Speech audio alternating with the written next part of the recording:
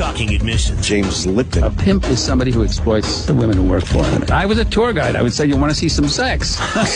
Shit-faced buffoonery. E-Rock drank all the Patron. Everything is blurry. And whatever this is. Normally I like a couple fingers up my ass. What the fuck happened?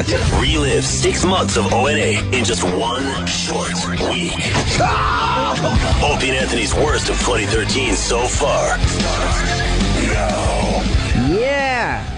Welcome to day 2 of the worst of 2013 so far with me, Sam Roberts, from the Opie and Anthony Show. Opie and Anthony are on vacation this week. I'm not on vacation. You're not on vacation. So I thought we should share with you the worst of 2013 so far. By worst, we mean best. It's just something cute that we do. It's been a huge year for the Opie and Anthony Show, big enough that only 6-7 months in, we have to do a week-long celebration of everything that's happened so far this year. Just today, we're going to get to a recap of the Patrice O'Neal tribute show that happened, the return of Lady Di on the Opie and Anthony Show, Penn Jillette, Trace Atkins, Vanilla Ice, and a whole lot more. But what I want to start with is, to me, a very hilarious moment. Anthony was running late one morning. I was in studio along with Opie, and he realized that he hadn't spoken to his friend Barry Williams, a.k.a. Greg Brady, in quite some time. However, he had Barry Williams' cell phone number in his phone. Now, it's been maybe 5 years since he's talked to him, so we don't know if the phone number is going to work. We don't know if he's going to pick it up. We don't know what he's doing. So Opie decided at about 6:25 in the morning, New York time, to give Barry Williams a cold call and see how he was doing. This is how it turned out on the worst of 2013 so far. Opie and Anthony's worst of 2013 so far. Paul Anka friendship is way better than a Greg Brady friendship. Yeah. Should've called him last night and see if he wanted to go see Colin with you. Maybe I could check out Bel Air again. I'll bet you can. That's where Greg Brady used to live. You can get with his very. What happened? Why doesn't he live in Bel Air anymore? Well, you know, he got a divorce. And I learned over the years that he might have been living in Bel Air because of his wife. Oh no, his wife had money. Maybe she became the breadwinner after the Brady Bunch reunions dried up. He lived in Bel Air at the top of one of those mountains, overlooking everything. Not anymore. That was a past tense. Everything. But he invited me over to his house, gave me his address and everything. That's sick. I remember being in L.A., driving up this like mini mountain in Bel Air, looking at the numbers of the houses, you know, trying to find where Greg Brady lives. And I called a really good friend of mine, freaking out like a little fucking schoolgirl. I'm going to Greg Brady's house. You're not going to believe this. What? I'm driving to Greg Brady's house. I had to tell people. I gotta tell someone now. And then I called. Said, look, Brady Bunch is on TV as I speak, or some weird fucking commercial for the Brady Bunch, or some fucking. They're using a Mr. Brady clip for some Publishers Clearinghouse. Yeah, is that what that is? All right. Yeah. Anyway, so then I called family member. I started calling everyone I know as I was getting closer to Greg Brady's house. I needed everyone to know where I was heading. Where are you at right now? Yeah, I'm just on my way to Greg Brady's house. And then I parallel parked in front of a ridiculous looking house. And then I walked up to the gates, and I had to push the button, and then he's on the other end. I'm like, hey, Barry, it's Opie. Oh, you made it, great. Let me budge you in. And then I'm just gulping as I'm walking up the sidewalk going, I'm walking into Greg Brady's house. It was the most surreal thing ever. It was so fucked up. Did he have Brady Bunch memorabilia on display? Oh, yeah. A lot of it? Yeah, but he had the Brady Bunch episodes, I remember. He had all his Brady Bunch episodes on VHS tapes. I always thought that was strange. Is he watching them? Hey, honey, and this was about 10 years ago, but I mean, people were definitely, you know. In the DVD world? Oh, yeah. Yeah. But I also thought if you're Greg Brady and you were on the Brady Bunch, you know, they had other ways to, you know, save this shit. Sure. But he was still in the VHS world. They were all taped off TV. Right. So. And then I went back to Greg Brady's house another time, and that's when I had the famous leftovers, because I kind of came unannounced. Hey, Greg! Hey, my name's Barry. Yeah, Greg. All right, great. I went up there with my friend Jay, who moved out to L.A., and I was out in L.A. I'm like, hey, why don't we go say hi to Greg Brady? Yeah. So why don't we go say hi? I know where he lives. Don't even worry about it. Because at this point, I'm like, now I got to take someone to Greg Brady's house. Of course. Now that I've been there, now I got to take someone else. And did he give you that open invite? Like, hey, come back anytime. Yeah, so I called him. You said it. And he's a really nice guy. Well, when he came to New York, I had dinner with him as well with a few people. He's a really nice guy. I'm kind of bummed we've lost touch over the last few years. But anyway, so then I call him up. He goes, yes, come on over. We're about to, have a little dinner or something. I'm like, all right, great. So I went with my friend Jay, and he invited us in again, and we had cocktails out overlooking everything with an infinity pool, ridiculous spot, and then I remember being in his house as him and his wife at the time are looking in the fridge trying to figure out what they're gonna we gotta serve feed us. We gotta feed these guys. Well, you didn't tell me they were coming. I didn't know they were coming. Right. And Greg Brady had a beautiful pasta dish. Yeah. That was freshly made, and his wife same thing. And then I had the leftovers. They didn't have enough pasta for you. I'd have to go back into the archives because I used to tell people what I had that day. Do you remember, E-Rock? No, I don't. I think I remember there was some kind of peas in it. You'd be surprised, Opie. It's not delivery. It's DiGiorno. Right. But I do remember them looking into the fridge, and I remember thinking, "Oh fuck, we gotta. They don't have enough food. They're trying to figure out what's cool enough to serve me." Do you think this caused their divorce? I don't know. I have no idea what caused their divorce. Your friends just keep showing up? No, I was only there, I think, twice, maybe 3 times. How did you lose touch? It just time went by and you just didn't talk to him? Yeah. Yeah. Yeah, I don't know what happened with that. Well, you don't need him anymore. You have Paul Anka in your life. I mean, we were friends, but not friends. Yeah. Like, I got friends. I have, like anyone else, I have friends, and you don't see them for a bunch of years, and then all of a sudden you see them, and you just pick up where you were. You should text him. We weren't on that level. You should text him again and pretend you were. Yeah. Text him and be like, yo, Barry, what up? I think I have his number. If it's still the same, that was years I don't even ago. know if it is. I'll be completely honest with you. I saw him a few years ago at a convention. It was the same one where Virgil fucked up my $1 million belt, and he signed a belt that I didn't ask him to sign. And Barry's table. Oh, we're calling him. he's on LA time, so it's like 3 in the morning. Yeah, 3:45 in the morning right now. I hope it's someone else. Oh yeah, it could be. Yeah. Change his number. Oh. Hey, you've reached the original Greg Brady.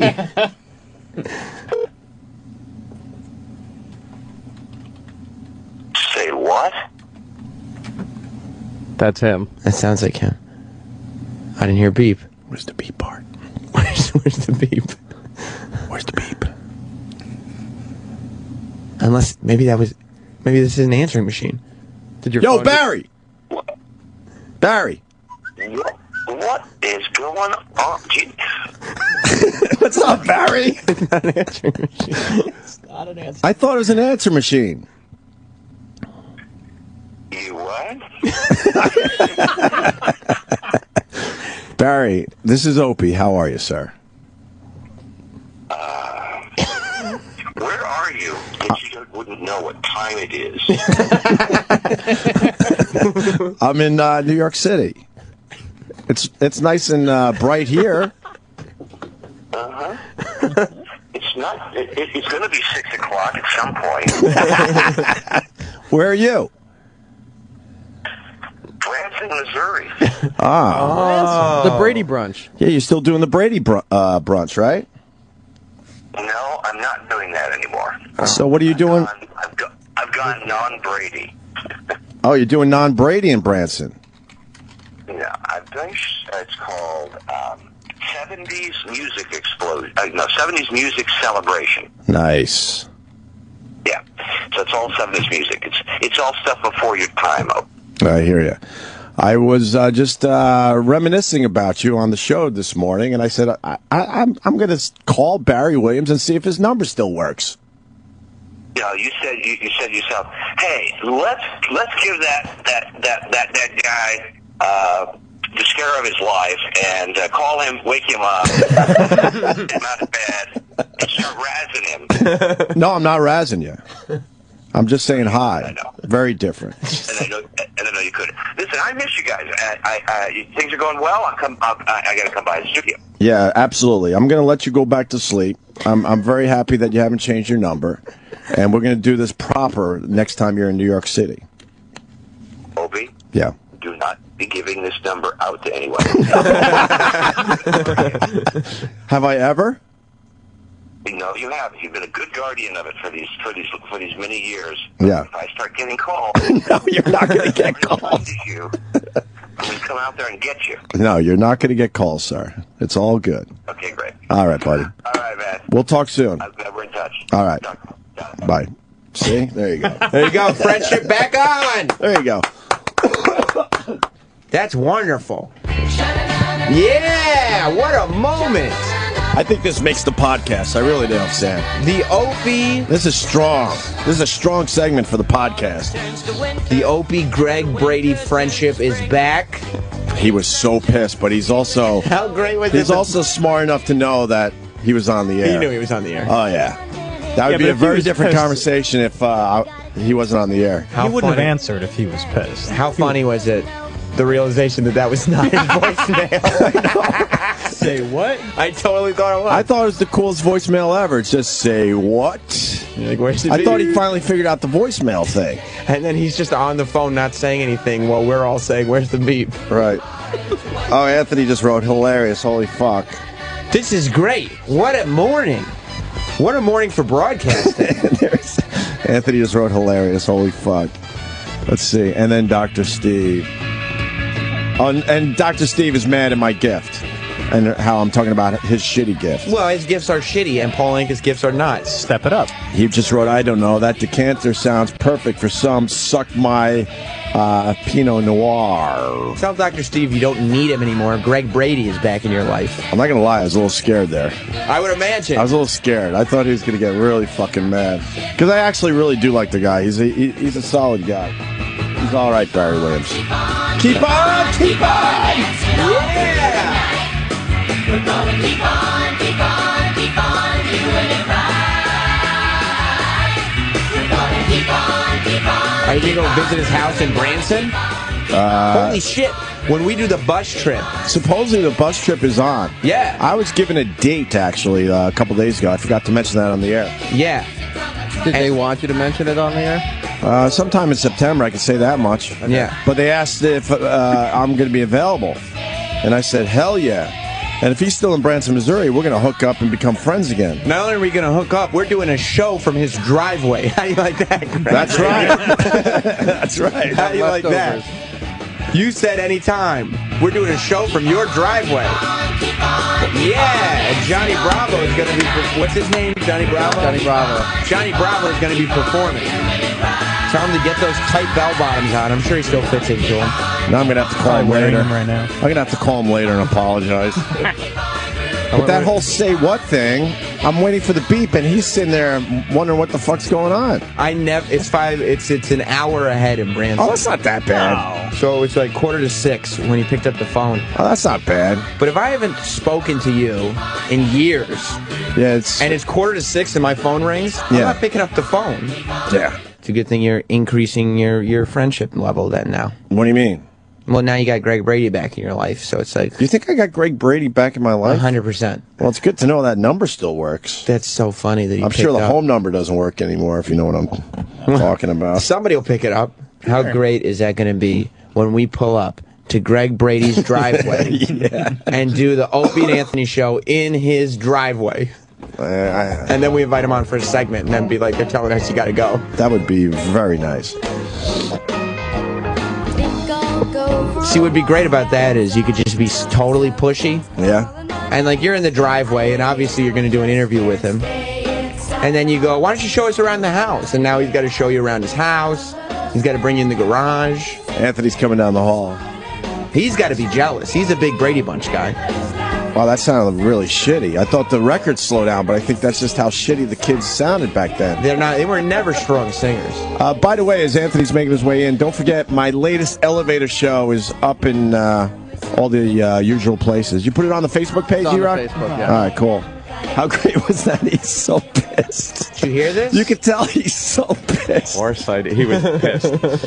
He was so pissed, but he also knew, fuck, I can't say anything because I'm on the air and I'm going to just look like an asshole. Dude, there was a point where he was like ready to yell at you. Oh, I know. Yeah, I know. You heard it in his voice. I'm scared. Not a joke. He was ready to fucking yell I know, at I'm you. scared now. Because he goes, you call me for nothing. Right. But then, right at that moment that Ant's talking about... Well, it was a goof. I didn't even know if the number worked, so why not try it out live on the air? That's probably when realization set in that, oh shit, he's got me on the air. Yeah. I can't yell at him. Right. Because I'll sound like a dick. And you hear him? Opie. Yeah. Opie. He lowered his voice. Opie. There was that, what? Like, what? Opie, oh, he was mad. You're not going to give this number out to anyone, are you? Yeah. I'm like, look, I've been cool, I've had that number probably 10 years at this point. Dude, I thought he was in L.A. I know. I was like, oh my God. And I'm thinking, like, fucking 3:30 in the morning. Right, yeah. Like, and he's got kids, right? Does he? Yeah. I'm sure he's got loved ones.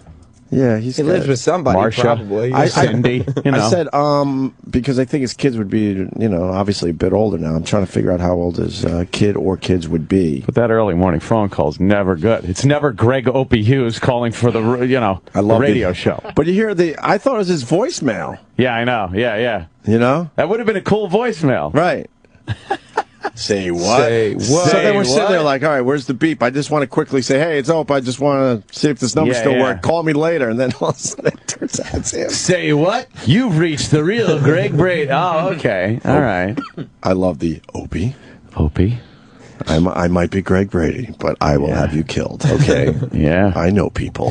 He knows Buddy Hinton's pretty badass, and he probably knows him to come beat you up. It's going to be 6 a.m. eventually. I guess. Eventually. It's like, where are you? Branson. I felt bad for him, though, when he said he was in Branson, because Opie had just gotten over talking about his house in the hills in California. Bel That Air. was probably his wife. You know? Yeah. Bel Air, man. This place was ridiculous. That's where the Fresh Prince lived. That's right. Right. Yes. And there was Greg Brady stuff all over the house. Brady Bunch stuff all over the house. Oh, God. Now he's just overlooking Yakov's dinner theater. And then he had a nice home entertainment system, nothing too crazy. Yeah. But then he had all his VHS tapes of the Brady Bunch right there. VHS Brady Bunch. I swear to God, it was so all he VHS. could pull out any episode at any time. Boom, Greg caught smoking. It's right there. Boom, we stole the goat mascot. Right the fuck there. Boom, the fucking UFO episode and the We're Selling the House episode. Yeah. So that's the but difference. you have to think they could have had a better way to fucking archive that shit. Yeah, you'd think. When you had Greg Brady, he's over there with his VHS collection of Brady Bunch tapes, watching every episode. Peter comes in. Oh, my God. And he's winging baseballs at people for bringing up the Brady Bunch. Oh, yeah. Yeah, it gets worse. More of Opie and Anthony's worst of 2013 so far. Coming up. Opie and Anthony's worst of 2013 so far continues right now. Yeah, now. Hey, it's the worst of 2013 so far. An Opie and Anthony presentation with me, Sam Roberts. Opie and Anthony are on vacation. That doesn't mean we have to be. Still enjoying this great content. And what a great year 2013 has been so far. Kevin Hart was in studio this year. He is not only one of the funniest guests that we have on the show, but it's on a whole nother level. Because Kevin Hart, when he was first starting, was a comedian at the Comedy Cellar. And he was a young guy, and he was there when Jim Norton was there, and Bob Kelly was there, and Rich Voss was there, and all of these guys picked on him. He's now become this world-famous dude, possibly the most famous comedian out there. The biggest touring comic there is. I mean, his latest stand-up special, you hear stand-ups come on the Opie and Anthony show, they go, oh, I have a special on Epix, I have a special on Stars, I have a special on HBO. This guy's special is coming out in movie theaters. People are going to pay for movie tickets to see his next special. It's already been filmed. It's amazing. Kevin Hart was in studio. He was talking about his career. It was the week he was hosting SNL, so he talked about that, NBA interactions, and a lot more. Kevin Hart on the worst of 2013 so far. Opie and Anthony's worst of 2013 so far on the Opie and Anthony channel. There's nothing worse to seeing the person, and understand this, people. I don't want people to think that I'm like the biggest asshole to people who are overweight.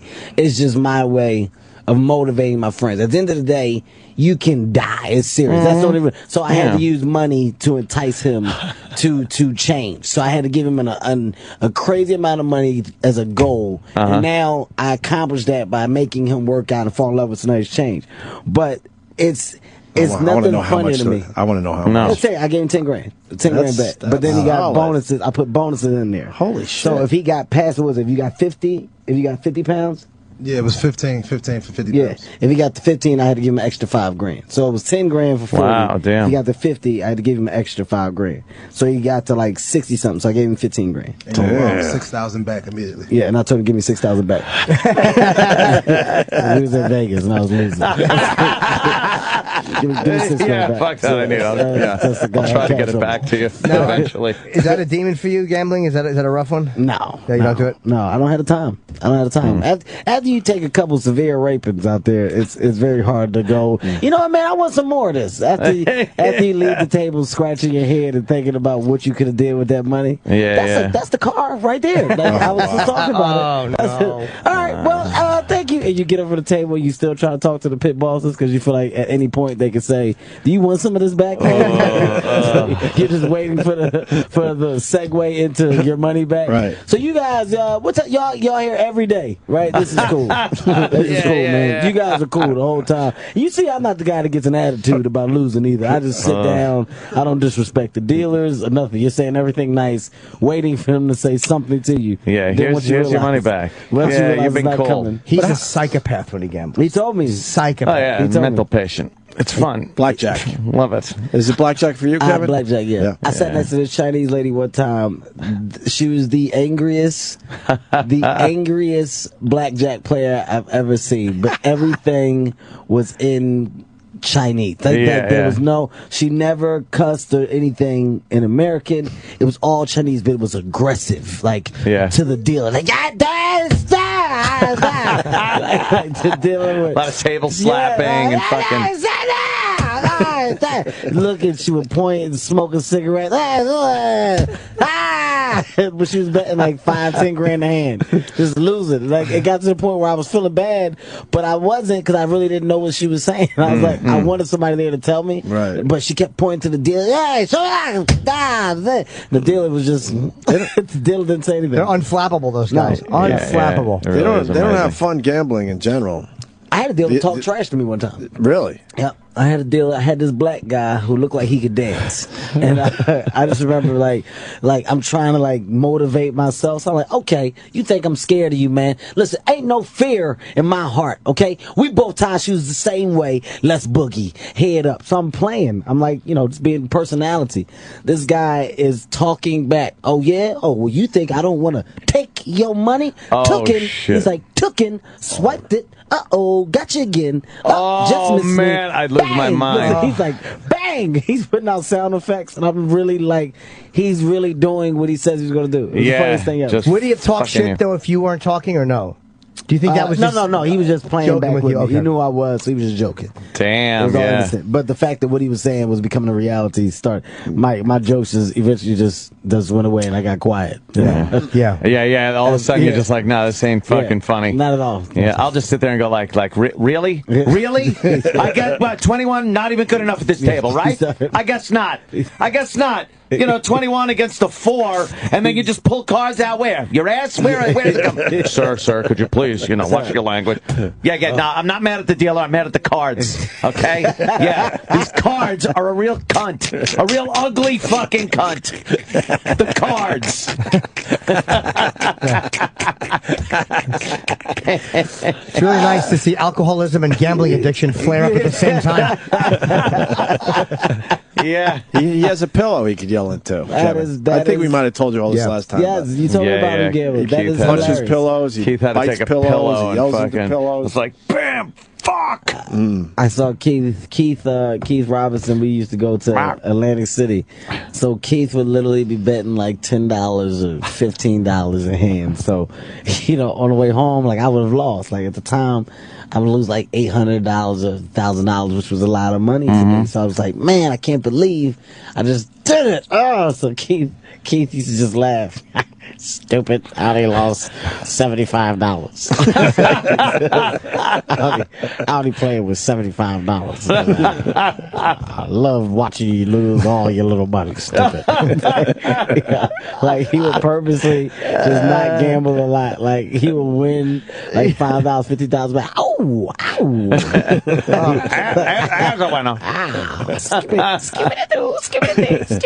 Then he started like gambling more, but his wins would always be like, it would just be like $75, $80. But on the way home, the ride. He must have loved it. Yeah. Oh, take these 80 smackies, and I would probably buy some shoes or some DVDs. I would buy some new DVDs. What are you gonna buy, stupid? Oh, that's right. You lost. Skip it to dudes. With his awful dress pants with too much shit in the front pockets. He's one of those guys. Yeah, stuffs it all in the front pockets. He came back from gambling. We walked in the cell the other night, or it was a podcast we were doing. He said he was in Niagara Falls or something gambling, and he won like $1,000. Yeah, really $1,000, and you're feeling that good about it? Ow! Ow! I'm in the money. 1,000 smackies, all positive smackies, smacking doodle dinkies. Ow! Little shoop at the boop. Like you can think that you'll laugh for a long time, but I say it gets you so mad. Oh yeah. Like when Keith needles you, it gets you so mad. He's hateable. It's the dumbest. He's saying the dumbest shit ever. Yeah. Like, oh, doobity bank boggles. Like when you're playing chess with him and he picks up, don't touch my pieces. Don't pick up my queen. What color pants you got on? He's touch my pieces. talking during chess. Yes. Ow, come trying here. to throw you. Yeah. Let me rub your pawn's titties. Ow. My pawn. Ow. I want to know about SNL, man. This is a big fucking deal. Man, you've gotten to do a lot of cool things. Obviously, is this your number one? Oh, this is huge. It is, right? This is huge, man. Especially as a comedian, to have the chance to be a part of. This is history for me. And writing my book and writing my path, this is a huge step.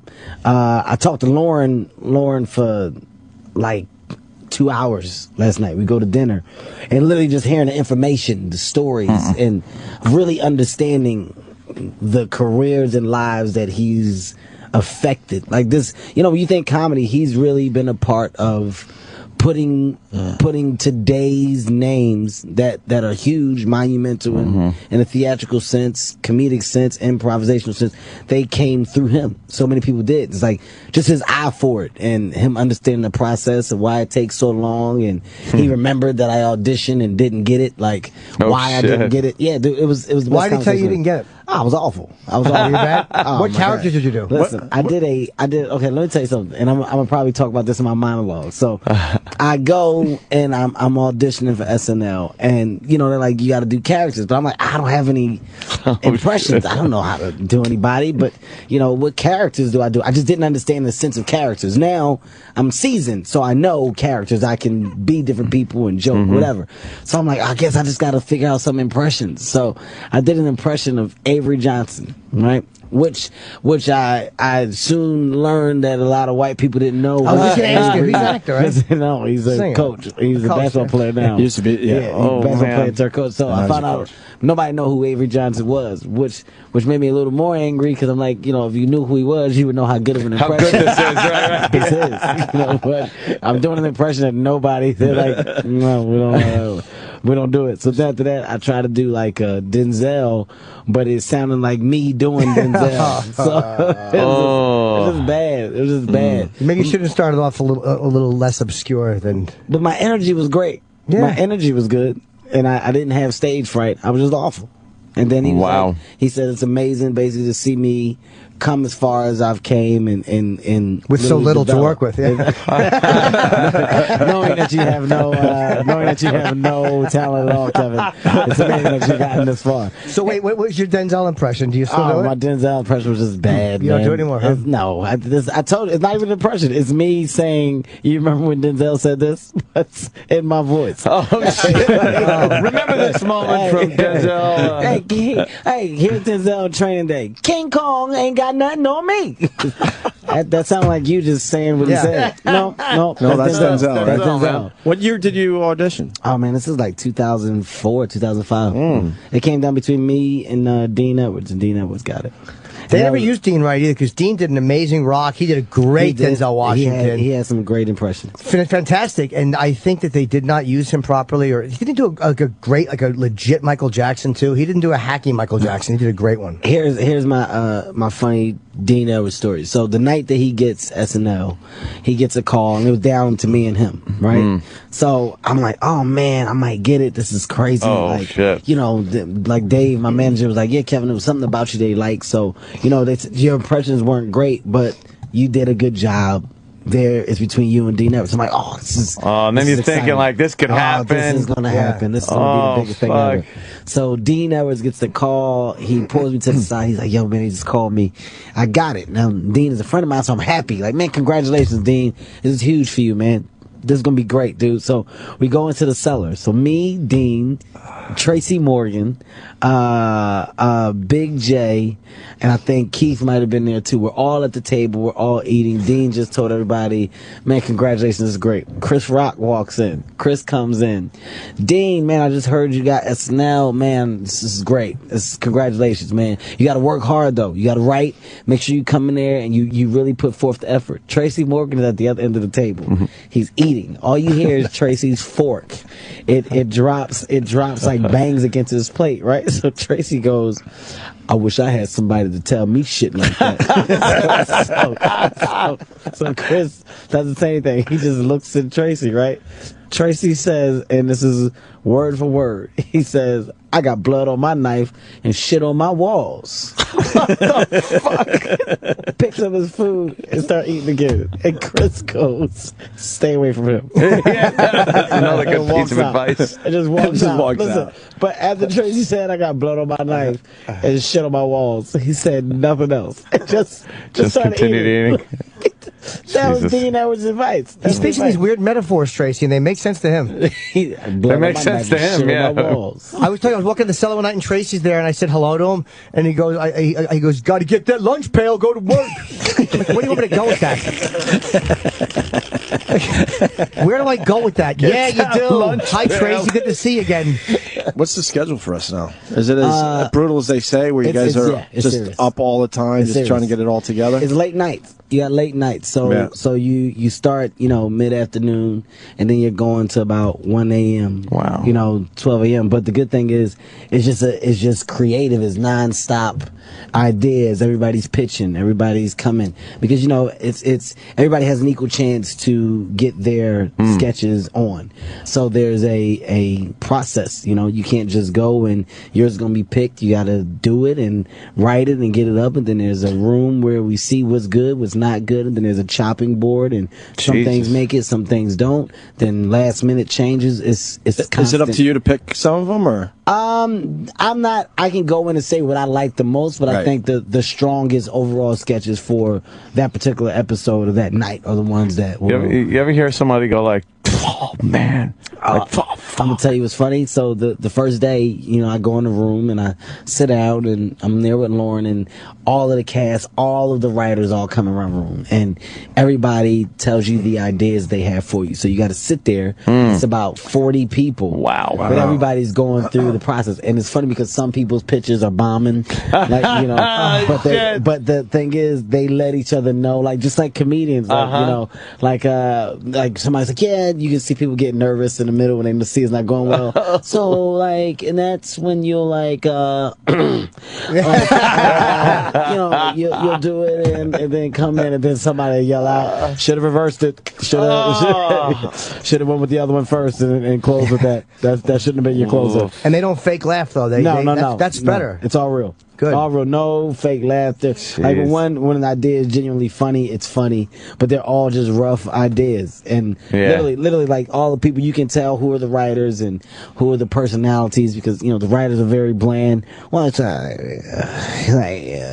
a funny guy. So, this will work. You'll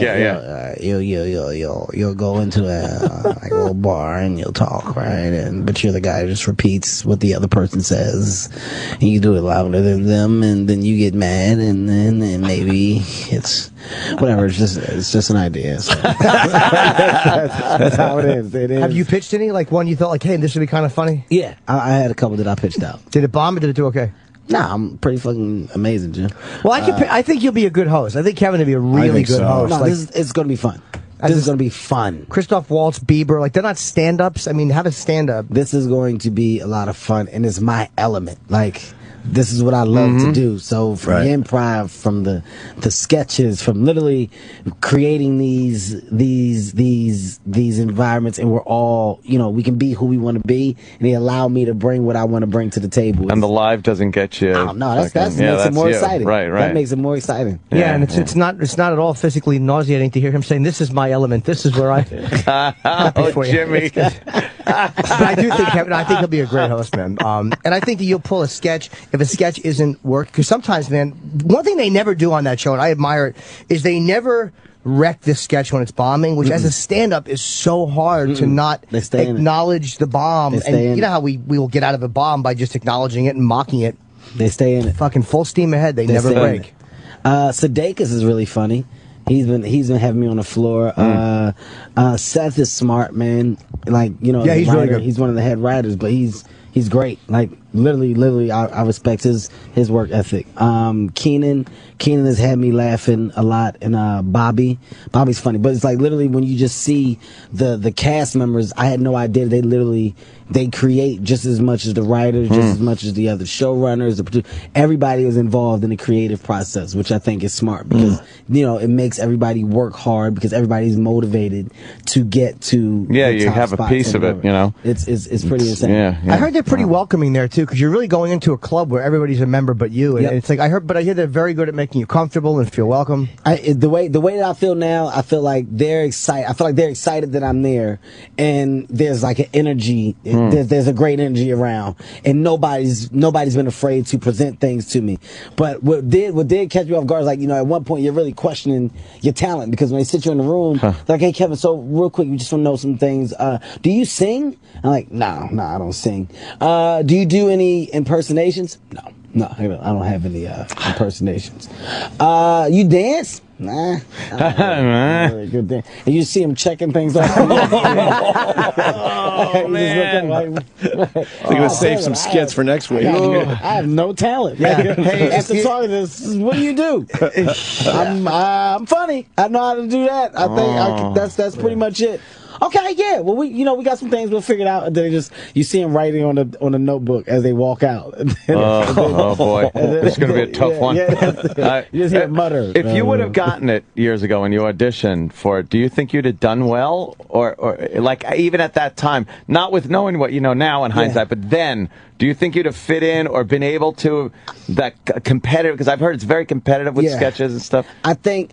I know I'm a workhorse, so I would have literally put the work in to try and get to whatever successful point I could have reached. But the writing and stuff would have been great for me in doing that because I love to write, I love to create. But there's no telling where I would have been, as far as within the show, the success of the show, because there's so many people. So right now, you got to look at it. Well, if they needed Denzel, they had you. You should have said yes to all those questions. That would have been the greatest. You danced very well. Absolutely. I actually had a record come out, but there's a whole contract thing. Impressions, and then name people that you just impossible to do.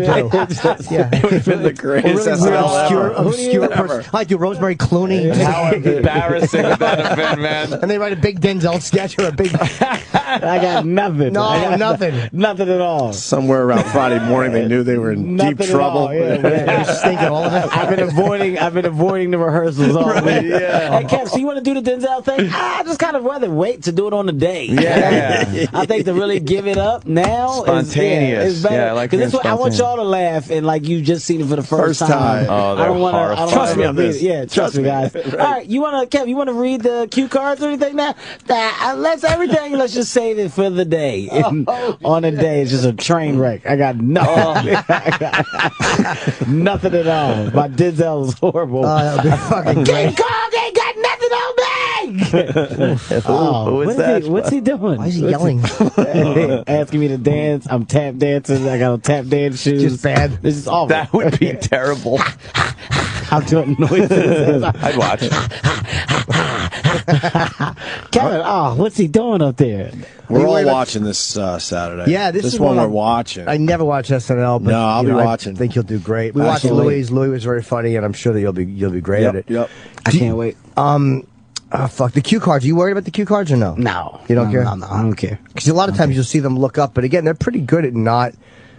At not giving away that they're... Well, too, the schedule is so crazy that, even with the cue card stuff and the show being live and it being last-minute decisions, once you know what you're doing, the people that are a part of those things are kind of locked into it. So, the beats of it. So, even if the cue cards are there, the ballpark of where you're supposed to be. So, you just stay within that vicinity. If it ever looks like it's, I don't remember. Those cue card guys could fuck you over, though, man. Yes, they could. If they don't like you, they'll just, take their time. Little slow turn. Little slow turn. Who put a question mark on the teleprompter? No, they definitely could. But, once again, if you're involved where it's supposed to be, you see everything go down from all the changes. You should pay them off before Saturday. Just make sure they're well fed. Dude, I'm really hyped as if this is a basketball game. Right on, man. I'm pumped up. What is the two other things to talk about too? One is the Celebrity All-Star game you did. Mm-hmm. What did you do with Usain Bolt? Oh, I beat him going up and down the court. I challenged him to a race, but we had to dribble the basketball. Okay. So basically, him dribbling. So you just throw the ball out in front of you, but you got to keep bouncing the ball. So I smoked him. I set a world record. Come on, really? Yeah. Well, there's no way to prove it, but there's no way to say I didn't. There's no way to say you didn't There's no way to say I didn't either. At the end of the day, I beat the world record holder, which means I probably set a record. He's an amazing athlete. No, he's ridiculously fast. To see him run. Ridiculously fast. Unbelievable. Ridiculously fast. Yeah. It just, you ever see the guys that just have so much athletic ability, but it's like they don't know what to do with it and certain stuff. Like he can't really play basketball, but he can run and jump real high. So for unnecessary reasons, he's jumping above the rim. It's like, no, you're saying you have to shoot first. You don't jump. You do it with the ball. Just taps the ball on the backboard and lands with it. Yes, he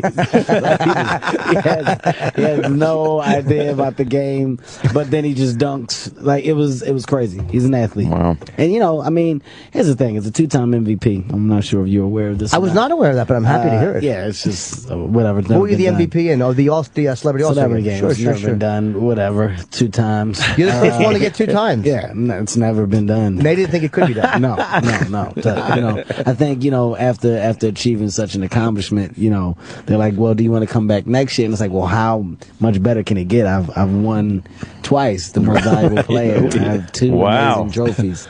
So very humble about it. Get a third. I mean, if Daniel Day-Lewis can do it, there's no reason you shouldn't have a third. I'm thinking about. You got to go for it. It's just tough. At the end of the day, it's a fun time, and I think I'm taking the fun out of it by continuing to involve myself and win by dominating so much. Well, it's beyond domination. It's beyond domination. Who else played this year? I didn't get to watch. Important. I don't think. Maybe that's why. Who else did play? Who else? John Goodman. Betty White. Who was out there? Come on. Y'all found out I crossed Betty White over. Betty, I bust your ass. Who played? Is Trey Songz, Neo, Common, the guy Josh Hutcherson from Hunger Games, Terrence from the E Network. They had some people out there that you would never associate with athletics. But then after that, they had some NBA players, like the older guys that retired as well, like the Dikembe Mutombo was on my team. It was funny. It was a good time. It was fun. Did he used to live in our building, Mutombo? Did he play for the Knicks or the Nets at all? No. Or was it Manute? One of those guys lived in our building. Manute Bol? Just black guys that are tall. No, was he one of those two guys? Why should I think that it's two different people? No, it was either Dikembe or Manute, one of those players. It was one of the tall, long It could have been Manute Bol. It might have been Dikembe Mutombo, though. You I would saw have him in the known garage. it was Manute. Did Dikembe play for Jersey or Knicks? I don't think so. so. No. Then he might have been here for something else because I saw him in the garage, and then they said, "Yeah, that's What him." if he was just visiting somebody, Jim? Well, they said that they got his car.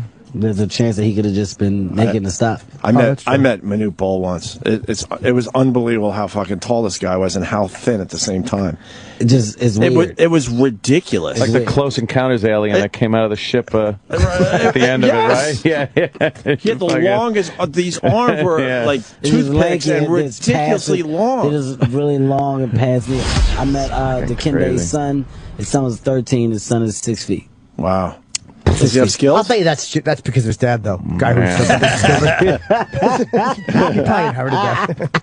Does he have the skills though? He said his son is good. His son is good. He said his son is good. Right.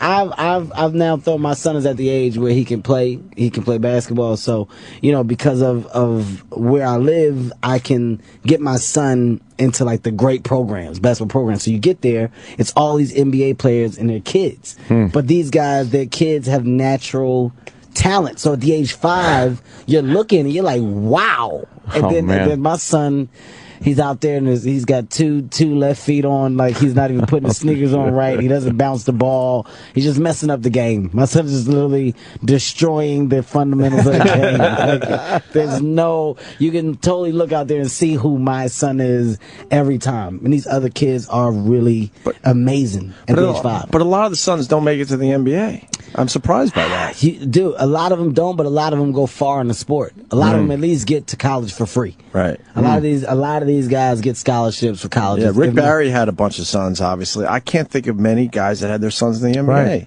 Right Do now. you know any? Right now, yes, a lot right now. Really? Right now, Del Curry. Steph Curry is in the NBA, and his other son is playing for Duke.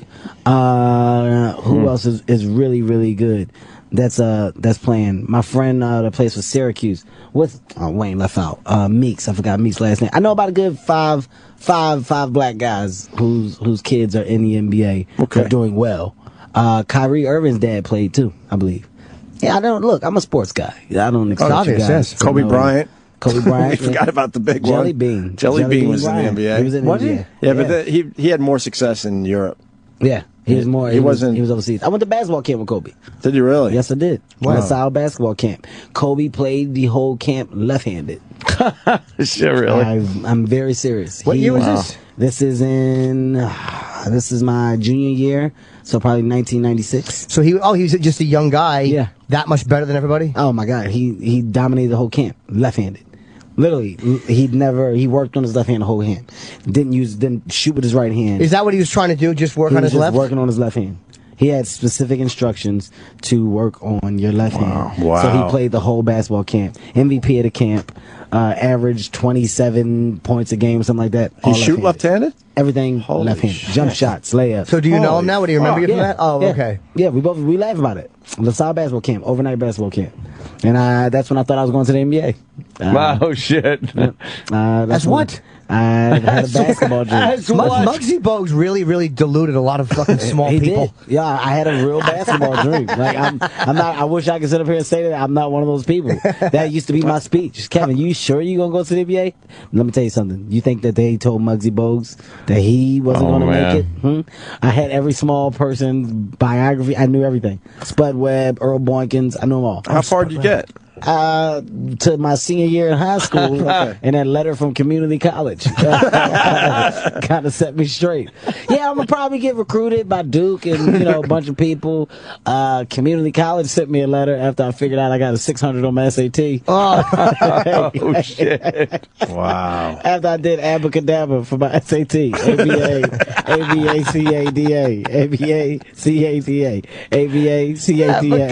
Yeah, I was an idiot. I take this SAT test. Me and my friend was there, so we get there. And it was like, all right, it's gonna be 3 hours, so you gotta take your time. 3 hours? I ain't staying on 3 hours. It's Saturday. ABA. That's classic. It was a great idea until you get your scores back and everybody's in your class and they're saying your scores out loud. Kevin, 622. God damn it! Kev, you got a 622. You get 400 for putting your name on the paper. It was Saturday. I didn't think it was that serious, guys. I didn't really take it that serious. Your whole future is on that one test. A whole future. I was totally oblivious to it. The worst is yet to come. This is O&A's worst of 2013 so far. On the Opie and Anthony channel. Opie and Anthony's worst of 2013 so far continues right now. Welcome back to the worst of 2013 so far, an Opie and Anthony show special. All week long, we're highlighting the very worst, meaning best, moments of 2013 thus far. I'm Sam Roberts, your host. Anthony in Tijuana is where we're going to next. Anthony always is good for coming up with a story about his past, but we always think that we've heard them all. Well, this time he revealed a story that was yet unknown about his childhood growing up in California. His dad took him on this trip to Tijuana where maybe some things happen that normally kids aren't exposed to. When I heard Anthony tell this story, it wasn't things that I could relate to. If you can't relate to them, you'll at least find them entertaining. It's Ant in Tijuana on the worst of 2013 thus far. O&A's worst of 2013 so far. I love Mexico. My dad used to take me to Tijuana when we used to live in San Juan Capistrano. My dad would take me down to Tijuana, and it was interesting. I liked it. Very colorful. Did you buy souvenirs? No, because the second you brought money out, a bunch of kids would come running up.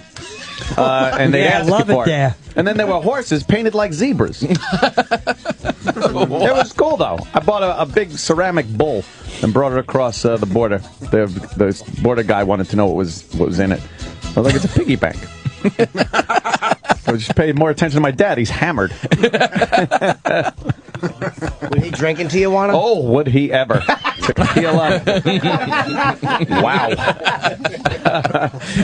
Yeah, our Tijuana trips are legendary. Even though you had to drive? Oh, yeah, he didn't care. Dad would drink and drive at the same time, like with a beer. I remember once he had a beer in one hand. He had his CB mic in the other with the cord, and his hand on the wheel with the CB mic, and then he tried to make a turn and wind his hand around. He got literally wrapped up in the CB cord, and the beer started spilling, and we're going into another lane, and he was hammered. Did you ever take his beer and dump it out the window and say, this is really irresponsible? Oh, yeah, sure. Were you kidding? That would have been death. Where would he drink in Tijuana? Like on the street, or would he bring you into like scary bars? It would be in scary bars. Yeah, there were some scary bars. For being young? It's Tijuana. And you were fucking just girl doing the sex show was younger than me on the stage. How old? Fantastic. How old were you? I was probably 13. Around there. And you just sit at the bar? And I would just sit at the bar. Or if they didn't let me sit at the bar, I'd sit at a table because it was like a bar restaurant thing. Well, you guys would drive in, right? Drink. Yeah. Oh, yeah, we would drive in. And then and drive out. Were you worried about your car getting stolen, or wasn't he worried back then about getting ripped off? I heard in Tijuana you get ripped off for it. No, I don't think he cared. Yeah. Dad didn't really think much about it. Yeah. You're making someone very uncomfortable. No, this is my experience in Tijuana. She's very uncomfortable. Oh, I know. Awful. She's trying to figure out how the fuck to get out of here. Why? What? No, it's great. It was a lot of fun. Yeah. But I remember it was very dangerous. Like some of the roads through San Diego. Yeah. Where, the cliffs there and stuff. We'd be driving this truck and my dad was hammered and, I'm just looking over. Like, I used to love red lights. I was like, now I hate him, but I used to drive with my dad, and then there'd be a red light, and it was the time where I could go, I'd breathe again. I could breathe a little. And I'm like, fuck. And then, like, green. I would just tense up again for the whole fucking ride. And I'm, like, leaning my body, trying to steer the truck, like, away from the cliff, away from like a big cement Conrock truck is rumbling down the road. And he's drifting into that lane. Because he's drinking like, and he's on his CV. And if I even said, like, Dad, look, he'd be like, I see it, goddammit. Don't tell me. I'm like, oh, God. Oh, red light. How far was it to Green! That was terrible. How far of a ride was it? It was like, what's it, from San Diego to... it was between L.A. and San Diego, Capistrano. Like 2.5, 3? Yeah, it was probably a couple hours. Long drives. Oh, fuck it. Dude, we used to go to Lake Elsinore from Capistrano, and that's over the Ortega Highway. It's like a movie road where it's just on the edge of a cliff the entire way, and it's all windy. Jesus. And it was horrifying. And you'd get in those lines to go through customs? Like that? Yeah, that was going to Mexico. Yeah, it was. We'd get on the line to go through customs. They wouldn't give a shit. He'd be hammered. He'd be like, how you doing today? And he was the one that always thought he was like the big flirter when he was drunk. So it's like, hi, little lady. And That's what they want to hear. Yeah, a woman. Is that? I remember once he was like, you got a complexion like peaches and cream. He said that one once. It's like, oh, God, Dad, stop it. Would you be embarrassed? Oh, yes. But why were you guys going down there? You didn't It was explain. just a week, Just like a a Saturday thing to do. It's lawless. Go down there. Yeah. What time would you go? It was early in the morning we would leave. Oh, okay. So we'd be there for the afternoon and part of the evening. We'd probably head back about 7 and stuff. So it was a full day. Back when it was dark, back on the cliff road. Yeah. The dark nighttime God. was just a horror show. It was just... I was tense the whole ride. Clutching your ball. Oh, it was horrible. And, by the way, it was a shift truck. Oh, no. So he was, and it was on the column. That's right. So he's driving CB, beer, shifting, trying to steer. Old Blue, the lab was in the fucking back of the truck. Oh, God. Yeah. So you'd have to watch him because the poor dog is ready to jump out of the truck. It was just, it was so much anxiety for me. My trip to Tijuana was so much anxiety. I love the picture of you in the bar, all creepy characters and smoky, and you're just sitting there like a... Yeah, they were like a little kid just sitting there. Kid, yeah, taking it all in. Mariachi band would be playing, and I'd just be sitting there, and Dad's at the bar like, yeah, another tequila. Yeah, and I'm just sitting there, and he'd look back. What do you need? Another Coke? Be like, yeah. People's guns sticking out of their pockets. Would he talk to people or interact with people? Oh yeah. He was very social. Yeah, we a couple of times downstairs from the Franciscan. There's a place called the Franciscan, and that was in Capistrano. I guess we were leaving. And we had a bunch of his friends and stuff, all drunk and everything. And he was leaving the parking garage, which was underneath the Franciscan. And his truck blew a lot of smoke. So he stepped on the gas and smoke blew out. And a bunch of these tourists, and they hate it. If you lived in Capistrano, because the swallows always come back and they got the mission there. So there were tourists everywhere. And if you lived there, you hated the fucking tourists. So he stepped on the gas, and a bunch of black smoke came out of the exhaust, and these tourists were like, hey, fucking asshole, fucking, and my father's like, fuck me, fuck you, and everyone gets out of the truck, and like, now I'm out of the truck, so I'm probably 14, maybe 13, 14 years old, and I'm standing there with these big drunk men, and these other tourist guys, and they're like, yeah, you fucking asshole, and fuck you, fuck, and I'm like, oh, Jesus Christ, So one of these guys, one of my father's friends, throws his cigarette pack at one of his other friends and goes, hold these, Finney.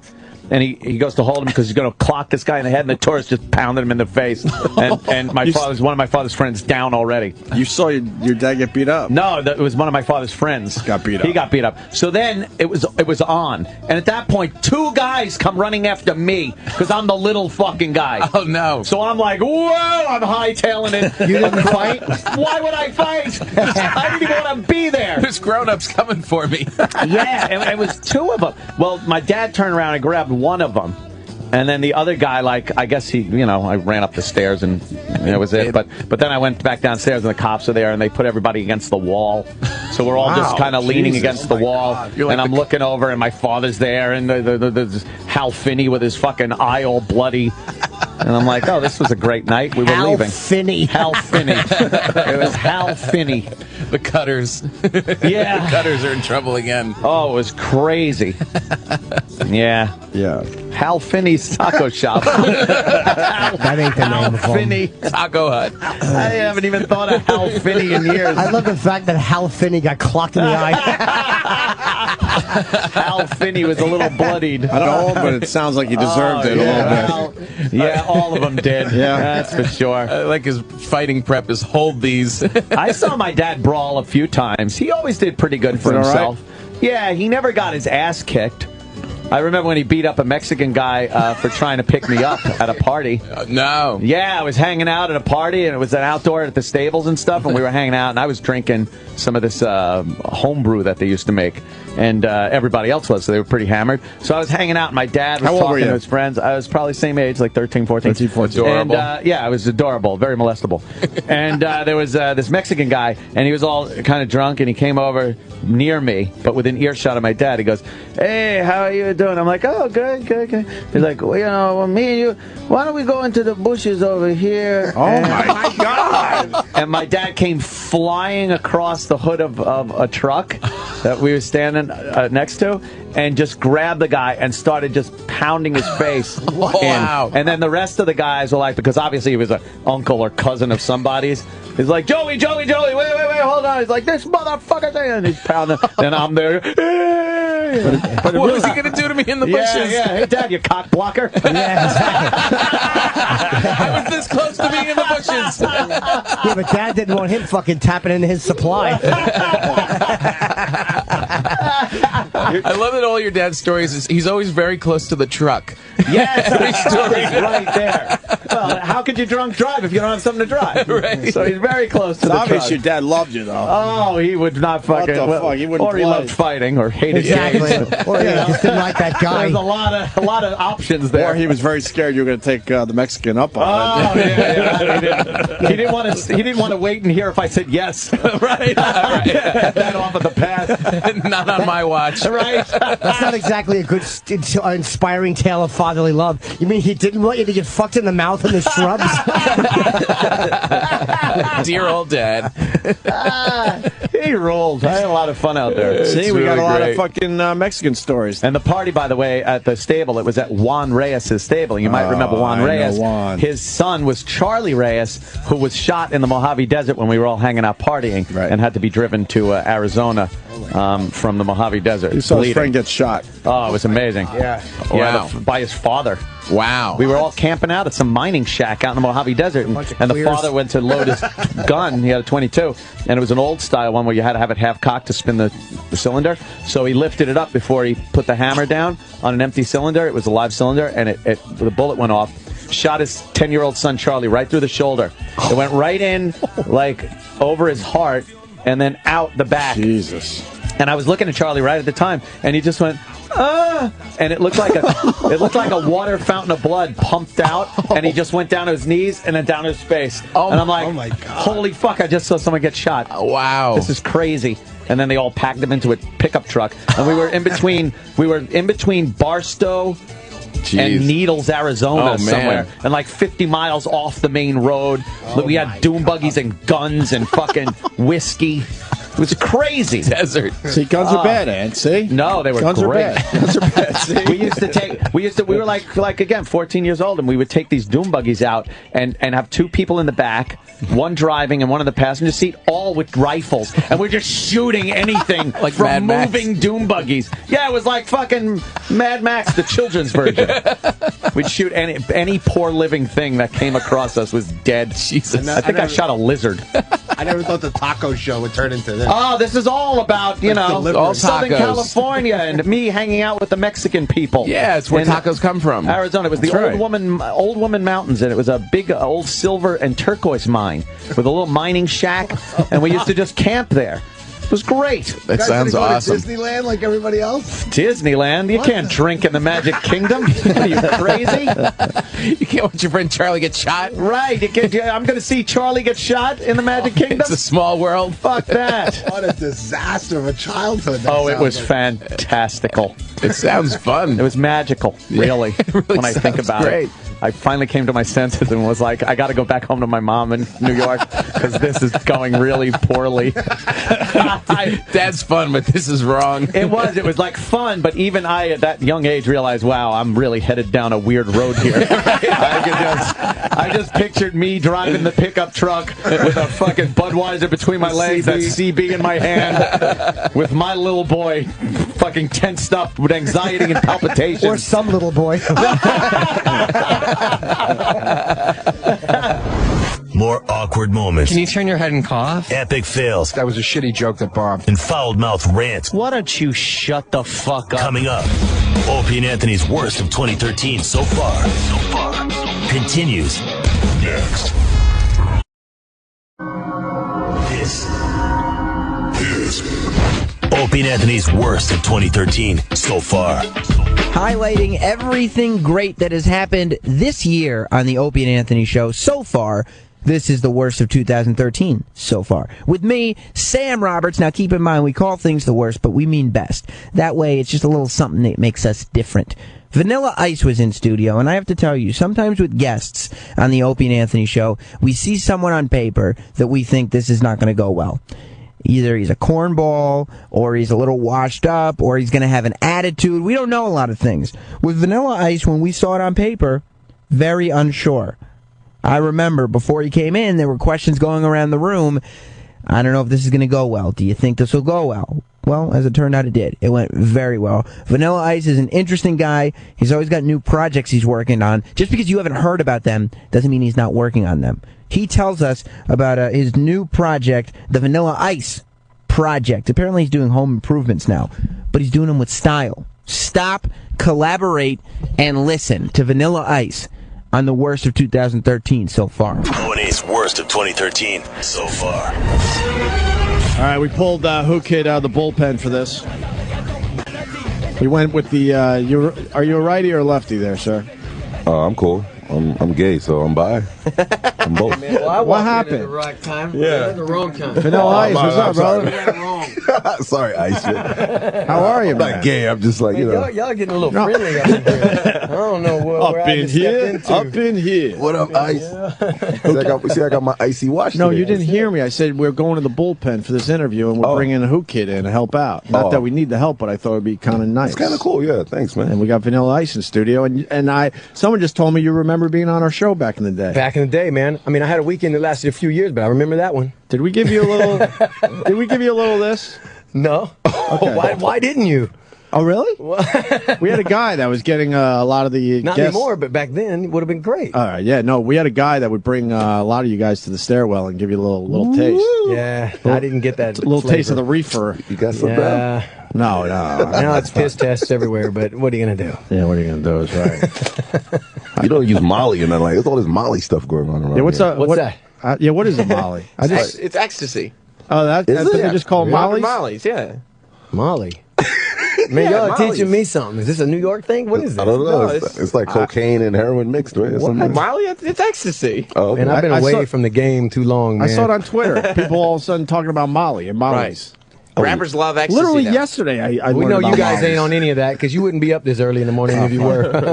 It's all coffee now. It's all caffeine. That's right. What have you been up to, Vanilla? Hey, Ice? working hard, man. Working hard, brother. Yeah. Get in where you fit in. Make it happen. Get it where you fit That's in. it, bro. What is the Vanilla Ice Project? The greatest show on television ever. Yeah? Whoa. Yeah. Why is it We're the on greatest season show? 3 right now because everybody needs to be uplifted about the housing market in America. It's all Hell been bad fucking news, yeah. and we're here to spread the good news, man. Is that it ain't all bad. Really? And live the American dream. That's right. Then why do I have 2 houses in my family in foreclosure? Because you need to renovate them and change that backsplash and stop fishing. My dad, before he died, took out a ridiculous mortgage. I ain't touching that one. I'm going to let the bank grab that Hey, one. Obama fixed it for you. It's called refi, Bubba. All right. Get up in there. Get in where you fit in. Yeah, we got a few foreclosures in my family. Yeah. Well, then maybe that's the next Ice My House project. Yeah, you want to take one? Let's come over there, man. We got one. The whole wall is falling in. We'll heat it up, man. And the bank still isn't touching it. It's like, what is it going to take for you guys to just take this house back? You want them to take it? Yes. It's been years. No one has paid mortgage on it in years. I'm sure there's a lot of listeners who be like, I'll take it. True.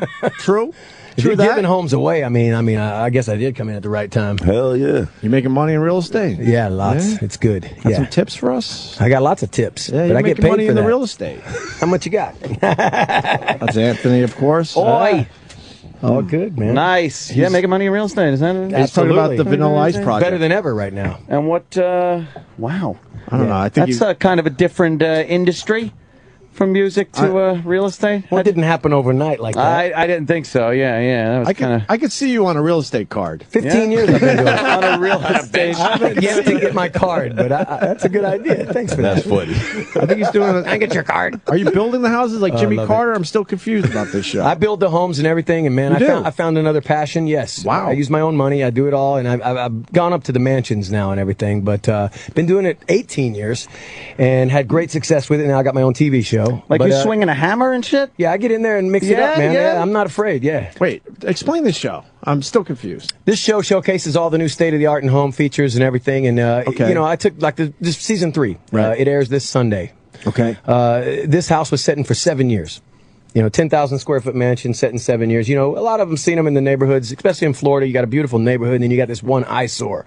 And then everybody's like, why don't somebody buy that? Foreclosure, short sale. You hear these terms. Mm-hmm. This was a tax lien. So I learned the strategy of how to actually acquire these homes way below the appraised value, which gives you a lot of room to put whatever you want into it. Taking advantage of people. Someone's in a bad spot. Taking advantage of the situation. Vanilla Ice comes in. Hey. I can't say it enough. Comes to the door. All right, get the fuck out. Get out. We got to be a team of corporate attorneys. Either way, same process. You enjoy a good tax. They're not in the house, so there's nobody to kick out of the house. You It's a found your foreclosure. niche. I like it. You found like what you're supposed to be doing in life. I found a way to make it happen, man. So are you flipping houses? Yeah, I flip house. I've been doing that for a while.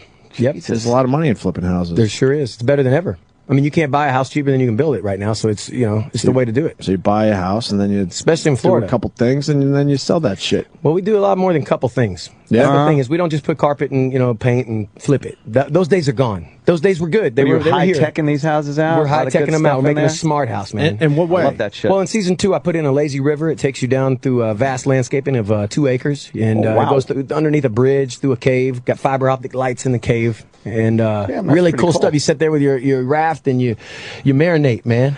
You get your pina colada and you cruise around. I like Florida the sound style. of that. But what's cool, he teaches like millionaires how to upgrade their houses cheaply. So instead of I guess when they come in and they give you like a high price because they know you're rich, right? He'll give you the cheaper price. Well, we give you both prices. Oh, It's yeah. your option. In Florida, a lot of people don't even care what it costs. They just want the high tech stuff. So we got this smart house going right now. See, I'm in the middle of like starting to get this shit in my house. Yeah, that's it. I'm getting all kinds of like what? I'm upgrading my whole security system. Yep. To include like where on my phone, everything, door locks, air conditioning and heating, lighting. Right. Everything is going to be like automated. Automated on your smartphone. I love it. And then all my cameras, pan tilt zoom with infrared, so I can see at night. Right. Anywhere all in the this world. good shit. Yes. You pull and out I can your punch phone. it right up on my phone. Say, who the fuck is at my house? That's right. It's like a white Turn those fucking lights off. Shut the door. I'm paying the bills here. It's true though. Who kid's getting bummed out? That's the wave of the future, man. This is like, okay, you're not gonna be able to get into any of these houses. I know, man. God damn. How bummed are That's you? the thing, man. Stay out. Give a nigga a break.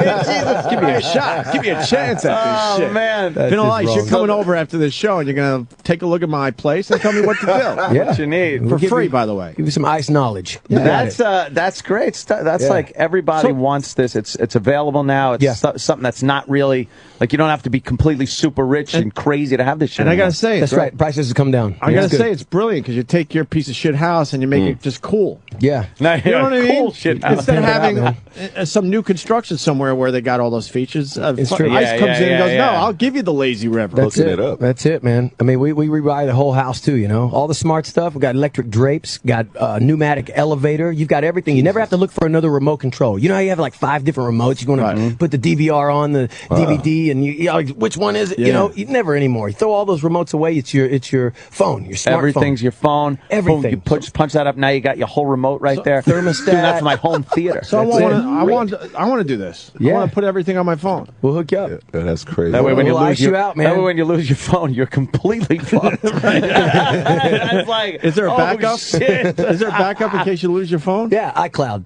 Yeah, it's on the cloud, man. Get your ass another phone. That's it. Because that's your front door key. That's your heat. That's the everything, man. Why aren't you aging, man? I just got someone's got to say it. What the fuck's happening with this guy? Ice, man. Is it the ice? Ice does look fucking Vegetarian, very man. 7 years. You actually Really? look clean and everything, man. So you're one of them pain in the ass people to go out to eat Well, with? to be honest with you, I didn't have a choice. I envy people really? who can eat whatever they want and their cholesterol stays the same. But I ended up with the bad blood, man. Really? My family, I had 380 cholesterol. Jesus. I said, Doc, what do I do? He says you can take Crestor or Lipitor and eat whatever you want. And I've checked it out, and it says that it kills your liver in the long run. It'll save you from a heart attack in the short run. Kills you from Eventually, the liver. liver will get My you. grandmother was telling me my liver's only working at like 30%. I said I'm going to need that later. Yeah. You know, and what do I do, Doc? He says, go change your eating habits. And I did, and it brought it down to 133. Wow. And you it work works. out and shit? Yeah, totally. Yeah, All yeah. the time, yeah. That's pretty Still goddamn doing good. music? Still doing music, man. Yeah. What kind? Because the last time we saw you, you were doing I did the hardcore metal stuff. Yeah, with Ross Robinson, Korn, and all them guys. Yeah. Still, hip hop, Korn. I get in where I fit in, man. I just, I don't really have any kind of set. I'm getting thing hype right now, Ice. Man. Yeah. I'm sorry. Man. Yeah, that's it, man. That's what I do. I bring that energy, man. That's what's up. Is he really? He's our first solo white artist. No kidding. Wasn't Beastie Boys like the first white group, and you were the first white rap to cross over to pop radio, first pop rap song ever. He was my Jesus number Christ. one. Let's not forget Informer. Oh yeah, of course, man. Oh my God, Snow? Oh, Snow. That was later. Yeah. That was later. Yeah, that was later. Yeah. That was later, and that was the like first white different. reggae Yeah. artist, right? It wasn't really. Yeah. Was it really hip hop though? Do you consider Nah. that really No, hip hop? that was mostly reggae though. Yeah, it was kind of a reggae twist. It was to like reggae hip hop thing. Definitely reggae, though. Almost reggaeton. It was good though. It was good. I still don't understand one damn word he said, but I still hum it. Informer, right? Boom, boom, yeah. So now when you go to somebody's when you go to somebody's house, do they immediately like recognize you and they're like, Yeah. "Oh, damn, man, that's Ice."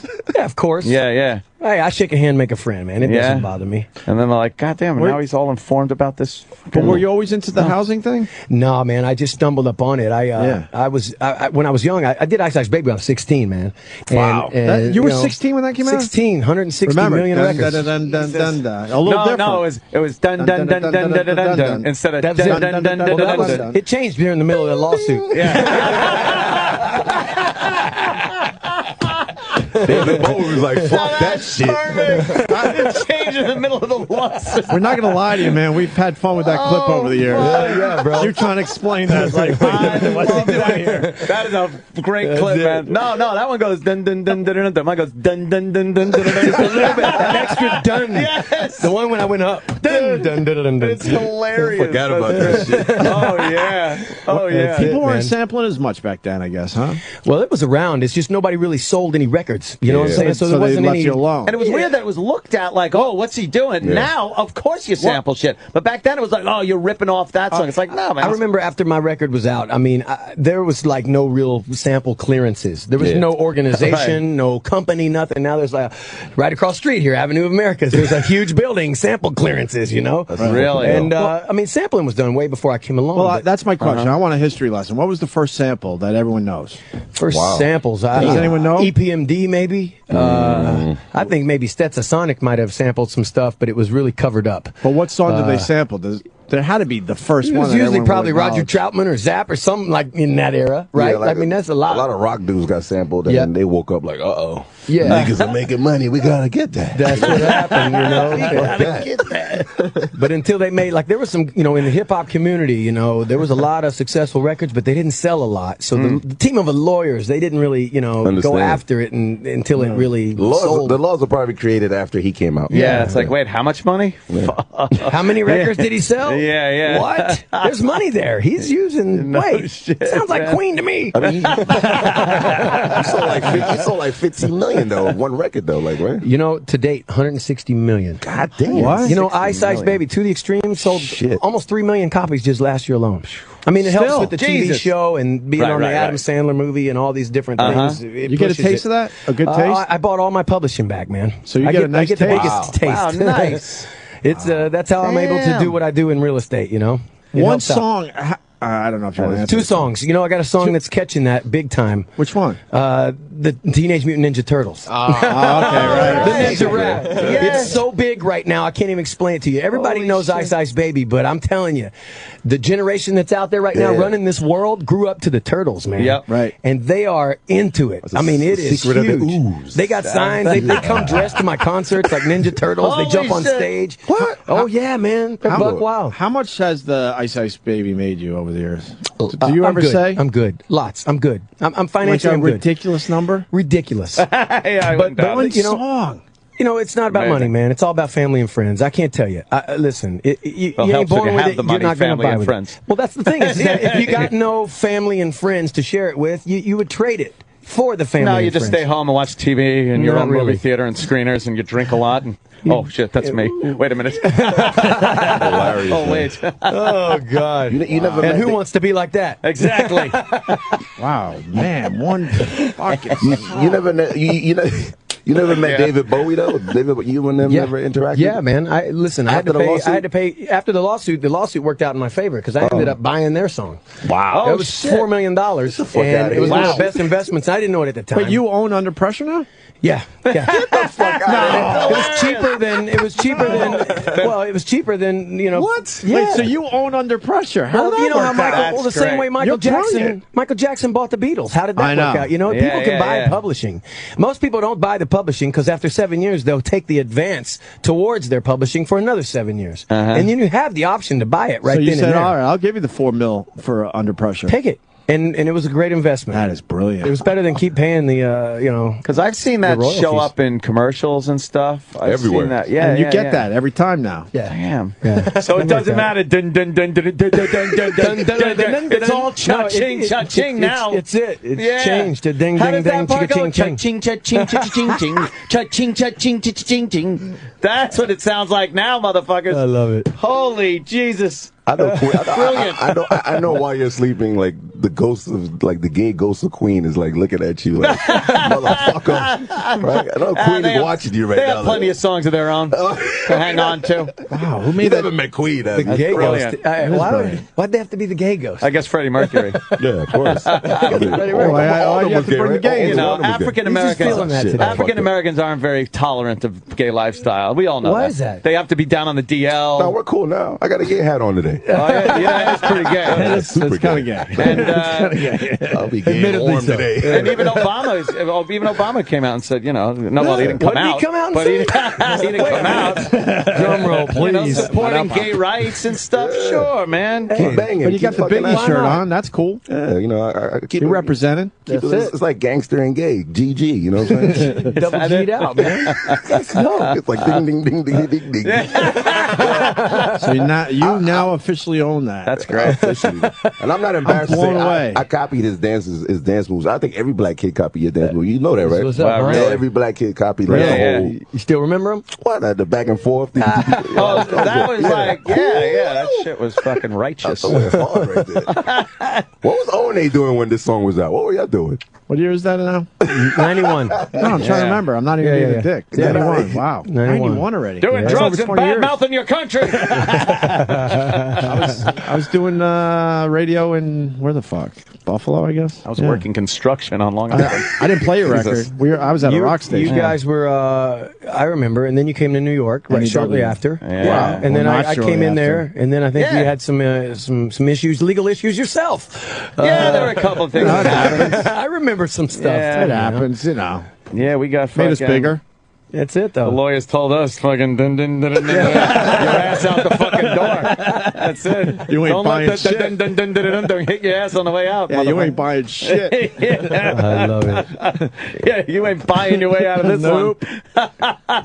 You Shit, guys man. are too much, man. I That's love it. great. What a friggin' different You have figured your lifestyle, yeah, man. you figured it out. I don't know, That's man. Day by day. fantastic. Day by day. You're loving doing the Yesterday's TV history. show? Yesterday's history. Tomorrow's a mystery, man. Just take it day by day. Man, put that Love on, life. make a meme out of that. That's it, brother. Jesus Christ. Don't panic. Tomorrow hasn't happened yet. What else? What else about the show? You got Lazy Rivers and you got the smartphone stuff. What I else? got a panoramic gaming room with a 200-inch screen that comes all the way, wraps around you. Whoa. Okay? What? And you sit on this big vibrating chair, you put on the 3D glasses, and it's a gaming room. That's like totally immersed. It really comes to life. It's surround sound, and That's cool. it's got subwoofers, but it's got some kind of like vibrating thing underneath the chair that'll actually, if you hit something, it'll kick you in the ass. It'll thump you, man. I like that whole wraparound and 3D. Jeez, that's got to look great. It's like you're in it. I built the world's first IMAX home theater. IMAX at home. At home. Look at me. I'm a piece of shit with a regular fucking. What is that? A couple G's? Yeah. Couple of two, huh? Yeah. Couple of two. Perhaps more than that. They're saying we got to wrap up, but we got to Man, you're busy today, huh? All over the place. Getting everybody Here. to tune in for Sunday, man. That's great. You You know and the what? Who Kid for the Instagram. A lot of You and the Who Kid. yeah, Hold on, that's nice. video. Hold That's a on, good man. one. Hold on. I'm fucking this shit up. A lot of All right, hold guys, on. Here we go. Finally, 1, 2, 3.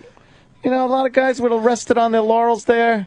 I don't know what's going on. Goddamn, Hold on. you know, just raking in that din money and fucking. But you found a good niche for yourself, and you're doing all right. Hey, I like that. You gotta All right, I got find it a now. passion and run with it. I don't like seeing one more these true try. Hollywood stories where they end up tragic, you know? Yeah, well, they're entertaining as well. I mean, we all loved. Who didn't love? I'm sure you guys had a fun day with it, with Britney Spears shaving her head and going crazy. Oh yeah, come on. You know, the thing is that, like, you know, I had a transitional period, like I said. Yeah. A weekend that lasted a few years, but you know, you got to figure out your purpose in life and where you belong in. And I can't wait to watch what Bieber goes through. You know? Yeah, right. It's gonna be some shit. It's gonna be some and then- shit. Why is that? Hopefully the he gets fame just spit gets out so the crazy? Because you used to live in this huge artificial life, being on stage in front of all these people all the time, every night. And then when it stops, you got to get back into reality. Man. And that's the part where everybody loves to tune in and watch. It's very entertaining, you know? That's the entertaining part. train Let's wreck. watch him fall off the fucking pedestal. Horrible for the person living it, great for the people watching. Yeah. We never got that big, so we're good. Exactly. We almost man. were there. Wait. We were almost there a few times. Almost made it. Yeah, we threw ourselves off the pedestal before anyone put us there. Yeah, we're like, fuck this. Yeah, holy shit, man. Hey, fuck it, what do you, Ice? You just go by Ice, right? Rob. My mom called me Rob. Yeah, Rob. I respond either way. Yeah. I like that. It's pretty cold outside, but I'll take ice. Yeah, all right. I Rob. thought it'd be icy. Ice. Like, I got my jewelry on. Look, I wore all my ice today. Like, Oh, man. Iced out, man. I got an ice ring on my dick. I had no intention of watching your TV show. I'm gonna watch that. I had no intention, but now I'm the going to check keyword it is out. had, right? Yes. There you go. So now we've I'm just being honest with you. to- Like, who cares? We'll do an interview with him. We'll have fun. We remember him from NEW, but Gives you I'm great gonna watch the ideas for show. stuff you want to do to your house, too, man. Yeah, It's man. the That's it. Thank DIY you. network. It's called the Vanilla Ice Project. Yep. Come back and see us, man. I sure will, Rob. man. I Thanks, will. man. Thanks for having me on the show, guys. Great to see you. The worst is yet to come. This is so fucked up, man. This is O&A's worst of 2013 so far on the Opie and Anthony channel. Yeah, this is Opie and Anthony's worst of 2013 so far. Welcome back to the worst of 2013 so far, highlighting the great Opie and Anthony moments that have happened this year. Since January. 2013 has been a big year, big enough that we had to celebrate with a week-long special, only 7 months into the year. I'm Sam Roberts. I'll be your host all week long.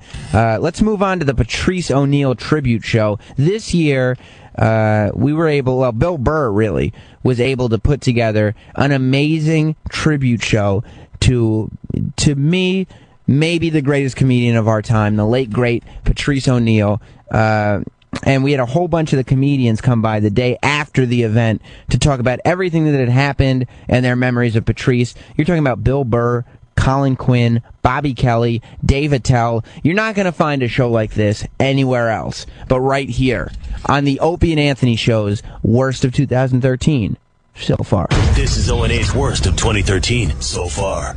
on the Opie and Anthony channel. We got Bill Burr in studio and Colin Quinn in studio. And they just entertained the hell out of us for the last 10 minutes. Look who else you have in the studio, the other celebrity, Adam Derwitz. Sam in the corner. Of course, the big Patrice O'Neal benefit today. That's why Bill Burr is in town. That's why Colin Quinn's in studio. It's going to be a great night. No tickets available, obviously, right? I don't think so. No, that we're gonna. There's a few that are gonna be released. It's one of those things where they release them last minute. We had to save some for blocking, family and friends and that type of stuff. So we have. And those people didn't show up, so now they released comps. Patrice insulted all of them, so they're like, I don't want to come to it. So there's going to be very few, but they're going to be released. And I was supposed to. Do they go to the box office at the New York City Center? I have that information somewhere in my phone here. You know what? I was supposed to have all of that. They'll figure it out. Maureen's going to kill me. I don't like the fact. Yeah, exactly. Thank God Maureen was not. I like the fact that Bill Burr actually put a whole thing together that kind of worked at the City Center. You know what? I love it, and I love that it bugs Colin. Yeah. I love that he probably lays at night staring at his awful ceiling. But everything bugs Colin. I don't even know what doesn't. Needed to be painted in 10 years. I gotta get what bugs Colin. Shaving cream. Like fucking Arthur's father. No, I mean Liza Minnelli's. No, it doesn't matter because I literally kept this on today because I know my facial hair really bugs Norton. You have my permission to marry him. What doesn't bug you? What doesn't bug you, Colin? Pretty much everything bugs you. Joy. Yeah. Bugs I'll tell you Colin. what doesn't bug me: racial equality. People It's getting nice. along. Yeah, That is nice. The new society we live in, that kind of thing I enjoy. That first day of spring. Oh, good one, that Bill. is good. Colin's had a lot of observations just sitting here. Yeah. Bill's talking about a business model. You went after him. We're bitching about because live Bill reads. was You're going after us. I was literally just answering a Why would that be question. unusual from what happens on the show every day? That's all we do is go after whoever's talking. Tell us how you really feel. Chip. That's a good one. Who's emceeing, Voss? Yes. Oh. Nice. Did that fucking weasel get himself the host job? I'm telling you, I'm a good host. I'm telling you. Keep it moving. Keep it moving. I like the fact. Did you see Bill's response? They can't teach you 20 years of acting school. Like, who's hosting, boss? He goes, yes. No, because I already know guys are going to be bitching about the lineup. Dad, why am I going here? Fucking blah, blah, blah. That's why I haven't told anybody, like, the lineup. I'm not dealing with it. Tell us the lineup now. Talk to Maureen. Oh, the Tell lineup. us the lineup now. Colin, you are going first and last. Whoa. Oh, look at you. Those are the best spots. Those are the best spots. I hope you. I have to get up very early, so I can't go. Oh, well. Listen, I got to get out of here. I don't know about you guys. I got to get out of here. I do get up at 5:30. I hope that's considered. I hope that's taken into consideration. Yeah. I just figured I'd pass the hat around. We'll do a little potluck thing. You know, just Yeah, be a what the- bonding Oh. moment. Be a bonding moment. Why not? Draw straws? Patrice benefits. Yeah. Bill won't give us the lineup. He says we're going to Bill do won't give us the We're line. gonna tag team it.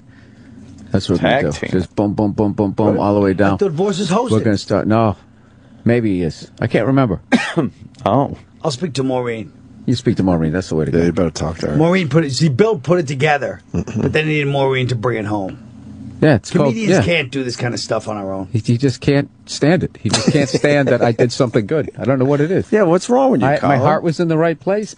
I knew there was things that I couldn't handle. I delegated power. No, I think it was I gr- did. I I did think a it's great great. thing, I and I just- just don't I didn't like understand getting what you emails. have against benefits. I have nothing against benefits. I didn't You like hate you benefits. sending emails. How about friends with benefits? Oh, Don't get dirty.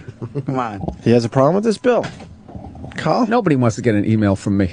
Why, though? You're doing a good thing. You're doing a good thing. I enjoy a good Bill Burr email. They're fun. Yeah, They're nice. like one of my pals say. You know how long it took me to construct each email, trying to figure out what the other 9 comics, how they were going to attack me? Really? That's a lot of stress. Yeah. Colin was probably the most consistent. Right. Keith was probably the meanest. What, they just write you back all sorts of crap? All right, stupid. It's just like even for a benefit, even for a really nice thing, it just never ends with you guys. And then the planning of it, you couldn't call anybody. The second you bring it up, this is what we're going. Dude, this is what you should do, dude. You should start with a cake, and then we'll have a slideshow. I got a buddy of mine. He's got a wireless cupcake store, and then I got to fucking deal with all that. So I tried to keep each email as informative and with as little shit as possible. Right. And then this asshole Colin would be like, even in your emails, you're ice cold and a non-feeling human being. He just started really breaking me down psychologically. That's what I've been dealing with. What a nightmare. I have a whole newfound respect for people wireless cake. who do this shit. Yeah. Well, the important thing about tonight's benefit, Bill did do a great job, and it's not one of those benefits where there's too many people on the show or anything like that. Oh my God. He just can't do it. I love Colin. This guy cannot do it. Who's on it? It's obviously Keith, Colin. Colin we want to know. He's going first and he's going last. And I'm going to make him read announcements. We're trying to fill in the lineup. We got most of them, I think. Yeah, Bill, Colin, Keith, Rich, me, Bobby Kelly, Will Sylvance. Who are we missing? Ian Edwards, Marina Franklin, Will Sylvance. Will's making it. Okay, good. Rich Voss. I think that was everybody. That's a lot. Ricky V.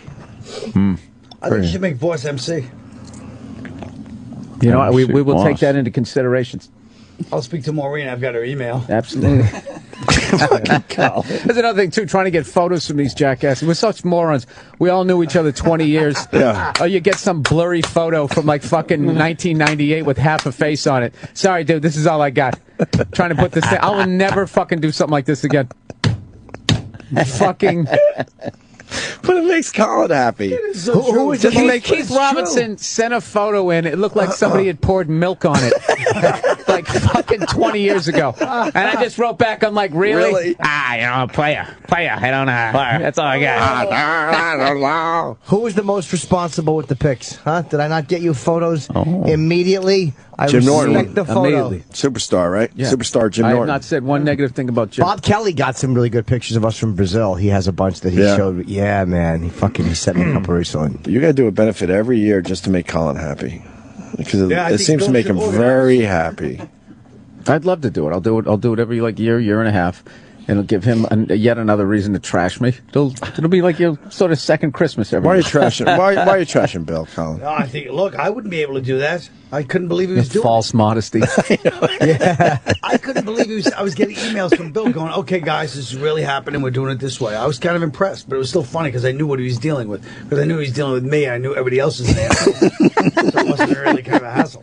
We know that, stupid. I'm sorry. I said something funny asshole. and it annoys you. It wasn't funny. It was just pompous and righteous. It is annoying. Colin hates me. Why do you Colin hate Bill? Quinn I love Bill Burr. has hated me since day one. Really? The man. It's not true. I'm fucking around. Look how he loves it. He's like, really? He I just wanna get loves into it. pitting people I wanna get into against it. each other. What's you wrong with lazy that? motherfucker. What's wrong with you that? lazy motherfucker. He just, let's let these guys argue. That'll take 10 minutes up. Yeah. You know what? And Go ahead, there's point something wrong guard. with that? Come up with another subject. There's something wrong with that. How about the Jews? Oh, Chip. Oh, Tippy. You see his eyes light up? That's good stuff. His eyes light up. Bill's in a bad mood. Are you in a bad mood? He's trying to turn it around on me. I'm in a great mood. How can we tell? I'm in a great mood. How can we tell? I'm in a great mood. Look, he's annoyed. I caught him. I'm not annoyed. I can tell the way you're holding your wrist. You look annoyed. Fucking killing it. Setting the pace for everybody, everyone else. It was a monster show. It really was. Yeah. It reminded me of the virus shows without all the hoorah and the alcoholism and the meat. I tried to bring that. Somebody said tried to bring that part of it. Somebody said backstage that was the first time you guys all It's the did first it time. since the virus, really. Yeah, it's the first time we've all been together since then. Yeah, and it was kind of sad at one point. I was like, because I remember those shows, and I remember me and Patrice always had the same locker room. You guys always put us together. Oh yeah, for some reason, and yapping to him, and then Voss, I'm anxious.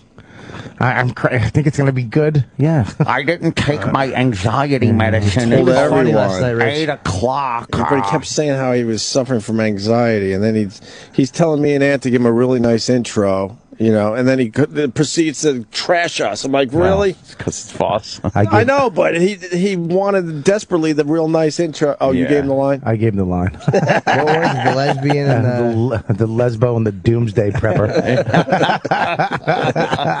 It's very funny. That's pretty goddamn It funny. is funny. Why would you give that to Voss, you bastard? Yeah, what are you going to do? What are you going to do? It was a great night, though. You guys coming out, and then, fucking amazing. and everything went flawless. Everybody kind of stuck to their time.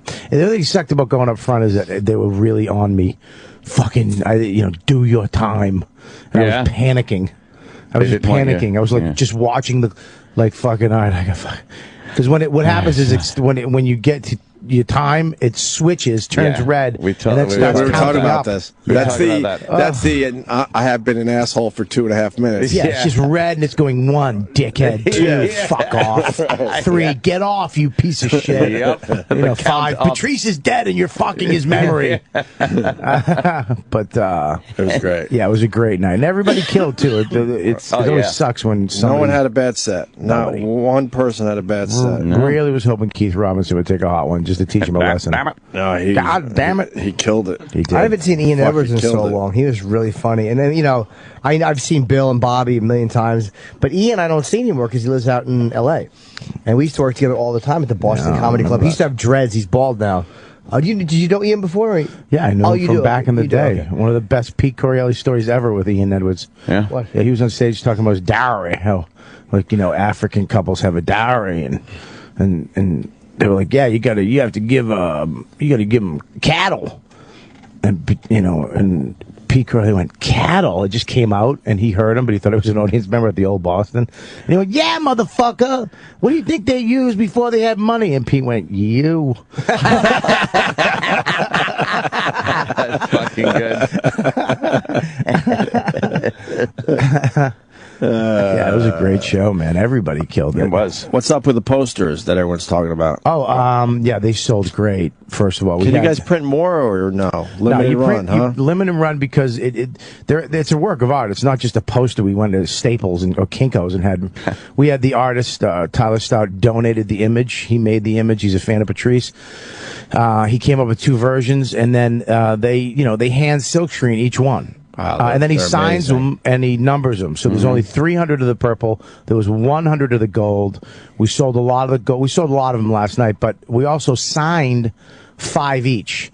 So there's 5 gold, 5 purple that are going to be coming out this week on an auction that are signed by everybody who did the show, and then the rest of them are going online on the same page. So at Danny J. Ross and me and Billy and Norton, you guys will be tweeting out when they go online. .com. The website. All that .com. .com. www. No, what was it? DannyJRoss.com. Can you try that sound? What is it? Danny J. Ross. At Danny J. Ross. Okay. What I is like it? them both. Oh, you were doing it as a website, I thought. Now I'm It's, confused. What's going on, Sam? Just go to Patrice O'Neill. Yes. BigCartel.com. Yeah. Oh, what the fuck? All right, we'll Big put that on the Cartel come Facebook from? page. Right. Opie and Anthony on Facebook will have this info. Right now it says they're sold out, but I think that just because Danny hasn't counted they're how not many sold are out. left yet. We have some purple and some gold left, and then the 5 and 5 signed by all of us, so they'll be coming out. So get them. Autographed them. Nice. Fucking Voss last night. I'm like, everybody walks in. I go, just don't sign on the art and make it small. Oh boy. Boom, boom, boom. He comes in first one right over the fucking image. Like No. right on the rocket. I'm like, I said don't sign on the fucking art. What a dope. On the rocket? Yeah, right on the edge of the rocket. At least it wasn't on Patrice. I had to fucking yell at him every signature, just to make him shake so he'd sign it correctly. What a dope. That one's worth more money now. Voss's name on the rocket. Because it's the exact opposite of what he's on in show business. He's signing an anchor.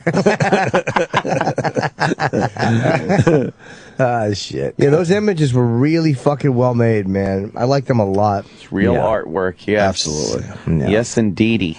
David Tell, how are you, sir? Good, man. How's it going, guys? Good seeing you last night. Yes. The big, amazing benefit. I thought it was great. Very cool. I've done a lot of these, and I have to tell you, that was the biggest best produced, just all around great benefit I've ever seen. So it really was. All the fans of Patrice and of course all the comics. That was just amazing turnout. So everyone did very well.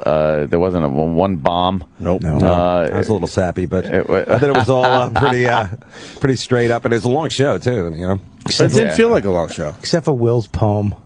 Black Star, Black Star. I Black want a Star, t-shirt. Black Star, Black Star. I want Black Star, Black Star, Black Star, Black Black Star. Star. Where are you, Black Star? The best part was when his iPhone turned off. Yeah. That was Patrice trying You to didn't tell him see something. that? I was upstairs. It I fucks literally up the walked- whole pacing. I If walked- you're going to do a poem, you can't have your iPhone turn off in the middle of it and go to the audience, wait, I got to turn my phone back on or reset it or whatever the fuck you said. He didn't write it down. He didn't write Black Star down. I want to hear the poem again.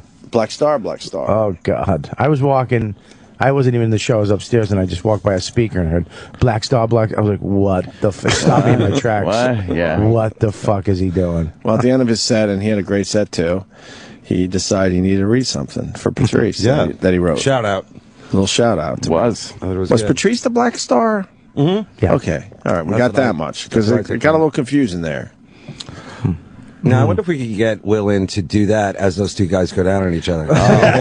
There you go. If we Just a hadn't tsunami of awkward. we hadn't gotten rid of all the gay, you know. Let's get Will on the phone and do Black Star. Go ahead. Black Star, Black Star. Oh, God. Maybe not. If anyone could get a hold of Will, tell him to call There's the no show. nobody can. Poetry sucks. It does. We hate It just poetry. sucks. It stinks. They were doing a Liz at the Comedy Cellar, who's the best. They were doing her farewell party. She's like the assistant manager there, or the manager, whatever. And some girl from the underground got up and read a poem. Fucking poetry. Poetry stinks. This is what Keith. She did it without a microphone, and she got a laugh on one of the first lines, and then Keith made her say it again because he got a microphone. He goes, "Do it again." He made her do the verse over, so it was like telling the same joke twice in front of the same Did he audience. get another laugh? She got nothing. Did he do it on purpose? And then and then it went downhill from there. Keith Robinson. Say it again. Say it again. She was like, "No, say it again. They'll like it." Nothing. What was the joke? You remember? Oh, I forget. It was just rhymed. It was a quirky rhyme, and it was terrible. It just went I downhill. like my poems to rhyme, though. I do too. You need them to rhyme. You need them to rhyme. Don't at least. rhyme, it ain't a Let's at least poem. rhyme those What do you want poems. from me? Oh, yeah. Yeah, it gets worse. This is hilariously bad. More of Opie and Anthony's worst of 2013 so far coming up. Must-hear moments from the past 6 months. Opie and Anthony's worst of 2013 so far continues. Yeah, you heard right. Opie and Anthony are on vacation. Instead, you're left with me, Sam Roberts. But I'm not going to make you listen to my voice the whole time. No, I wouldn't do that to you. Instead, I will present to you the worst of 2013 so far, giving you all the best moments from the Opie and Anthony show that have happened this year thus far. It's like 7 months worth of best of, but there's so much great stuff going on that we needed a week to do it in. And one of the great things about being on the Opie and Anthony show is all the cool people that are friends of the show. One of these guys is Penn Jillette. Penn Jillette has never had a bad appearance on the Opie and Anthony show, and he's been on many, many times. He's always good. He's always interesting. He stopped by, he's to talk about bullshit, to talk about his new ice cream flavor, but more importantly, to talk about Celebrity Apprentice. Of course, Penn was in the finals of this year's Celebrity Apprentice, and he came by to try to push his ice cream and get people to help him win this thing. Listen to Penn Jillette on the worst of 2013 so far. The worst of 2013 so far. The Opie and Anthony Show. Penn Jillette outside the studio. And Roland just handed us ice cream. Yeah, I normally wouldn't eat ice cream this early in the morning, but I'm going to have a couple of bites. Penn. How you How you doing, my friend? Good to see some friendly Absolutely. What's up, Penn? Oh, I'm going to try out some of this ice cream here. You better. The ice cream looks man. all right, brother. It's really good. It's really good. Way better. Look at the packaging. My God. Oh, my God. Will this actually be in stores? What do you mean, will it be? It's in stores now. Oh, sorry. And, we've already bought several cartons. That's what we're supposed to say. This is so creamy and It's delicious. creamy and good, and it's look mine. at the chocolate in here. Oh, my God. I'll have a couple of bites. I've been on a good diet, but I have to try it. It would be impolite. Oh, my God. Ice cream is so good. I'm gonna have such gassers on the plane today too, because lactose does that to me. That's my main motivation in trying some ice cream. That's right. Yeah. Yeah. Jimmy goes, yeah. What's the story behind the ice cream there? Well, I'm on this television program called Celebrity Apprentice. Yes, we do know that. And the final task, I'm a finalist, And last time I was here, I was already a finalist, but I kept it from you. I know you did. I did. I kept it from you. We tried to get it out of you, too. I know. But I was a but you knew in your heart. Yeah, we did. You're like Nixon. You know in your heart he's right. How good is the ice cream? Oh, my God. So we had a design for Walgreens, or as it is in New York, Dwayne Reed. We had to design an ice cream. And Trace went with carpet fibers and shit as his flavor. And I went with this rich vanilla ice cream with sea salt chocolate and fudge caramel candy pieces. It's all about the sea salt, sir. This is amazing. Yes, it is, and that's my idea. Sea salt is taking over the You know world. what? Yeah, that's pretty good. You just won. Right I just when you nailed said it. that, I think I did, yeah. Right when you said that, I got a taste of the chocolate with the sea salt. Yeah. Who would think that would be good with ice cream? It is. Penn Jillette. Exactly. Celebrity Apprentice. That's the answer. You're also a magician with ice cream, my friend. And it's $100,000 to whoever sells the most ice cream to our charities. I thought per carton. Yeah. And it would be a bargain at that, wouldn't it? Wait, I got to ask one question before I endorse your ice cream. Yeah. Does the other guy have peanut butter in his ice cream? No. Oh, okay. I'm all in. He has macadamia maple. Oh, really? No, that's terrible. That's a good reaction. That is it. This is all American. When I said carpet fibers and shit, you went, yeah. When I say macadamia maple, no. In my charity is a charity Opportunity Village in Vegas. It's kind of a David and Goliath thing because he's got. Yeah, I was hoping he would go for American Nazi Party, but instead he went for Red Cross, which is a fine charity. But $100,000 to a local charity in Vegas that helps people with intellectual disabilities get jobs is huge. $100,000 to the Red Cross. It's like, fuck you, $100,000. Yeah, we got that up our ass. So I'm hoping, and I've been eating this ice cream, because I go on shows. Yeah, and I eat the ice cream for show, but I still end up eating it. I love it. It's so good. And I mean this very sincerely. That might be the best ice cream I've ever eaten. And I'm not being polite because you're here. Well, thank you. That is fucking amazing. Did you actually come up with this? You're that's the nutty thing about Celebrity Apprentice. I don't know what's real with that shit. Well, no, most of Celebrity Apprentice is just real. They don't read stuff behind the camera. They don't do retakes. All that stuff I've done in every other show, they don't do. Is there a way I could bet on the winner? Because you got this. You got this. Okay, well, good. I hope so. Hold on, I had a second question. So you came up with this, right? Yeah. It's an amazing flavor. Jimmy's saying it's the best ice cream he ever ate. I really mean it. I can't stop. Does freaking Donald Trump own this ice cream now, or do you got a piece of the action? I have a piece of the action after a year. Oh! No one's going to care in a year. Wait, don't say that. Please don't say that. There's going to be another ice cream in a year. You just throw me away. Discard me like your cum-filled socks in the bottom of the bed, don't you? I'm looking out for you. Oh, that Donald Trump is tough, is what I'm getting at. You come up with this amazing flavor, and you don't get the action until a year from now. This has longevity. Yeah, people will come back it has for this. longevity? Plus, Penn's famous enough to go out and promote it yourself after. It's like you are famous, Penn. Well, thank you. You're very. You look thinner too. Oh my God. I'm thinner and famous. They go together. Look at Angelina Jolie. So I'm a finalist. I'm a finalist on the show. Congrats. And it's me and Trey. We don't know. I think it's going to be very, very close. But the funny thing is, every other year, most of the years, they've had real animosity with the two finalists. Right. And Trace and I get along great. You get along, yeah. Get along wonderfully. There's no animosity. Because, why would there be animosity on a television show?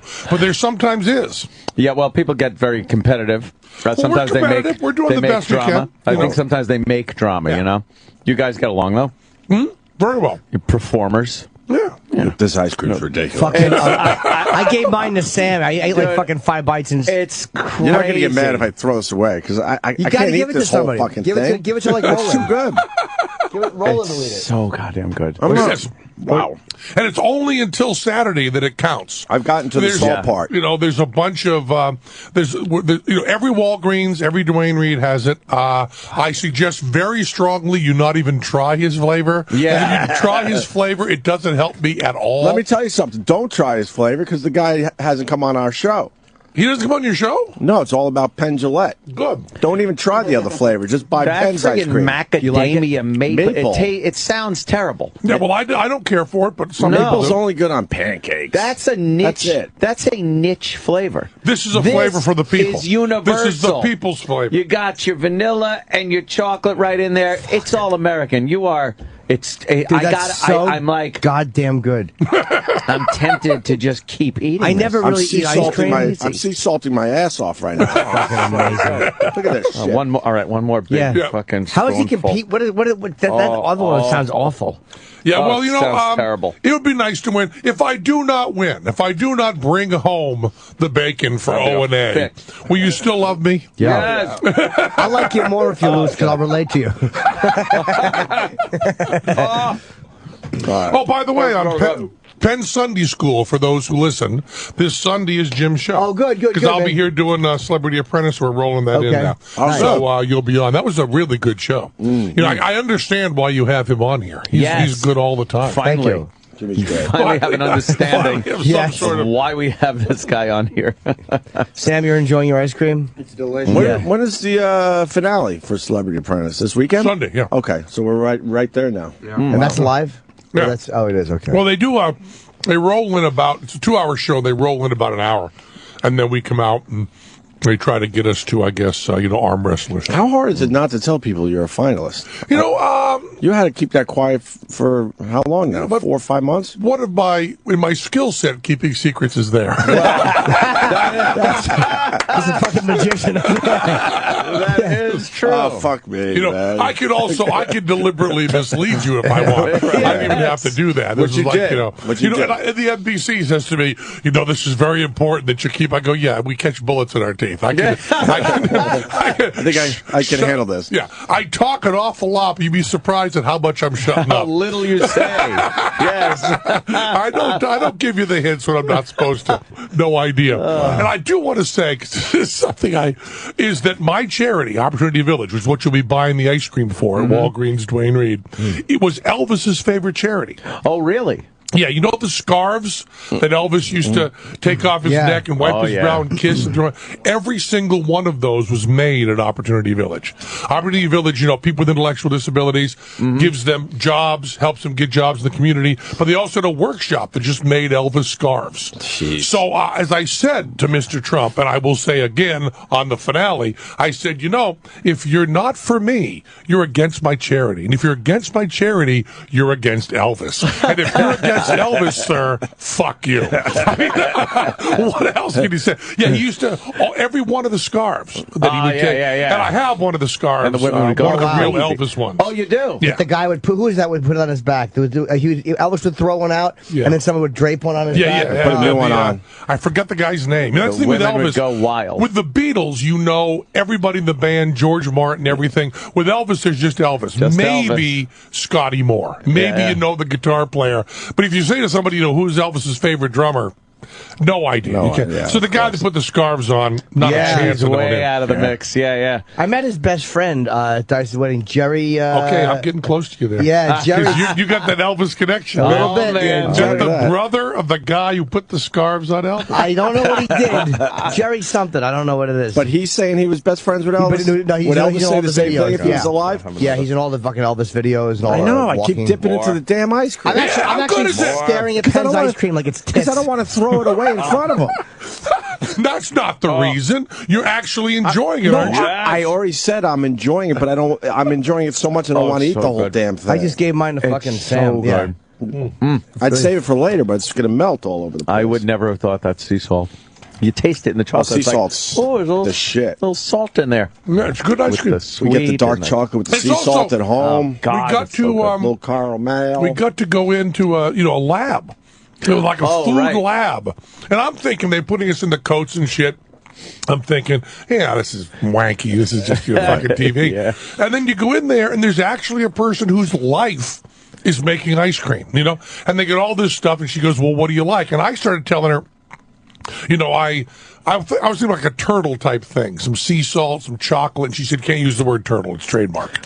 Because I thought I would I would have turtle ice cream. It's called Swirtle. I would get turtle ice cream, and then I would get Howard Kalin and Mark Volman, who are friends of mine, the Turtles, to play at the final party. You know, wow. turtle ice cream. And they said, "Oh no, turtles with ice cream. Other people own that. That's copyright problems." They do, huh? So we went with Swirtle. I like Swirtle. It's kind of catchy. It's very catchy. It's got the swirl of chocolate in there. Hey, did you ever think you would see someone you knew on the carton of a dairy product, Jim, that wasn't locked in your closet? No, not at all. Yeah, exactly. I've got quite a few of the milk cartons autographed. Magic really Swirl. There it is. Yeah. Nice. And a picture of me. Yes. You know, a picture of me on an ice cream. Stare at that while you spoon out the ice cream. Yeah, exactly. Treat for the talent and the eyes. Let your mind go wild Right. as you eat the ice cream. So what happens? You go through the process of trying it, and you take a bite, and then they call you back in an hour, and they go, "All right, we've done this." Or They have this monster instant freeze machine, you know. Wow. And you kind of go, the vanilla's a little cloying. And they go, okay, let's pull it back a little bit. And they go, and you go, and Dennis Rodman has this incredibly sophisticated ice cream palette. So Dennis Rodman's sitting there going, a little bit more salt. Really? And she goes, okay. And you go, wow. Because I was satisfied with the ice cream like 3 steps before Dennis was. Right. You know? And so Dennis is just tasting. Then Dennis goes, it's perfect. Like, okay, Dennis, go get dressed for the party. You just brought him along, or he was on your team? He was on my team. On the so team, I had Dennis, LaToya, and Lisa Rinna were my team, and we put it together. So how's LaToya? Is she nuts? You know, is she nuts? No, that's she all isn't. I know. That's why I'm asking you. It's surprising. Because we all think people that have met her say that she's not nuts, but she certainly portrays that she's remarkable because nuts. I didn't get to work with Dennis or with LaToya for the whole season. And then they threw them on my team at the end as kind of a change-up, see how we do. And LaToya, I was kind of hesitant because I had never worked with her, so I thought that she was nuts. And I thought she was really straightforward and kind of smart. I don't mean, smart like Richard Feynman smart. Like I don't think Stockholm is on the phone going, which Nobel do we give her? It's kind of tough. It's either chemistry or medicine. She's got both in the bag. We can't give her both. Which do we do? I don't think Stockholm's having any trouble with that. No. But for show business, which, is that's the Special Olympics of intellect. Who's she above in smarts? Well, Who's just below her in smarts? Just below her in smarts? I don't know. Probably Stephen Baldwin. Okay. All right. Very good answer. Yeah, that is a very good answer. And I like them both, and LaToya's great. And then LaToya, Teller comes in for the final task, and the cameras are all rolling, and LaToya's having this conversation with Teller, and Teller's looking at her and smiling, and she takes about 5 minutes to realize that Teller doesn't talk. And then we realize that LaToya Jackson has never heard of Penn and Teller. No, she's one of them. That sucks. Absolutely great. Man. And so she learns that Teller doesn't talk. Unlike Leon Russell. I was on Fallon with Leon Russell, who's a big hero of mine. Played with the Wrecking Crew on every single from like 61 to 64. The piano was Leon Russell. Every single that comes out. From Gary Lewis, in the Playboys to all that stuff is all Leon Russell. And of course then the Joe Cocker and then his stuff on his own. And he's there in a wheelchair with a long beard and the long hair, and I walk up and I go, Mr. Russell, so nice to meet you. He goes, I don't suppose your partner's going to talk to me. Oh, there you and go. I went, wow, so he knows. Wow. Leon Russell knows. Because I'm okay with that. With people that, like Leon Russell should never have heard of Penn and Teller. He's got better things to do. But LaToya Jackson, she's got 5 minutes. Find out who Penn and Teller are. But I had them on my team, and it was the surprising thing about Celebrity Apprentice is, first of all, everybody else bitches about the hours because you work from like 5 a.m. to 10 p.m. And that's like my usual work day, so I'm okay. Yeah. But everybody else is like, whoa, that's long and tedious. And it's also pretty fun because you get to go into a lab and see how they make ice cream, which I didn't know. I know, like a lab, you just think, they bring in some milk and freeze it. And, you don't think there's like a lab coat and people in a sterile environment doing testing. And also, as you said, you think you leave for like 2 hours and come back. You don't think they got magic cold machine. They're like a James Bond villain. You know, Batman, Mr. Freeze. Oh, you want ice cream instantly? Bang! You would think the quality wouldn't be as good out of that instant freezing. Well, have you ever had liquid nitrogen ice cream? No. Oh, then you have not lived, sir. Really? Find yourself a supplier because it's illegal. Because when I do, other people do illegal stuff. It's like drugs and hookers. When I do illegal stuff, it involves sub-zero gases. Right. But you can get yourself through a welding company and a little bribe on the side. You can get yourself a container of liquid nitrogen. You know they used to do in the school shows. They freeze the banana and smash it, and then you just take a metal mixing bowl. And you put in some cream, some sugar, some Swirtle. Put that into a bowl, just as soup. And then you take a Dewar, as it's called in the chemistry biz. See, Stockholm's got me on speed call. And you pour it into there while you mix it. Now, of course, if you spill too much on you get frostbite and you die. Yeah, true. But, that's why they try to keep it illegal. Fucking pigs. And, just because it can really fuck you up making ice cream. And then you stir it in, and really in like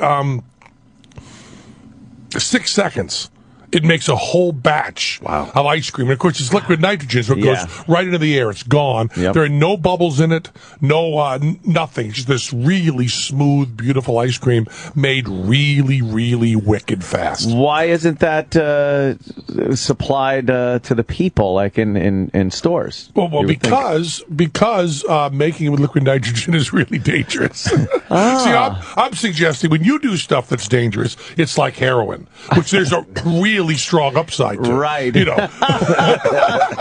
That is true. The upside, the downside is you lose your hand. The upside is the ice cream is terrific. Exactly. And risk reward, it's not up there with heroin. It's just not in the same. Risk reward with heroin is you've got some sores all over your body and you feel like you're coming 24 hours a day. That's a good risk reward, right? Few sores on your body, I feel great. But lose a hand, have a good thing of ice cream, you've got to be in that special Penn Jillette category. Well, this is pretty good, though. I know, this is no really, nitrogen really good. used, but it's pretty goddamn ridiculously good. Yeah, I know. I keep digging in. And you guys will be. I'm sure your listeners will run out and buy it and buy cases, and also hide traces, over behind the rocky road or something. Yeah, you don't need that. Yeah, you don't need that at all. Terrible flavor, and then there's this wonderful. Where do they go again? Walgreens. Well, Walgreens, which is Dwayne Reed. It's the whole thing. But you're national. You're bad. You're nationwide. Oh, yeah, so it's crazy. It's Walgreens most of the places. I love that song. It's easy. But I'm not even kidding. People are asking me on Pal Talk here. They're like, "Is it really good, Anthony? Or are you just saying?" I'm like, "No, this is fucking great." Because you would lie on the air, but not on Pal Talk. Not on Pal Talk. Exactly. Right. You would go in and type, I'm saying it's good, but boy, it really sucks. Yeah. That must be a new. We sure pulled it over on all those people. That's got to be a new listener because they all know we'll tell if it's good or not after he leaves. Exactly. Yeah. We're gonna let Penn go. He's got a busy day. He's very busy man. Yeah. They're telling us, by the way. Amazing. For real. Amazing ice cream. I love this stuff. I'm going out and buying some. Good. And bringing it home. Please. Yeah. Cases. And it only counts till Saturday. There will still be ice cream after that, but I don't give a fuck about it after that. I want for my charity, buy it right now, get the ice cream, and it's wicked good. It's one of the few times you can actually eat ice cream and be helping a charity. This money does not go to a certain P. Gillette. This money, for all you want to be cynical about Celebrity Apprentice, I am looking, if I do it right, $350,000. That's great. For a charity that really does great work. That's huge. Of course, if I lose, it's $350,000 to a charity that also does great work. But anyway, but you want to be the guy. I would like to be the guy. So we're not even going to mention the other guy. No, but I think you're But in. you're selling ice cream with the other guy right here in New York City. Penn Jillette's Swizzle, right? And Swirtle. Swizzle. Jesus, Swirtle. It's the one with Penn's face. But the problem is, Swirtle's really small on the packaging. All right. There he goes. Go buy Penn's ice cream. It's look, he's not in the room. It's so fucking good. Yeah, of course I can't stop eating this shit. Your sister came to our show. Yes, she loves you. Yeah. Oh, in Vegas? Yeah, Dawn came, and she loved the show. She just fucking can't say enough about it. Really, really not hard to believe she's your sister. Why do they have to carry her out drunk? I didn't have to ask for any ID whatsoever. She said it just, there's a family resemblance. Yeah, there's there a is. style. Dawn rules.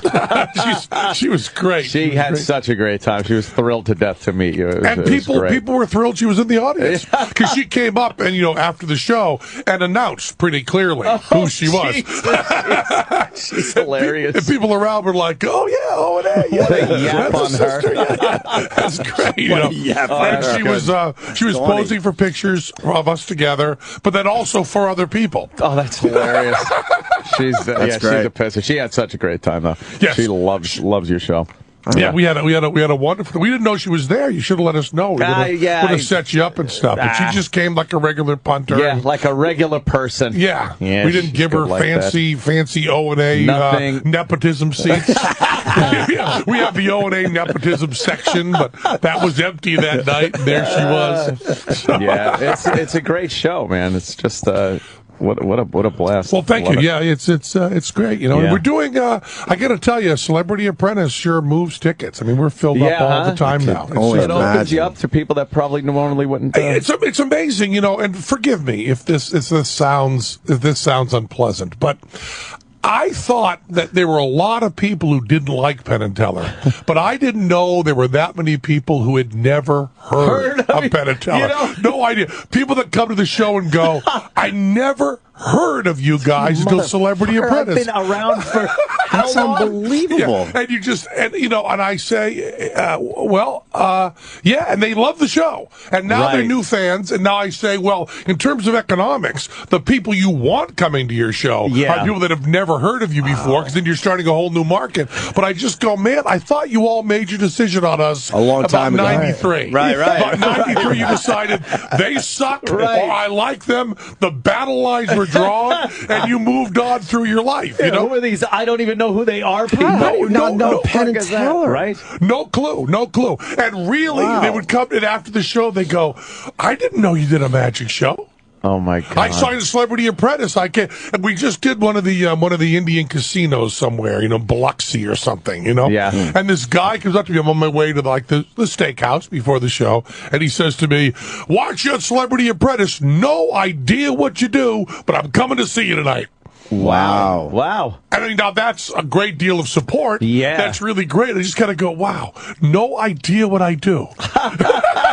Boy, that's kind of a kick in the ass. But kind of like shit. Saturday Night Live, Letterman, bullshit, all those things just blew right by. There's a certain segment of the population that doesn't know, And I was talking to Bob Dylan's manager, who said, "You think you're surprised?" Oh, wow. No. All right. No fucking way. And I said, no fucking way. He goes, fucking way. Occasionally I'm on the phone and I'll say I work with Bob Dylan, and they'll go, "Who?" No, come and I went, "Okay, I'm fine with this then." No, you're fine, yeah. Wow. And then he started listing things. He said, "Fargo. Everybody you know saw Fargo, right?" Yeah. I go, "Yeah." He goes, "Not a very successful movie." Goodfellas. Everybody you know saw Goodfellas, right? Yeah. A lot of people haven't heard of it. He said, Elvis used to go crazy. Who? That there was... Perfectly timed. that there were Aboriginal people in New Guinea that had not heard of him, And I got over that long ago. I realized that out of the 7 billion people on the planet, 7 billion haven't heard of Penn and Teller. If you round it off, 7 billion haven't. And I kind of thought this small little chunk of the world, this 350 to 400 million, this tiny little drop of humanity, who uses most resources, a tiny little drop of humanity, had kind of, and I'm not saying beloved, and I'm not saying know well. I'm just saying aware. Just saying, Penn and Teller, nah. That's all I'm requiring out of you. Penn and Teller, nah. That's Know that I exist. But just those two words together with an ampersand between them mean nothing. Nothing. You know, hegemony. It's the same exact thing. I don't know what that word means. Don't know what Penn and Teller mean. Boom. No idea. I wanted to ask you something about bullshit because I was watching it recently. I fucking love the show. Was it harder as time went on to get people that weren't onto the fact that you might fucking say some first nasty of all, shit about them? Let me tell you, I have a real problem with Michael Moore and even with Borat. I have a little problem with misrepresenting. Right. We would go to the people and say, we do a show called Bullshit. Here is a DVD. Penn and Teller disagree with you. Do you want to go on the show?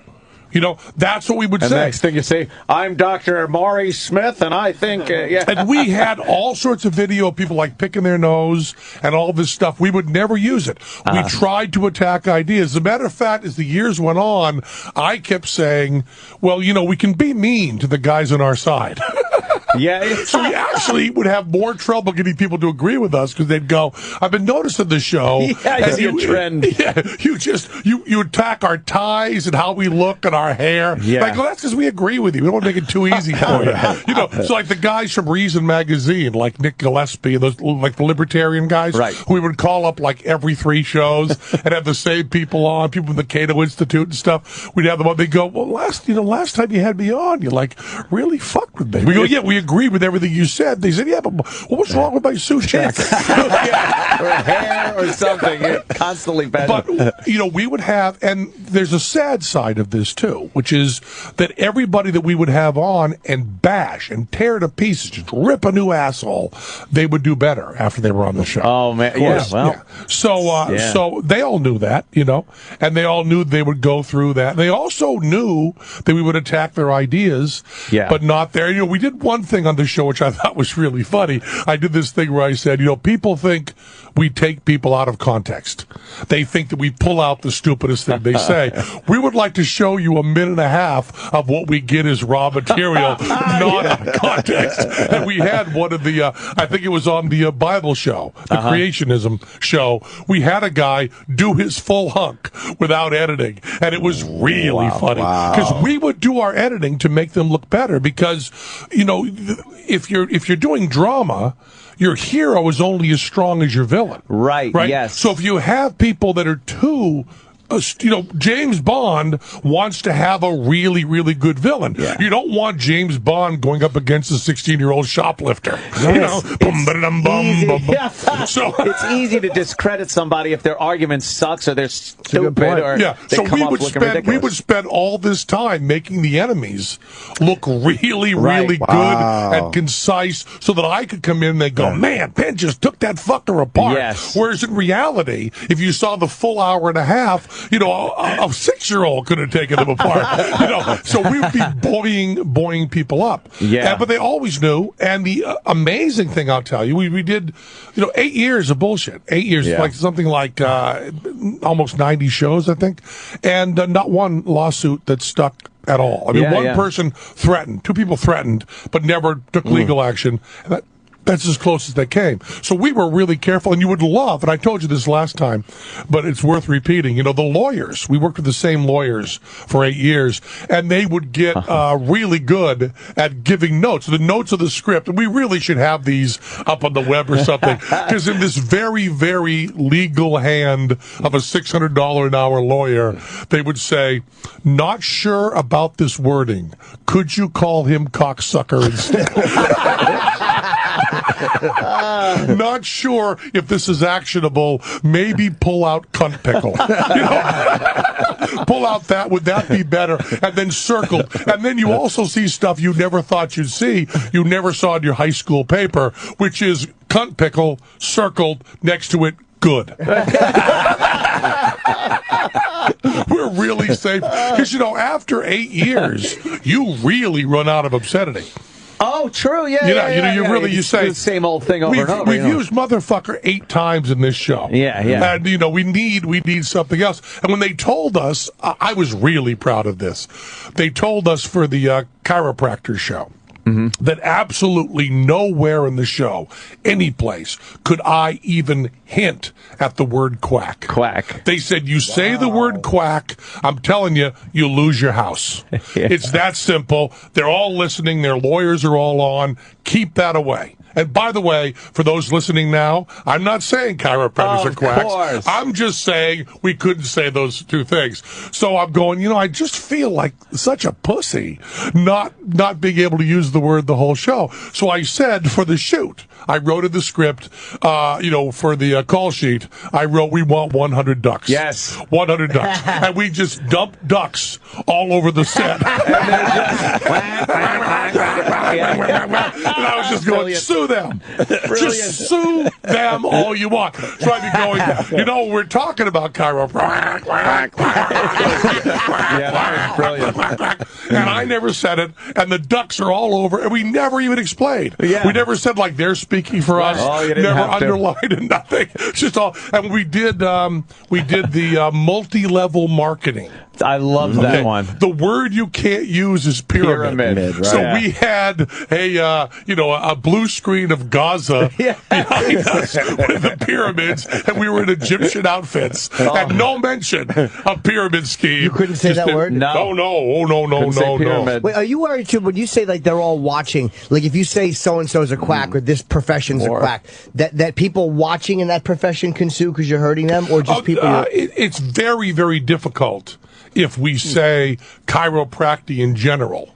But our problem was we had a particular person on screen. Right, okay. And then if the show included that could be all stopping them from making a living, defamation of character. There's all sorts of things that are there. And also all sorts of things that I hate it when this is true, but a lot of times the law is correct. And you shouldn't be able to rip an individual apart without me doing due diligence. And what exactly would be due diligence for me to call someone a quack? I mean, how much research do I have to do before, in good conscience, I'm not even talking legally, but morally, how much do you have to know before you discredit someone's entire medical practice? Yeah. Now, in general, it's really easy to do, and in theory, it's really easy to do, but an individual, you want to be very, very careful. And they could easily call people that would say, this person helped me and changed my life. Sure. So there goes your argument right there. Yeah. That poor bastard that was selling the drinks on that multi-level. That was heartbreaking. I felt that so was, bad that for that. was one of the shows where we didn't really have villains. No, we were so much on their side. It was just a fucking cast of victims. That show. Can you explain? I didn't see that one. Multi-level marketing are like when they have a product that you sell to your friends. Right, of course. And there's always X amount of money to get in. So you pay $5,000 and you get a case of this stuff that you're going to sell to your friends. And it's never about selling the stuff. It's about selling the business to another course. person. So the Poor stuff, bastard. you can't possibly make money on the stuff. No, you sell the whole business. Yeah, I want to know about the guy that you felt sorry for. We did this when there was a real downturn in the economy, and a lot of people who'd lost their jobs were investing $5,000, $10,000, $15,000 of their savings to get into this business, and then trying to get their other friends into it, and then finding out that they didn't want to rip off their friends, and had a cellar full of shit they couldn't sell, and had also taken, if you lose your job, even if you don't lose your job, $5,000 is a serious chunk of change. It's not like, we're not looking at people losing like $100, which still is a serious amount of change. That's a lot of groceries. I don't mean to dismiss that, but I'm talking about $5,000 changes what you do for the next 2 months. It really does change what you do. No matter who you are, that changes it. And we were getting people to put this money in, and these were people who had been ripped off and sucked in, and were on camera going, I'm not going to sell this business to my friends because I would just be ripping off my friends. Yeah, because they realized it just doesn't. So I guess I'm just kind of eating this. When he went when that one guy, how bad was the product though? It doesn't matter. It's a widget. It doesn't matter at that point. The products are all okay. Just okay, though. But they're not. It doesn't matter. Worth pushing. It doesn't matter how good they are. The fact is, you can't make money unless you sell the whole business. Yeah. And it's simple. It's one of those simple things you see. It's you know, shaped like a triangle. Yeah, exactly. Like a three-dimensional triangle. Legally, why wouldn't somebody classify as pyramid? Is the pyramid thing kind of like a is that a copywritten thing? Or is that pyramid is a legal term. Oh, a Ponzi scheme or pyramid. Like a Ponzi scheme would be, let's say, Social Security. There you go. Which is, if you get it early, you make a lot of money. I'm just telling you right now, if you're under 25, Social Security, you're getting fucked. Just in case no one else has told you that, at least you can hear it on O&A. All the money you put into Social Security, you are not getting it back. Look at classic pyramid schemes. The base can never support no, they what's can't. on top of it. The big trick of a pyramid scheme is be the first guy. Be that fucking pointy stone. If you haven't thought of the pyramid scheme yourself, you don't want to be involved in it. Exactly. If you thought of it yourself, you've got a good chance of getting your money back.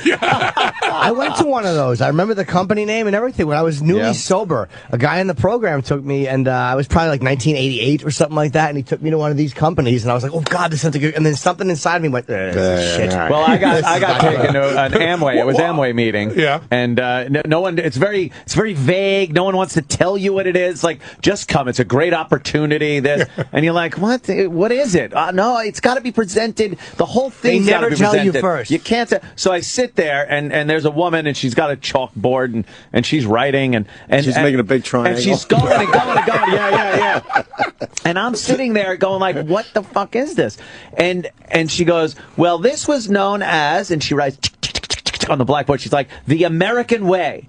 It's like, this is the American way, selling things. She goes, we shortened it to Amway. And I'm like, fuck, they got me. Fuck. That's brilliant. God damn it. And I'm sitting there like, oh, God. See, I'm thinking the big mistake is getting people who are newly sober. Yeah. Don't you want people shit-faced drunk? Right. What a great idea. Well, when you're new, you're eager to change your life and do something. Like, I'll just sell this stuff. It'll be great. Were you actually selling the stuff, Ann? No. I was fucking like pissed that I had to stay the rest of the meeting. Yeah, you were like... I was the second she's at Amway, because I'd heard about Amway. I never knew how it was presented. If I did, I would have known this was presentation got you, and you were like, so when they got me, and I'm like, what is she getting at? Fucking get to the point. Oh, fuck, it's Amway. How long was it? How long was the meeting? It seemed like it's still going on. It's like the time. You ever gone to one of the timeshare thing? Where they say free this and free that. You just got to go to the timeshare. Get a free hibachi. Just sit through the whole thing. Meanwhile, why don't you calculate what your time as a human is worth per hour and how much that hibachi ends up costing you? I'm worth more than a hibachi, your time, right, lady? Well, the hibachi is also because I wanted to learn about it. Yeah. So I went to the full timeshare in Vegas. Timeshare capital. They pull people off the strip and to get a hibachi. And it was, I think, 4.5 hours to get a hibachi that I thought was probably worth about $3. Right. How does it work, the timeshare? A timeshare is you buy a property that you can use 2 weeks a year. Oh, 2 weeks. Okay. So or 3 weeks, whatever we you buy. We had one in our family. Yeah. You chip in with a bunch of people and like everybody. There's a company that sells them and they break them up. Basically, you got to go on vacation to the same shitty fucking condo every year. That's what it comes down to. And you have to. How far in advance do you work out what weeks are yours? All that depends. It looks great at first, but then year after year, you're going back to the same place. They'll also tell you that you can trade that for another place. You buy your timeshare in Terre Haute, and you can get the one in Aspen. Yes, sure. Yeah, and sure you can. It turns out that deal's a little hard to make. Yes. Because why would the Aspen guy go to your shitty place? Yeah, you're right. But they do them everywhere, and every family has somebody in them that did that. And all you've got to do is you've got to do the arithmetic, but you've got to do it on your own. Right. Yeah. You can't do the arithmetic with the guy there helping you. No. Which is always good advice on any business deal. Do your arithmetic in private. Don't have the guy who's making the deal with you go, you don't have to carry the 3. Yeah. Oh, I guess I don't have to carry the 3. Okay, right. No, just add it right down there. Whatever you say. Yeah. Oh, yeah. Yeah, it gets worse. Let's get some asshole sniffing going. Let's pep this place up into a mood of fun and festivity. More of Opie and Anthony's worst of 2013 so far. Coming up. 6 months worth of shows. More than 500 hours of audio. Trimmed down to just 1 week of essential listening. What's that? That's 20 hours of mind-blowing radio. Translation, we wasted well over 450 hours of your time already this year. Sorry. This is Opie and Anthony's worst of 2013 so far. It's the worst of 2013 so far with me, Sam Roberts. You know, we just heard Penn Jillette talking about Celebrity Apprentice, and we were all for him winning. But after his interview, I talked to the guys about what's been going on Celebrity Apprentice, because they don't watch, and I'll watch every episode of every season of that goddamn show. I don't know what it is, but to me, best reality show of all time. And I let them know what Trace's appeal was and how they were skewing this thing, and our loyalty to Penn might have subsided a bit. This is the guys learning about what a real American Trace Atkins is. Opie and Anthony's worst of 2013 so far. I got to help out Penn Jillette because I'm learning the country guy, is the favorite here, right? Country artists have the whole country. I forgot about that. Trace Atkins is a formidable opponent because number one, but he has a shitty ice cream. No one likes maple in their ice cream. Here's the problem. Hi, this is Trace Atkins. He's got a great voice, man. Yes, he that do. guy's fucking voice is so deep, and his talking voice, he does like a PSA or commercial or some shit, and he's just, hi, this is Trace. You can't even imitate it. It's like all bottom end. Do we know any of his songs? Yeah. He's big in country. I'm Trace Atkins. You know a Trace Atkins song? For real? Yeah. I don't think I do. Yeah? Dancing by the Meadow. No, it isn't. Oh, yeah. This is new country, bitches. Ladies love country boys. Do women want to fuck him? Who was that? Jimmy! I'm sorry, ice cream. Ice cream, you scream. Ice cream farts in the studio. Listen how deep that is. Daddy wore a tie, mama never fried a chicken. Ballet, straight A's, most likely to. Where is that, Atlanta? Oh, Penn Jillette's fucked. 4.5 million hits Chicks on this. love this Trace 4.5 million hits on that fucking video. You think he gets pussy if he wants it? He's done. Yeah. Poor Plus, Penn. the country guys get money. I don't know how they do it. What do you mean? But on the show, like, they do fundraising things. Yeah. And you just call the celebrities call whatever rich celebrities they know to bring money. Yeah. And, like, the country guys, especially, like, Trace, they get 6 figures from people. Wow. Jesus. Penn's so fucked. Could you find a Trace His Atkins ice cream's PSA? way better, I think too. Trace Atkins PSA. See if you can find. Yeah, play one of these. Listen to his speaking voice. It's insane. Food allergies result in more than 300,000 ambulatory care visits each year among children. Hi, I'm Trace Atkins, and my daughter Brianna is one of the 3 million children in the U.S. living with potentially life-threatening food allergies. To learn more about food allergies, please speak with your doctor or visit foodallergy.org. More than 12 million Americans have He food could allergies. have a broadcasting So career if he didn't have a It's crucial semi-successful country career. Oh, that's respect right. every bite. A public service from FAN, the Food Allergy and Anaphylaxis The Fan. Public service from the Fan. Plus, he's playing for the American Red Cross. Of course. So, Oh, Penn's so fucked. And his ice cream And I is forgot the Middle America way better. country. Country is the number Now- one music, and No, it's not a vote. No, what? It's not a vote. But People it's- can't. Donald they gotta Trump get out picks. and buy it. All But, right, so- but if they sell a lot of fucking ice cream, right? I'm gonna buy Trace Atkins ice cream. I don't even know who that Jew is. That Penn. It's not a Jew. He's a big Jew who don't like God. I like Trace, and I like God. I like an artist that loves the Lord, not the tribe that done killed him. Yeah. What? He makes a lot of things disappear. I don't trust him. Penn Jillette. Jillette. Isn't that Penn Jillette? He looks like a Jew. I just assumed. They both got ponytails. You might as well go with Trace. I'm just glad I ain't got to pick a nigger. Oh, my God. What? Wow. Well, that's how they talk. I mean, and Lil Jon was in the Final Four, so He was? yeah. Thank God they got him out there. You got some trickery. You wanted to say that word today, and you figured out how to say it. Please, it was the 20th time I said it already this hour. 21, right, Ant? 20th. Oh, shit. Fuck yeah, the cops. Chip another cat. I fucking had a fight with the cops. Fuck yeah, I threw all their guns away. I'm like, go pick them up, Flatfoot. Flatfoot. What's Trace's ice cream? Maple and what else? Macadamia nut. Macadamia my maple. God, who wants that shit? You know what macadamia What's the maple? basic flavor? Like in Vanilla. Penn oh, so they're all right. Yeah. So vanilla's the base, and then it's maple and macadamia. Maple and macadamia. But it's got his picture on it. Yes, it What does. does his ice cream carton look like? Let's see Trace's picture. Because Trace is one of those country guys. It looks like a real man I and bet everything. it's the same as Penn's, or no, they did the You design. think?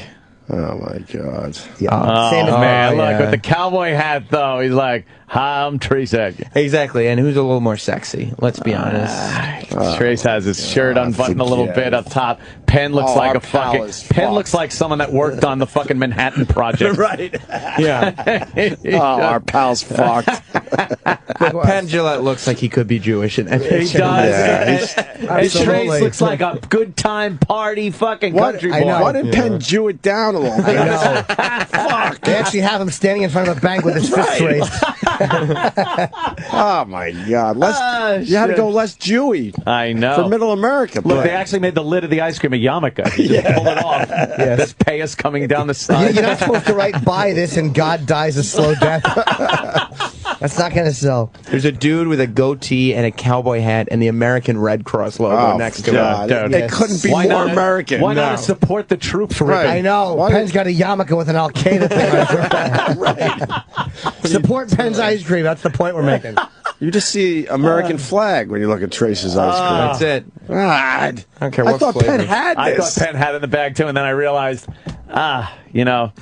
You know what the best part about Celebrity Apprentice this whole season was? Watching everybody go into the boardroom. And Donald Trump loves Gary Busey, so he would never fire him. And he would always say, who's the weakest player on the team? Oh, no. And the people would always be like, well, Gary. It was Gary, but they knew every time Donald would be like, "Yeah, but Gary's kind of a genius, so let's go beyond that." Kind of a they'd be like, genius. They would let him every time. He would let him skate every time. He likes Gary? He loves Gary. Gary made it to like the top 5. I didn't get. Sounds like I didn't watch this. Sounds like the welfare system. Fuck. How is that? Well, you know, Wow, people that you know aren't that My good God. and doing things. And, all right. And then they just keep getting supported and pushed along. You saying Donald Trump supports welfare? And they're not contributing.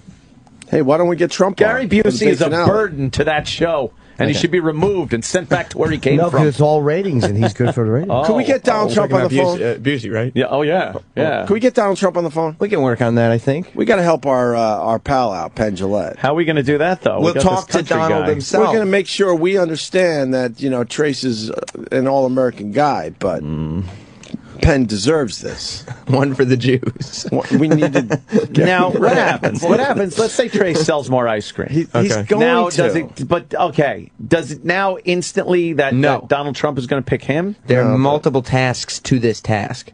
So you have to sell the most ice cream, but you also have to make the most money. So if Trace Atkins goes, "Hey, Garth Brooks, will you buy this one thing of ice cream for $2 million?" No way. They could do that? 100%. That sounds cheating. 100% they can do it. But that sounds like cheating. They do it every season. It's all for charity, so they don't care. And they go, "Hey, they're like there are people on the show. They're saying you can't fire me. I'm the biggest fundraiser." And it's like if you have famous friends, So then Penn can make his money disappear. Trace's money disappear. Like he's a magician. Use that. I got more info on Trace Atkins. This guy does not lose. What? Oh no. Yeah. Wait, I got what? to take this Come phone on. call. I did not know. We got to look this up, make sure it's true. But Clint in Alabama. Clint. Hey, guys, I don't know if he got caught cheating on her or she was just crazy, but in 1994, his ex-wife shot him through the heart and the lungs, and he lived. He don't lose. Trace's... Oh, yes. She How shot is him he in gonna 2000. lose? 1994. His second wife shot him during an argument. He never pressed charges because he believed that she never meant to pull the trigger. He's just a nice guy. Oh, my God. My God. Atkins stated that their divorce was closure enough for him. And the bullet went through his heart and his lungs? How does that happen? He said Watch it out, guys. the only reason he lived through the incident was because he lived so close to a hospital. Oh, my God. He's just a nice guy. Yeah. This is not good. My interaction with him was very positive. Oh, God. You met Trace Atkins. I walked by a window and he waved because he, I guess, had seen my act, and we took a picture together. And he was very nice. Where's the picture? I have it. I got it signed. I don't believe you. I don't play games. I don't believe you. Yeah. Yeah. Mm-hmm. E-Rock saying we got to read Blue Healer's tweet. I don't know where Blue Healer's tweet is right now. Exactly. What does it say? Why don't you just say what who's Healer? It says Trace Atkins has a PSA on food allergies, yet he's promoting a product with dairy and tree nuts in it. He can't do no wrong. That's our point. Yeah. That's our point. He can't do no wrong. Poor Penn. The irony is so thick you can cut it with a knife. Plus, Trace was in Lincoln as Lincoln's lawyer. He also has a character on King of the Hill. Was he in Lincoln? Oh, God. I didn't realize that. Man. And then we learn a lot of people don't even know who Penn and Teller are after all these years. The thing he was talking about with LaToya was so funny. It was on the episode. Yeah. Oh, yeah? She was like a little put off that Teller wouldn't talk to her. And then Mary Lou Henner or somebody had to be like, no, he doesn't talk. He's been doing this for 30 years. Yeah, that's like his gimmick, you dummy. How does she not know who Penn and Teller is? You know, She's in the Jackson entertainment family. business. That Jackson family is... They're insulated, man. I understand regular fucking,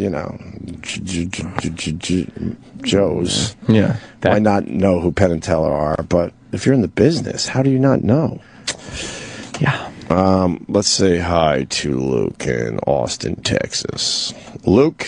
Gentlemen, how y'all doing this morning? We're doing all right, Luke. Right on. If you want to hear Trace Atkins' deep voice in a commercial, pull up a commercial called ASCO, A-S-C-O. It's not funny. And shit.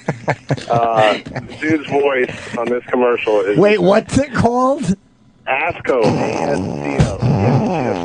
Why do people do that? ASCO, huh? Chip loves it. Wait, is that an ass company that they sell like assholes and stuff? I don't know. Why would they do that? Oh, God. All right, let's listen to this. This might be the voice you were talking about. Maybe they appreciate things like honesty, hard work, doing the job right. That's what keeps everything going. Kind of like the folks at ASCO. Hard-working people, hard-working case equipment, and good, honest value. By giving you rent to own, lease, and even return options on rugged case equipment. He's selling fucking bulldozers. Genuine but he makes it seem so American. Exactly. Go buy yourself a goddamn bulldozer. I'm Trace Atkins for fucking heavy machinery. Where's that commercial shown? Like, I don't know what it's got to be the Midwest. Oh, yeah. Texas. Yeah, you need popular there? Most of the country fucking backhoe in Texas. Put it this way, most of the country sees that commercial. Yeah. We're just isolated here on the We don't Northeast. think about that. We think, the city, the Northeast, it's everything. No. We're the fucking minority in how this country thinks it works. Big fucking time. Yeah. Well, congratulations to Trace Atkins for winning Celebrity Apprentice. Yeah, and then another part of the task is like they have to make a video, like a commercial advertising the ice cream. Right. And of course, Trace's is going to be all like families and stuff. I'm Trace Atkins. If you love America, you love Maple. You love Maple. Fucking. They were showing Penn editing his commercial. Yeah. And they came across, they didn't know what to do because they only had one close-up of the ice cream, and right behind it, you could see two showgirls' bedazzled crotches. Oh, no. Next to the ice cream. Donald Trump's and he's going to be like, hi, I'm Trace Atkins. Right. I don't have any vaginas in my commercial. This is about the Red Cross helping Americans. Yeah, show a small boy that survived a fire. Yes. Being soothed with ice cream salve. And then this Penn. If you like the vagina, you'll like my ice cream. Oh, God, Penn. Yeah. No bullshit. Yeah. It's over. Yeah. Maybe we could get Donald Trump, though, on the show. Convince him? Yeah, maybe we could sway him. Donald. Maybe I'll make Penn's a hair joke. Yeah. Oh, it's a great What about the Berthas?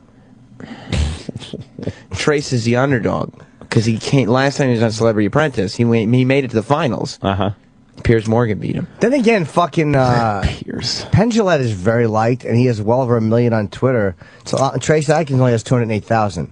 Now, I'm not saying Twitter's everything, but he can reach a lot of people. Wait, Trace Atkins only has a couple 100,000 Twitter followers? Yeah, I have more than him. Oh, really? Whoa. I did not know that. Okay, that's good sign right there.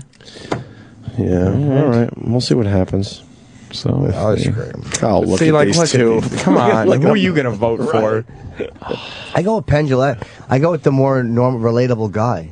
Yeah. Well, the thing is, that's not what America Trace is. is more relatable to more of the country. Oh, maybe he is. It's crazy. To me, he's not, but... I don't even know what the hell he is. I think he's a Jew. Some kind of Jewish. Probably some kind of Jew, but maybe he looks a little Greek. Yeah. Not like American, like Trace. Trace is obviously Trace American. looks American. Penn's like a Greek Jew. Yeah. He looks like a Greek Spanish Jew. His ice cream is made out of pennies and weather control. Going back to that commercial, it is being shown all over America, and he has cardboard cutouts in the stores. Oh. So as you're buying your bulldozer, there's a cardboard cutout. Atkins, for you to take a picture with him? Yes. And again, everybody goes to Vegas, and you can't go to Vegas without seeing Penn on the side of a building. That's true. Look, I'm pulling for Penn. Oh, God, more info on Trace Atkins. Oh, no. He's a man's man. Did he save fucking 10 children from a burning house? Go ahead, Pete in Tennessee. Pete. Yeah, last year his house burned to the ground. So now he's got the sympathy of that. What happened?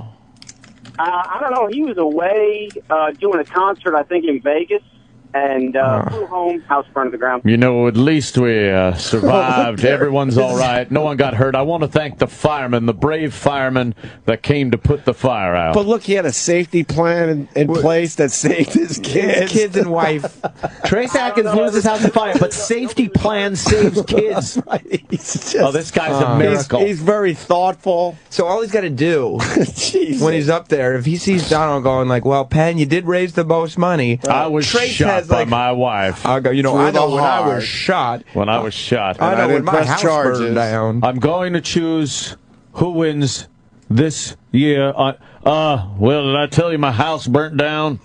Ouch, my big fire. My bullet wound is hurting me. Yeah, thank God I put a safety plan in place for my children and my wife. Can we push play on that? It's a video. Yeah, let's see what the video is here. Yeah. Trace in his house. We were just hanging out. The girls were watching TV. I was in the office messing around on the computer, and we heard this incredibly loud, bang explosion. It sounded like glass breaking and stuff. It was just crazy noise. Flames flicker through a dark cloud, smoke nearly swallowing up firefighters. Good. Neighbors Good peeking writing. through the trees to see the blaze. The home of country music superstar Trace Atkins on fire. And I ran from the office across the house to the garage. The nanny? In the garage door, there's a big window at top, so you can see into the garage, and all I could see were just flames and smoke. Nanny Lindsay Weaver runs with the girls, including two of Atkins' daughters, outside to a meeting place before calling Atkins' wife, Rhonda. And we were just 3 minutes from here. We looked up in the sky, we saw the black smoke. I started driving here as fast as I could. I put on the flashers and I just started passing people, going as fast as I could. I even passed a cop. He was following me. I'm like, he's like, what are you doing? I'm like, my house is on fire. Inside the house, now a total loss, are show clothes, Civil War weapons, awards, and most important to Rhonda Atkins, family pictures. That's what I've lost. I didn't back up all that stuff. I backed up a lot of it, but not all of it. dummy. And you hear people say this all the time. Take the time and copy your photos. But in the midst of neighbors and friends looking down the street at a home submerged in smoke, the Atkins family says they're amazed everyone is okay. Everybody got out. No one's hurt. My house is completely gone.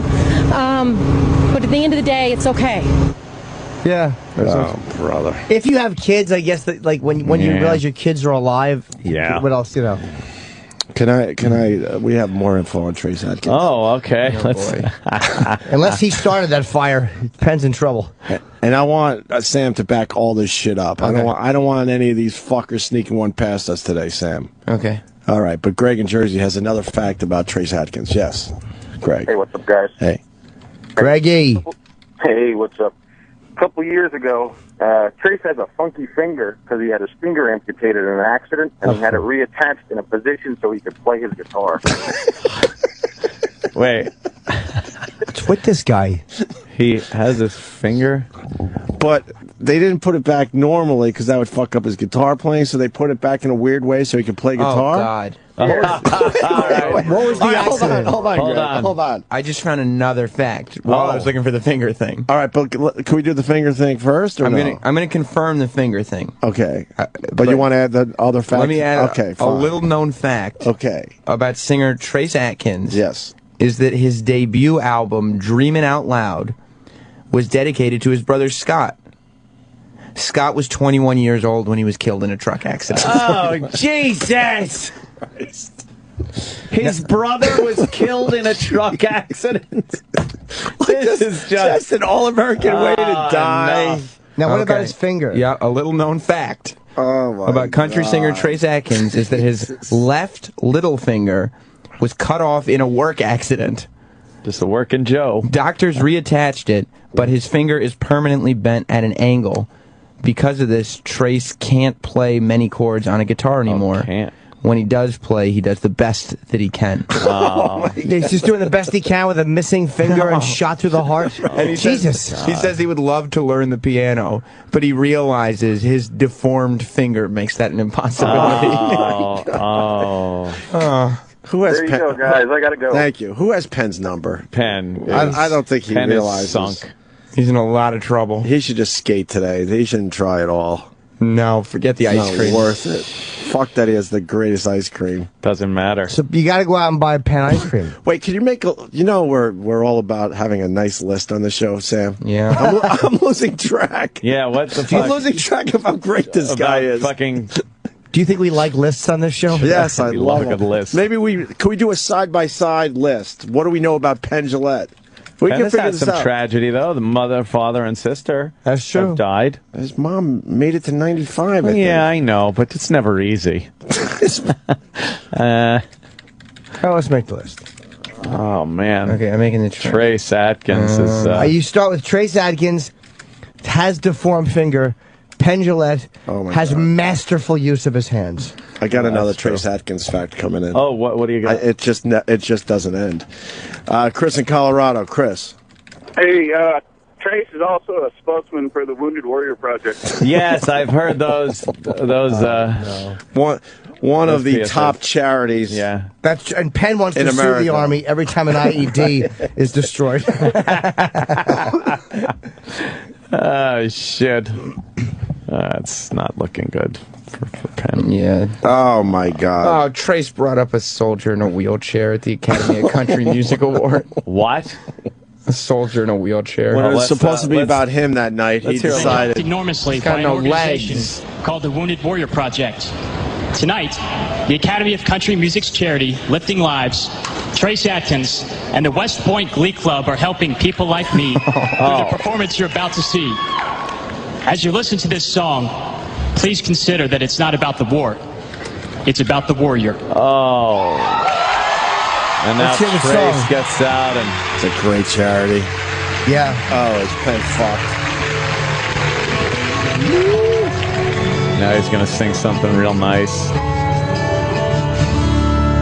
I was there in the winter of '64. Oh, Vietnam. What? When we camped in the ice at Nashville's door. Nashville. 300 miles our trail had led. We barely had time to bury our dead. This fucker really has a good voice. Jesus. Charged and the colors fell. Oh, 1864. Overton Hill was a living hell. Before that, Bodinsky. When we called retreat, it was almost dark.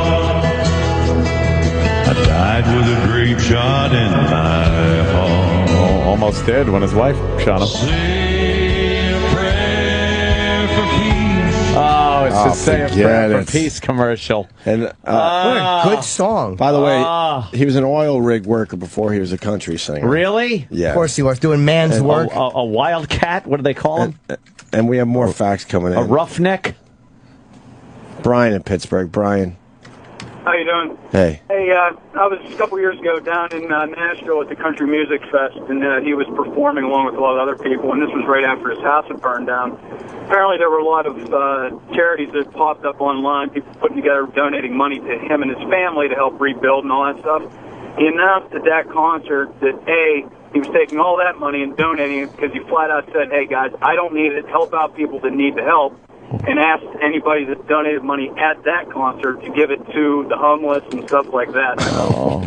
Yeah, I love Penn, but he's kind of fucked. He's kind of fucked on this one. That's why Penn was focusing on his ice cream. Is there any scandal in Trace's life? That song was great, wasn't it? Oh, see, is that his song? For Pete. We'll play it is one of his hits. I think. He wrote that. This list is not. The side by side is not looking. I know. No. This is the guy who created the song. Honky Tonk Badonka Donk. That's Trace Atkins. Ew, what song is that? Remember that? Yeah, Honky Tonk Badonka Donk. Big song. He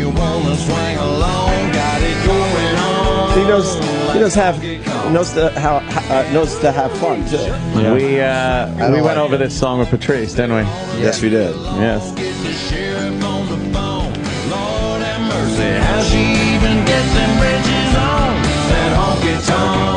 Man, that's a terrible song. Oh, it's awful. A huge hit. All right, are we done with the list? Do you want me to go? I have a list for Penn and a list for Trace. I want to read the Trace list first. All right, that's fair enough. Okay. And you tell me who you think. Supposedly he's like the underdog. Tell me who you think's going to win Celebrity Apprentice. Sure. This is Trace Atkins. Okay.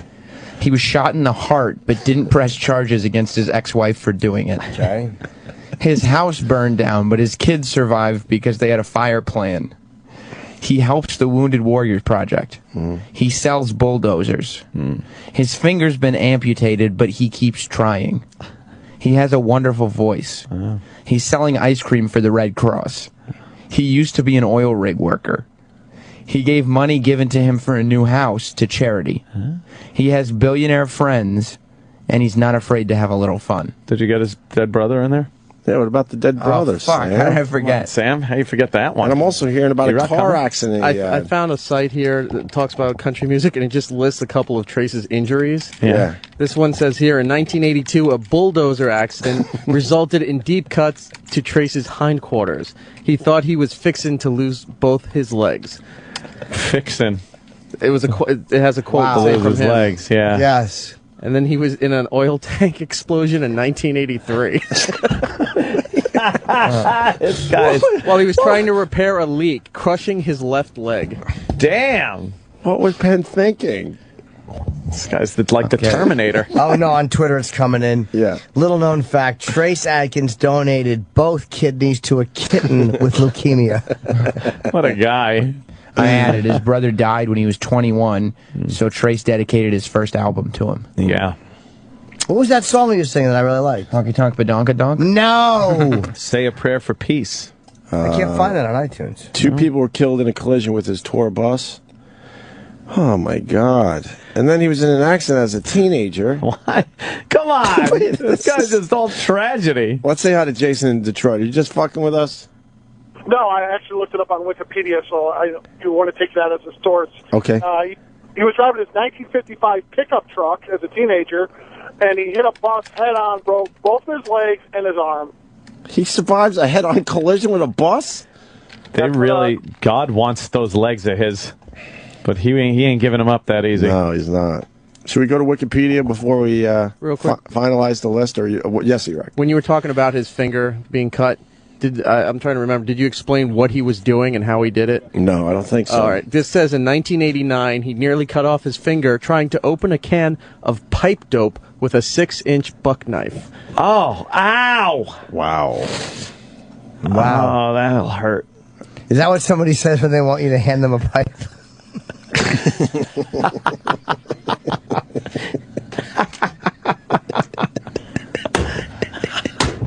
Pipe.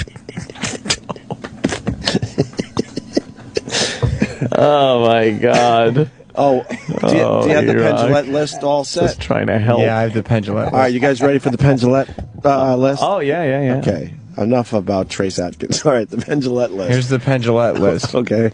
His parents are dead. He might be a Jew. That's all we know. That's all we really know about why he would, get votes. Of course he would put sea salt in his ice cream. He better. He was desperate. He was real desperate. Yeah. And Trace knows he has it, so he's like throwing a bone to Maple.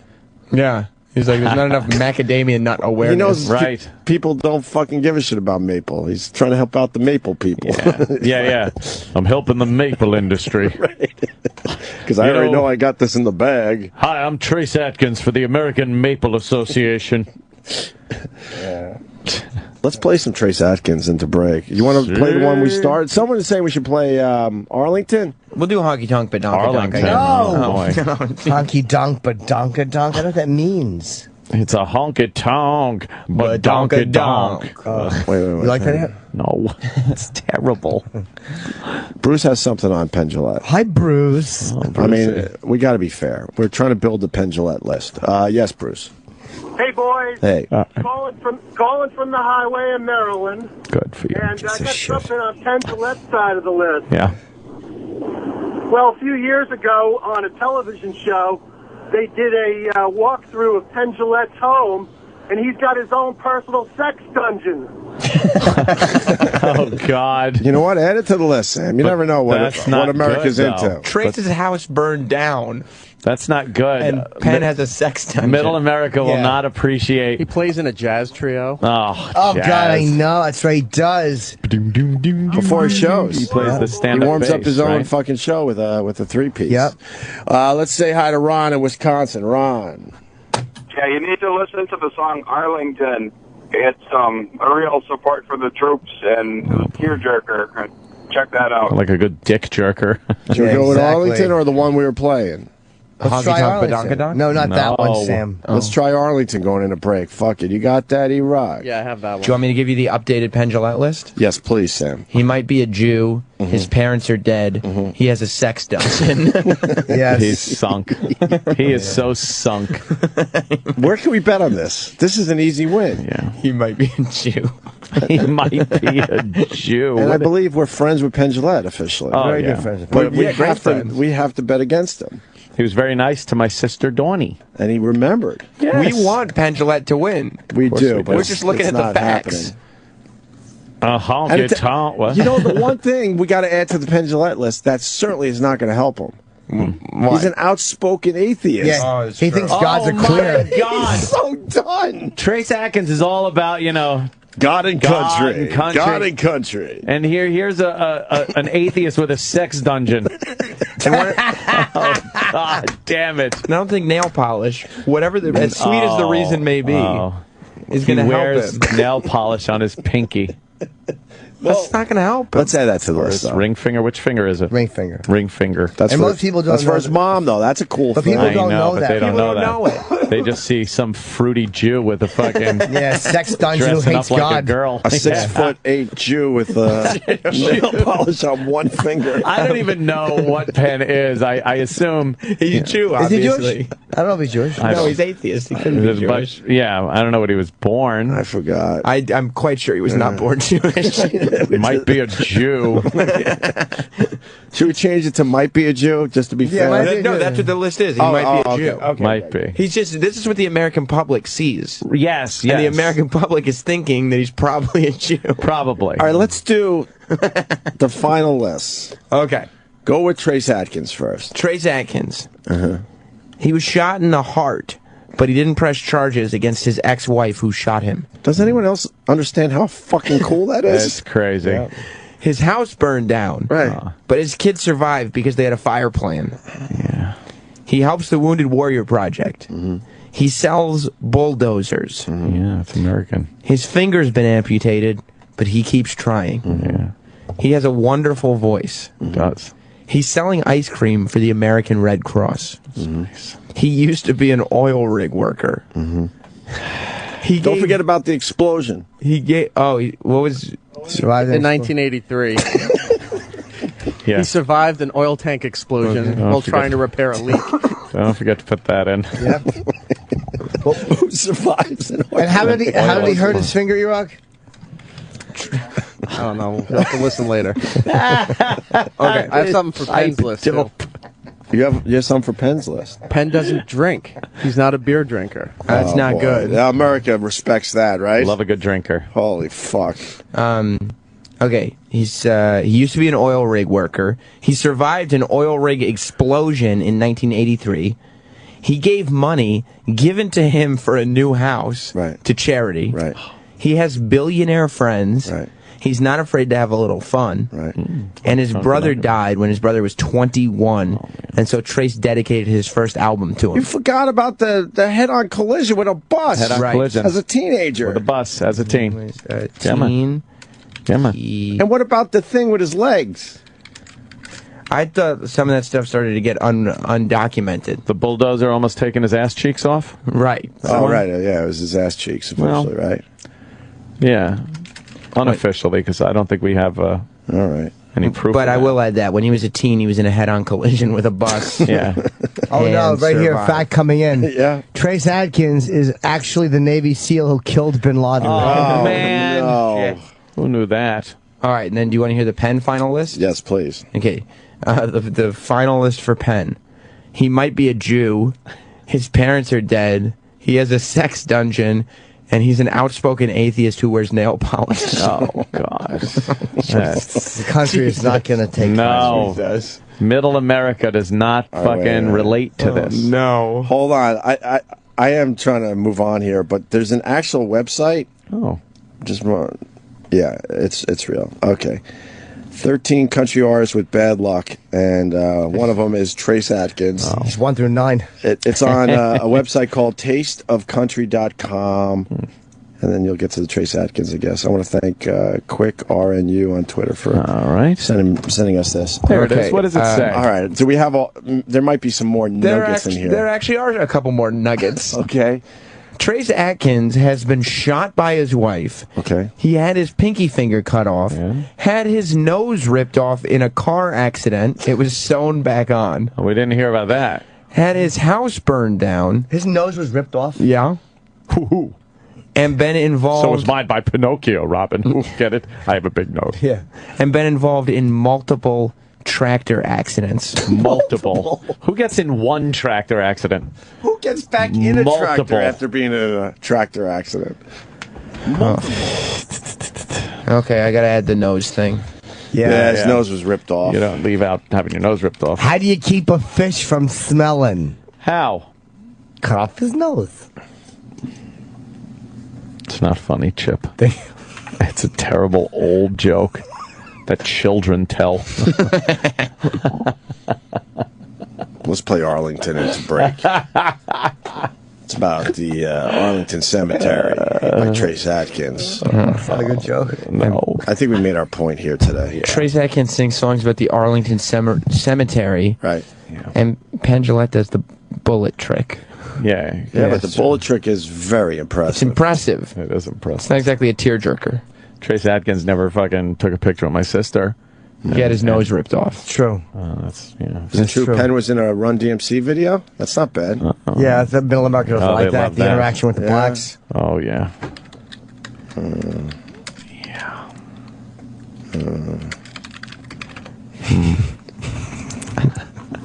Fucking Chip. What a downer Chip is. Oh, my God.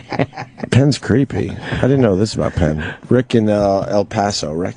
Hey, Rick. Yeah. Hey. Yeah, Penn actually owns a piece of flesh with a tattoo on it that was taken from the cadaver of a murderer after his execution. What? Jesus. What? He's got a tattoo.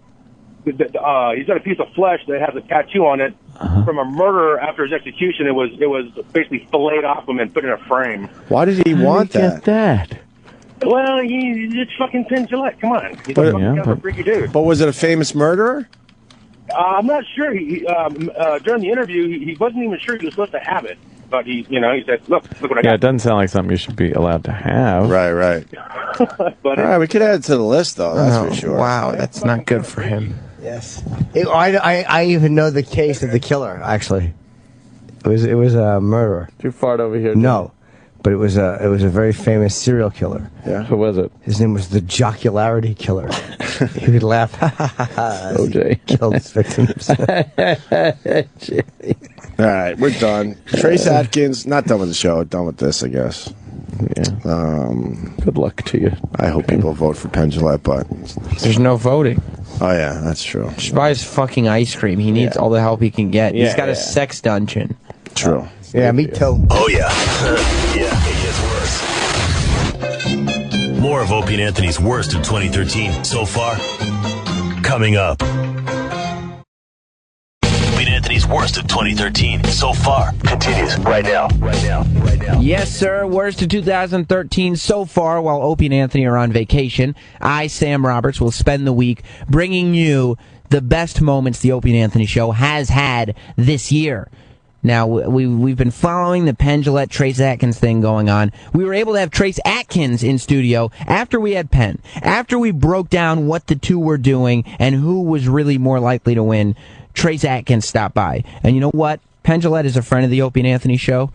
But when you look at a guy like Trace Atkins, and when you have a great time with a guy like Trace Atkins, it makes it goddamn hard to stay loyal. Trace Atkins, judge for yourself on the worst of 2013 so far. Opie and Anthony's worst of 2013 so far on the Opie and Anthony channel. Trace Atkins. Here comes like a nice Magnolia Bakery treats. Those are delicious. Yes. That's not Trace Atkins. No. Is that the wife that shot him? That looks like a Should we not bring that up? Oh, goddamn. Yeah, right. Hi, I'm Trace Atkins. There he is. Trace Atkins. Take a seat over here. Right up. Pull up a mic. We're on the air live. We just do this. Like, look at there's the voice. They told me y'all were, so. Oh, yeah? Goddamn, Trace Atkins. Let me tell you something. We're really good. Mitts on him, too. I know.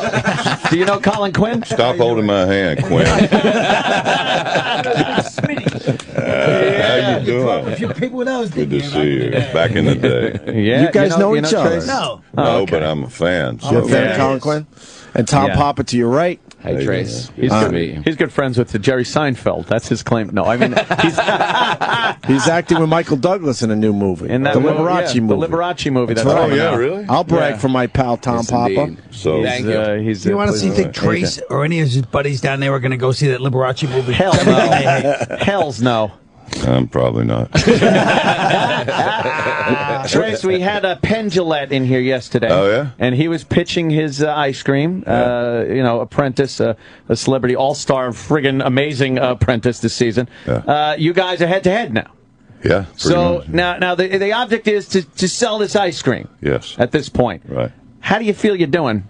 I'm doing great. I got a little pint of Penn's ice cream yesterday. Found a booger right on the top. There's a booger right on the top.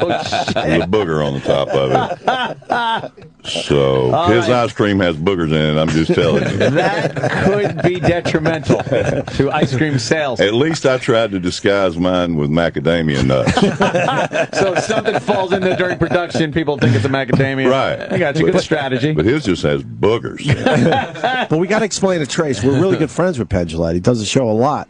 But then we kind of started looking into your history, and we're all in. We're hoping you win this thing. Penn is sunk. Because your backstory is way better than Penn Jillette's. Absolutely. Well. As far as country artists go, you fit that bill that everyone has stereotyped over the years of taking tragedy and turning it around and making, pulling yourself up by the proverbial bootstraps, as they say. Well, I suppose so. That's why I think I've written one positive love song in my life. And I was commissioned to write that one. And I think that's about it.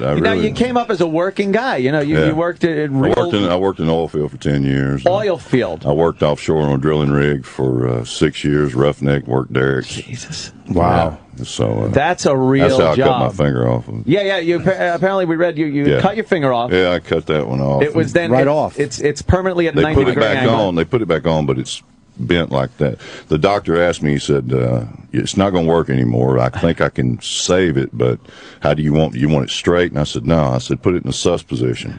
So now you can play. And I said, "At least I can suspend a D or a G, you know." And I said, "Put it in the sus position." He went, "Excuse me?"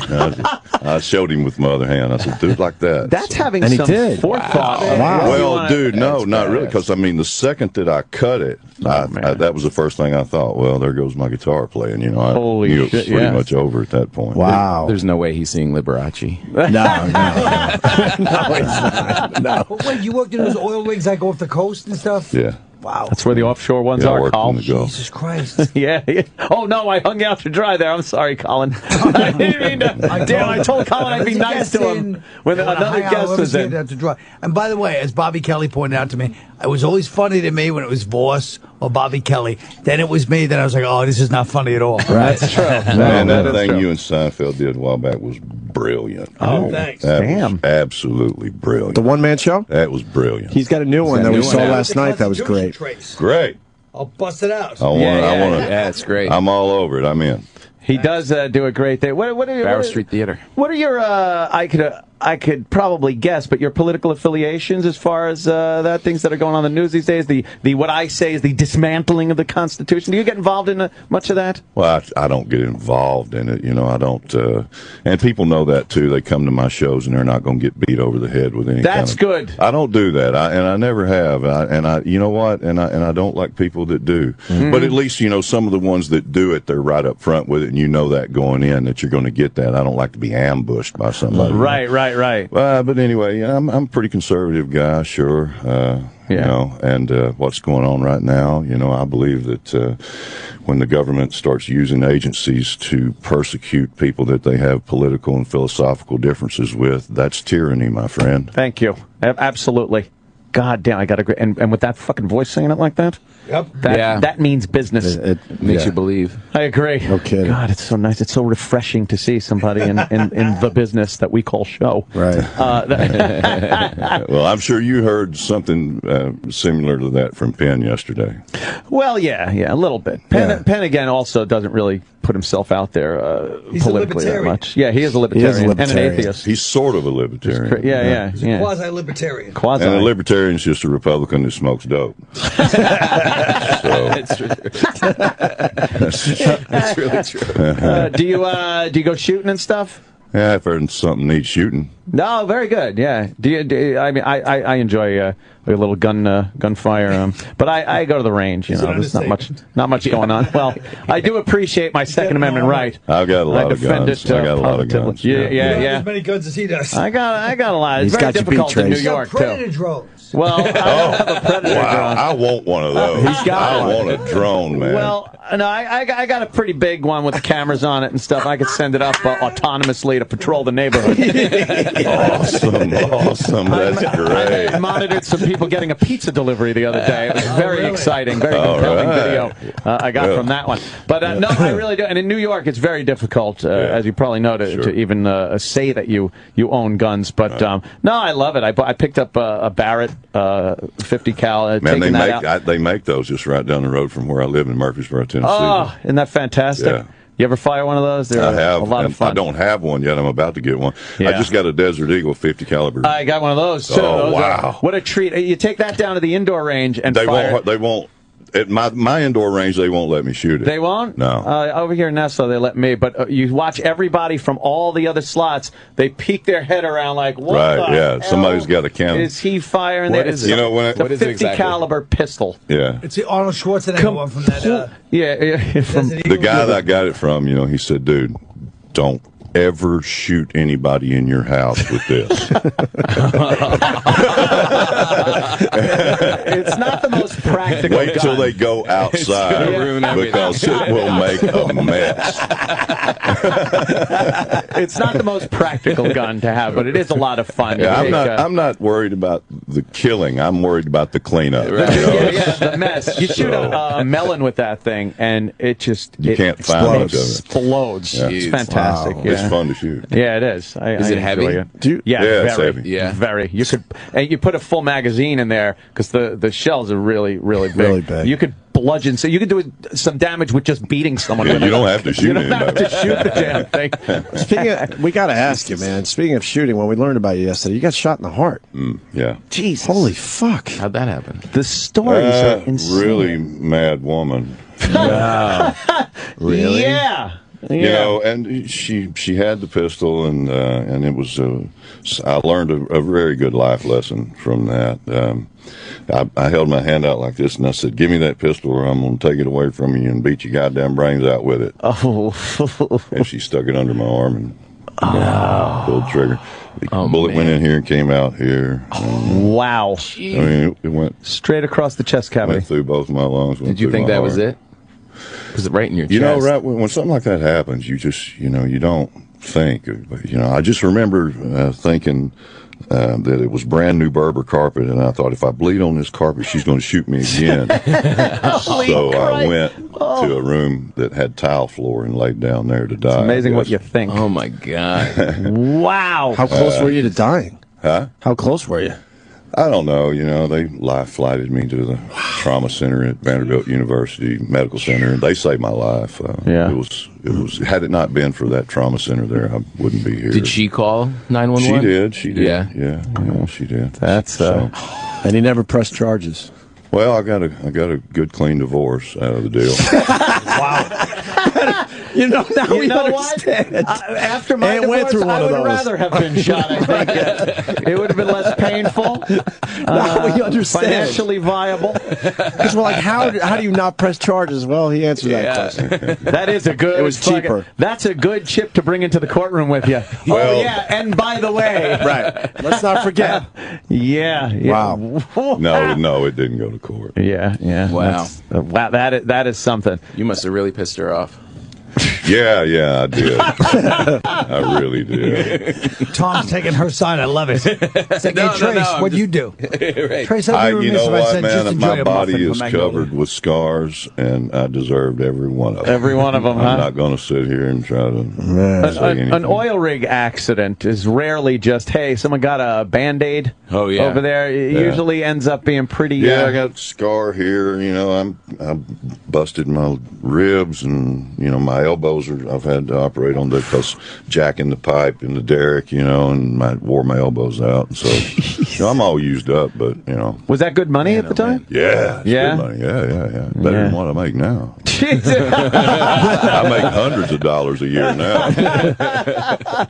Fuck, man. Oh, damn. Were you playing music the whole time you were out there, or did that come out later? No, I was playing guitar and trying to write stuff when I was out there. Yeah, I started. My old man got me a guitar when I was 10. I don't really know why he did it. He didn't play, so that's when I started. Oh wow! And what was the big break there that got you off the rig? My second wife wanted to move far away from my first wife because they didn't get along at all. Yeah. So we moved, and she said, "Let's move. I can't stand her." And I was like, "Okay, well, I don't really like her that much either. Where you want to go?" And I said, "Let's just go to Nashville." I said, I like to sing and play, and maybe I can make something happen." So, were you knocking around the clubs over there in Nashville? Yeah, I played clubs there for about 3 years. They got a lot of bars. I was working construction and playing. You got to have a day gig in Nashville too. Yeah. And you just kind of play clubs in the same way until someone notices. And I played the club circuit in Texas for about 5 years, in Texas, the Southwest, Texas, New Mexico, Oklahoma. I played that circuit for 5 years. Did you enjoy it? In the late 80s. Was it fun? Yeah, I did. Yeah. I really did enjoy it. And then it finally got to a point where I faced myself in the mirror one morning and said, "You know what? 5 years ago, I wouldn't even have hung out with somebody like you because I'd gotten really strung out, and it was, I had to get away from it, go back to the oil field to save my life." Wow, really? Wow. Damn. Too much partying. That's some perspective. That's what strung out means. Yeah. For you from the Liberace movie. Which one of you Nancy's doesn't like maple in my ice cream anyway? Oh, boy, I don't know. Who said that? Sam, was that Somebody you? said. Oh, Sam saying he doesn't like maple. Yeah, I don't know who said that, Trace. That would be crazy to say in front of you. We just assumed with everything you have going on in your life, you were probably head of the maple producers coalition or something. Hey, let me write that down. Yeah, write that down. We're all They big made me fans the of maple, spokesman. right, Ann? Yeah. We love This is maple. where it starts. Now stop. Trace, you're an oil rig guy, a badass, a bar fighter. How the hell did you end up with maple macadamia mashup? We're putting a stop to it tonight. Okay. We're putting a stop to it. Let me tell you where I'm at in my life right now, man. Yes. I have prostitutes coming up to me going, "Dude, the shit you're doing for money is just." You know what I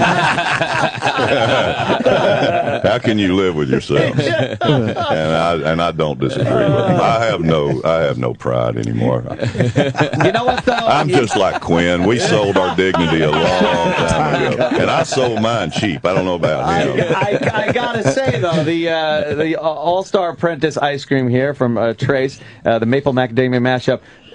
Proceeds going to the Red Cross, the American Red Cross. Right. See, that's pretty goddamn good, right there. Yeah. You can't totally say you sold out. And then also your Wounded Warrior Project work is amazing. Well, that's been a privilege. Absolutely, right? You know, the association with them has just been just something that has just been a humbling experience for me. I've been doing that for a few years now, and just a great organization. We hope you win Celebrity Apprentice. I do too. You just told Penn that yesterday. No, I don't even know. No, I said it after we looked at his backstory that we have to go with this guy. I did say that. I changed my opinion, even though he's a really good friend of ours. But how do you not root for a guy like this? Penn's a really good friend of mine too, man. Yeah, but Penn has a sex dungeon. That's all he's got going for him. How is the Midwest going to appreciate a magician with a sex dungeon? Right. We're going all-American with this one. I wonder what bars they go to when you work in the oil rigs. Don't you guys have like a group of bars you go and you get into a little flack with the local, Didn't you see Armageddon? What's wrong with you? No, I didn't. Of course they do. You didn't see Armageddon? No. Bunch of roughnecks out there in space? I don't like those kind of movies. Did you watch that, Trace, and just go, get out of here? I could have done that. I could have done that. No, it was one of the most ridiculous movies. Let's make a movie about real oil riggers. We got Guy Fieri outside, too, so I don't know what to do. I'm stepping aside. I'll sit on the couch. I saw him. I saw him the other day. Oh, my God. What are you guys doing? Sharon, Colin, you can't do that. I'm sitting right here. Look, that's Fieri's manager. That's a big, look how big that is. That is a big son of a bitch. He right might there. be taller than you, Trace. He is tall. I met him yesterday. He's taller than me. Here's Guy Fieri. Guy Fieri, rock and roll, AC/DC. Yeah. For those about to rock, right on his fucking chest, baby. What's up, Guy? Yeah. See you, buddy. You know Trace?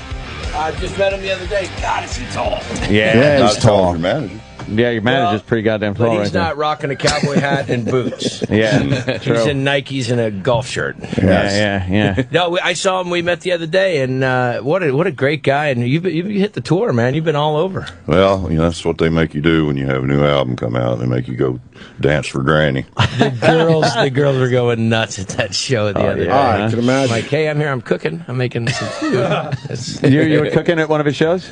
I should have been cooking at one of his shows. It would have been. We were doing one of the morning shows. Yep. Oh, okay. We had a good time. So we were standing out there grilling and talking about food and the whole thing. And he's from Louisiana. Knives. We were talking about knives. We were talking about knives.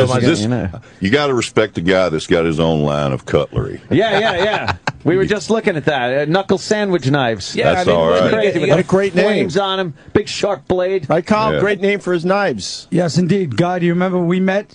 Austin, Texas. Really? Colin Quinn? Colin makes a face like, nah. You recognize me. Austin, Texas. He's so proud of himself that he remembered something. Really is. Did you see that? That look on his face. Really that was awesome.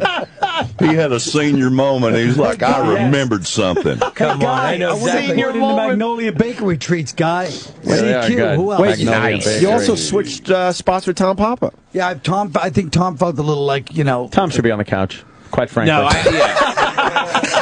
I was like, Colin Quinn is to be up here. But Guy and I go way back also. I want an expert opinion. Tom, will you try some get of that up ice here, cream. man? I'm gonna try I don't care if y'all try it. I want him to try Yeah, exactly. Yeah, Guy, try the maple. He's the expert. What is this called? Moonshine mashup?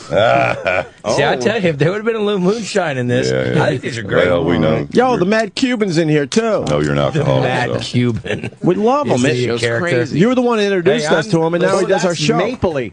It has a butterscotchy taste to it. It's very good. That is good. It's pretty good. Yeah, I hope you should try some. Shut the front door. What's all guys? And I just thought, Penn, he did. He went way out there and mixed vanilla and chocolate. Did you just call him out on that? Yeah, I think so. Just call him out. I did a maple macadamia, which my young lady, they called her an ice cream wizard. She said that as far as she knew, that hadn't been done. So. I'll tell you, I had Penn's yesterday, and he's got salt in his. He's got a sea salt in it. Sea salt in it. Salt and the counterbalance to the sugar. I mean, it really plays nicely. And it had big chunks of chocolate in it, kind of a bittersweet chocolate. But I'm not a huge chocolate guy. Oh. This right here reminds me of like pralines and cream. that macadamia nut survives in there. A lot of time the nuts kind of get, they kind of get crushed and they're a little soft and they don't have any texture. This has great texture. It's not overly sweet. You think maple, and I'm like, oh boy, someone's going to go crazy with the Mrs. Butterworth. But this got a good balance, man. She kept coming to me, and I would say, come on, give me some more maple. And she kept cranking up the maple intensity. I thought I may have gone a little too far with it. You think it's all right? It's almost too much. Can you ship this to people's houses? I mean, or can you only buy Duane Reade and Walgreens? Yeah. Walgreens, Duane Reade. Is it only in New York they carry it? No, it's everywhere. Everywhere. I'm nationwide, dude. What's national, right? Nationwide. Hell yeah. Nationwide. God damn, is that a great song? Tell us about the new album that's coming out. I got a new album out. It's called Love Will, and it's just nothing but love songs. I've never done that before. Yeah. Oh, yeah. Love Will, ... Huh? There you go. Thank you, Guy. Right there. Man. Guy knows. Did you do that? The first time I'd ever done that. We just started playing your songs yesterday, and I didn't set out to do it really. I thought I had the album done in August, and then this Apprentice thing came up, and I hoarded out and went and did that. So I couldn't come out in the fall with the album like I thought I was going to. So we had to delay the release of it. And in the meantime, I came up with a few more songs and I recorded them, and then I realized that I had 11 love songs. I had about 18, 19 songs cut, and I thought, wow, 11 of these are love songs, so I'm just going to put out an album of love songs. But it's not like a bread album. I mean, don't think that it's that, because you got to keep in mind, I'm the guy that thinks Badonkadonk is a love song. Right, so, yes. So, but I will say this album is a deal closer. If you've got, and she's not cooperating and spend an evening with her, put this album on and close Sounds the like deal. Fast Times at Ridgemont High. Or let her go. Yeah. It must have been somebody's baby. Jennifer Jason Leigh's getting plowed again. Every time that goddamn song in the came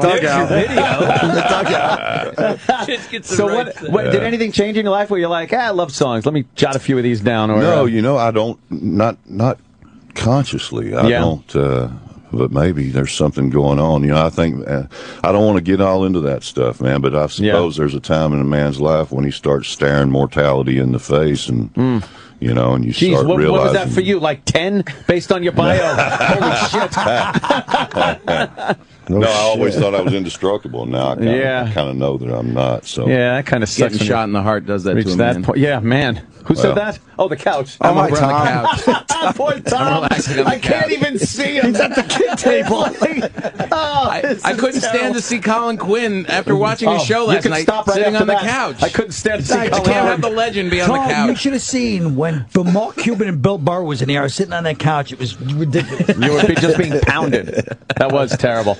And now you're just name dropping Mark Cuban. Wow. If I had a fucking Desert Eagle that day, there'd be no Mark Cuban. Oh, wow. Damn. Opie or Bill Burr. And of course, Guy Fieri, you have a book with like the longest title ever. What is that? Listen, do I have to read all the signs? No, don't read all the signs. Oh, it's New York Times best-selling author Guy Fieri. Just read it that. That's the first sign. Then it goes to the next one.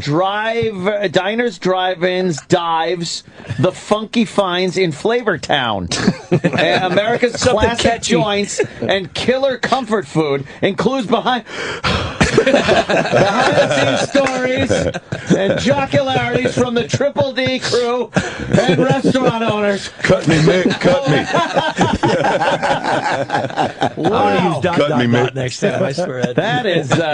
Listen, I don't know about these publishers. Just put it in a search engine. Publishers, exactly. That's exactly what it is. Get every tagline, every phrase you can. What might be associated with it? But another book, Guy, man. I'll tell you what it is. How many is this? This is my fourth book, but my third Diners book, and we've done like 600 locations on Triple D. And so people ask, like, how do we find the places and get us a map and do this? So we just eventually. I mean, this is like 2 years later for the third book. So you could literally take a little road trip, and stop in at some of these joints. In the back of it, it gives you the address and the website and all the Nice. We have people that are traveling. I mean, I run into folks when I'm out there doing the show that have done like 300, 400 locations. Mm-hmm. I'm like, what do you? Wow. I mean, they've got like RV. They're doing more locations than I am, and then they're bringing me portfolios of other places I should try. I'm like, no, get ahead of the wave. I mean, just let me go at my own. Hey, you know what we're doing this fall? We're taking a bus trip, a tour bus from New York, down to where we ended Branson, Missouri, but Nashville. we're going through Branson because we have to check out, even though I think Yakov's not going to be there. But check out the Barry Williams 70s song explosion extravaganza. It's a long story. Was there a Yakov Smirnoff reference in there? I think Yakov. Well, that's why we're going. Seriously, did I just hear Yakov Smirnoff? Yakov. That's why we're going. I He's got saw a him diner in theater. Vegas when I was in college. Trace is just shaking his head. So you want Hey, Trace guy, I want to tonight? ask you something. Yes, sir. You know, the magazines on the airplanes, and they've got the list of the 10 best don't give steakhouses me- in America. yeah. You know what I'm saying? Yeah, I okay. know, But I those know. people pay. Do these people pay you to be in this book? No, but geez, you started getting WWF on me. Just started pushing me. Let me ask you a question. Listen to me, brother. I'm gonna break it down. No, did you see how he turned around? I'm like, no, yes, I'm gonna do a maybe. neck I don't know. breaker I don't on think. I kind of like seeing somebody fucking alpha male in your ass. I'm at some telling you, point just there. that you saw me start to serve the suspended ice finger cream. right in his face. He's like, let me ask you something. Yeah. Hey. Suspended. Sus, he turned around right in your Man, I'll face. suss you. I'll hook that. I hook this sus in your nose, and you're in deep trouble, my friend. No, we don't take any. I'll sus hook you, man. We don't take any bribes, as far as you That's know. some new good shit, Quinn. I never even thought of that. I'm gonna sus hook you, boy. Who doesn't love Trace Atkins? All I know is he's got his pinky Gangs in curled New up York, like he's going to fish hook, gaff man. somebody in the Yeah. nose with it. Did I might have missed that piece. Yeah. We're going with Trace to win Celebrity Apprentice. I might have to. And Penn Jillette's a friend of ours. I don't know. Boy, we are really. Tell me about this road trip, by the way. I want to hear about this. I don't know, we're just jumping on a taking bus. trip, so we're going to be stopping at a few places. You know anywhere? Where's a good place along the way? Give us an example. I Where will should we set go? up. You guys just give me the itinerary. I will set up the nice. feeding zones. And we'll weigh you at the beginning of the event, Like McCluskey at and his then dinner we'll with weigh you Michael. at Branson. we'll put 3 of those Branson, Missouri buffets under your belt. Nice. You guys will Do you be- know, I hear Yakov's place, at Yakov's Dinner Adventure. What happens is he gives you a real metal tray that has a magnet on the back, and it sticks on the seat, because when you watch Yakov's Dinner Theater, it's in movie theater seats. You're literally sitting in movie theater seats. So they have magnets on the arm. You click your metal tray, but don't get discouraged. Genuine linen napkins, real silverware. No, you get a and- spork. I know you get a spork. with No. that No, group. real. Nope. This is what they actually pitch. They're on the advertising website. this shit. That they have real linen napkins, real silverware, and a chicken cordon bleu. Ooh. Which I'm sure is just being pumped out of there like the chocolate on that Lucy conveyor belt. Yeah. They're going old school with that. Yeah. What's for dessert? Cherry's Jubilee. Cherry's Jubilee. Right. I went to Baked Alaska. We're very excited about that. So, how long will the trip take? A week. About a week. We're just We're going going to to do fly Memphis, back. Nashville. Oh, we got some Austin. Good. I got some good food. We're going to all of Austin. them. I got great Austin, great food. Memphis, great food. Yeah. Nashville, great food. I got a barbecue joint right outside of Nashville. Can we just walk in and go, Guy Fieri sent us rock and roll? Ooh, Pew, pew. Yeah. And we're what I'm going to try gonna to do. set it up to that degree. Like That'd cakes be- and shit. No, I'm not. This will be good stuff. How many people in your crew? And what's your posse going to look like? man. You're like Winnebago. Hey, Is this what going to be about- like Rubber Ducky not, Convoy? Not or- including the broads that we're going to get on the bus. The broads. Oh, boy. Yeah, 'Cause you sure. know they're- We'll sleep by they're fucking 9:30 at Their night. posse's going to look like, you ever seen that scene they stop at the gas station and one flew over the cuckoo's nest? That's what I said. Is it going to look like Convoy, with all these dilapidated rigs behind you? Yeah. It's going to be pretty People shitty. flashing you when they I'm drive by in hoping the to bus. get maybe a couple of CBs so we could talk to each other. That'd be nice. Yeah. Going old CBs school. would be a nice touch. Yeah. Buddy, I was the Are you going wrangler. to bring the hardware? That's right. What? You going to bring the hardware? I don't think I could bring my piece. Why not? You cross state lines, Yeah, everything's you can- fucked It's not up. Smokey and the Bandit. You can't do that. I had one on the bus one time I forgot about it. It was in my nightstand by my bed, and then we crossed the border going into Canada, and they put me in jail. Oh, they did lock you up? Yeah, they locked me up for 6 hours. They locked me up for about 6 hours. How do they come on and handcuff you is what I want to know. No shit. Well, Whose I just- job is Six, that? get on there and get him. No, I copped to it immediately because it was like border crossing trainee day, and so they were just like going through everything. Oh, And man. So I immediately said, "Okay, wait, I forgot about something," and then I told them where it was, and then they just. Shouldn't they take things like that into consideration and know that it's like, look, It's Trace Atkins. He's not going to fucking be blasting off in Canada with this gun. It was an honest mistake, as opposed to somebody is trying to commit some kind of real crime there. Right. It was weird. And then when they gave me my pistol, it was a little .380 automatic, wasn't a big deal. But they handed it back to me, and they had completely disassembled it, so it was just all in pieces. Kept souvenir parts. I had to walk back across the border and mail it home. They wouldn't let me drive back across. Wow. So now do you have a weapons charge on you in Canada or something? No, but that's why they really got mad, because I had a weapons charge here. And oh boy! I like the fact that every question Trace answers is like another story. Really? Just leads to another whole Pandora's box. I love it, man. We were shipping the Camaro we used for Triple D across the border, and I just been at was at Kid Rock's place doing a shoot for. Oh God! And we loaded it up. We loaded it up. You don't like the beer? Or you don't like rock? They found guns and dope and women in the trunk of the car. So we loaded up. He makes this great beer. And we had it on the show, and I wanted to take some back to California, so I threw it in the trunk of my Camaro. Well, I just happened to forget the Camaro was on its way to Canada, so I get a call from this driver stressing out. There's beer in the back of your car. Where the hell did that come from? Yeah, I don't know. Oh, shit. Yeah, but they let it go. They let the car come into Canada, cruise around with the 10 cases, and cruise back out. Oh, okay. Did they know? No weapons charge. No weapons. Yeah, No. You got to watch that. I hate the fact that you go from one state to another, and your gun's good here. It's not good here. You're responsible, and we trust you, and you went through all the hoops here. Like in New York, you got to go through so much. I should be able to cover every goddamn state in the union, but I can't drive across Jersey. Unless it's in a locked box, separate from the ammo. You're not stopping until you get to Pennsylvania. Shit like that, which is really stupid, because then if someone steals the car, instead of the gun being on you where you have possession of it and know where it is and it's not going to get in anyone else's hands, now someone's got your gun and your car. The laws make no sense. They punish the law-abiding citizen, do nothing to make anyone safer. Where is this coming from? I've never heard you talk like this before. Exactly, Carl. Do you know a New Yorker just got arrested? A New Yorker just got arrested because of the new law that only allows 7 rounds in your magazine. And he had 10, because he had a 10-round mag. Right. And he got pulled over. He had the pistol on his seat. A statey pulled him over. And looked, saw the gun. The guy says, yes, I'm completely legal. I got this. The trooper checked the magazine, found that there were, 3 more too many bullets, or 2. I think it was a 9-round mag that he had, so it was only 2 extra bullets, and arrested him. And now the guy's got a weapons charge on him because of that. How did that make anyone any safer? How did that law just make New York a safer place to live because a guy that legally owns a gun, has all the permit, had 2 bullets too many in his magazine? The laws are ridiculous. Talk to your boy Cuomo. Yeah, well, he's one of the gun charge I had was a similar kind of thing. I wasn't doing anything illegal. How did it? I had a pistol and it was in my boot pocket of the door of my truck. And at the time, I didn't have a carry permit. But anyway, so the pistol was there in the door, and it was loaded, of course, and I got pulled over for something else, and the guy looks and he goes, is that gun loaded? And I said, is your gun loaded? Yeah, it's loaded.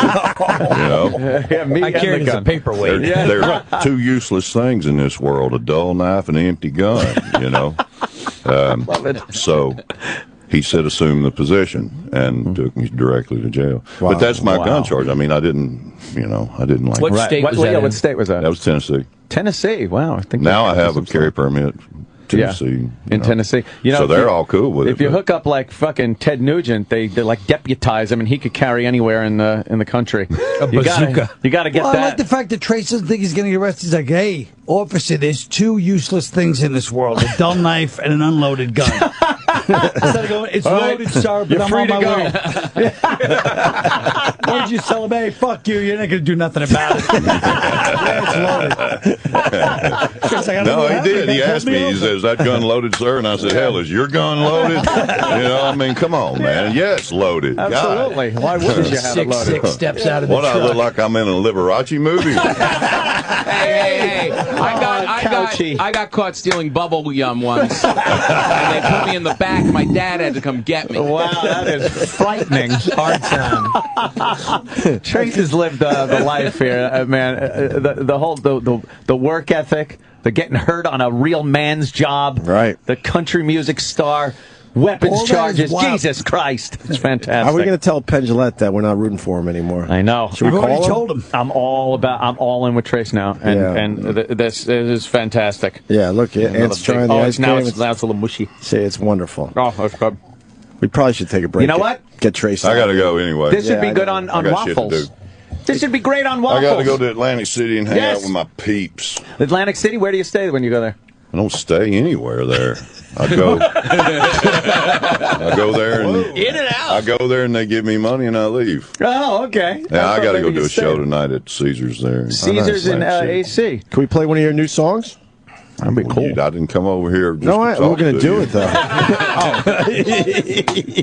He throws a smack down. No matter what he says, you're that close from getting punched in the face. He is a very intimidating guy. Authentic. Say no to a woman or watch the world end. Say no to a woman. I guess. All right, we're going to do that for Watch Trace the World Adkins. Ends, a really sappy love song I did with Colby Calais. Yeah. It's beautiful, but it's not good for this show. I don't think any. Beautiful is good for this show. I don't know if any of the songs on this album are good for this show. You should go back and do something off one of my other albums. Whoop a man's ass or something like that. We played Arlington yesterday. Oh, did you? That's a tearjerker. What the fuck? A lot of people commented that they were bawling. Yeah, about that's a one.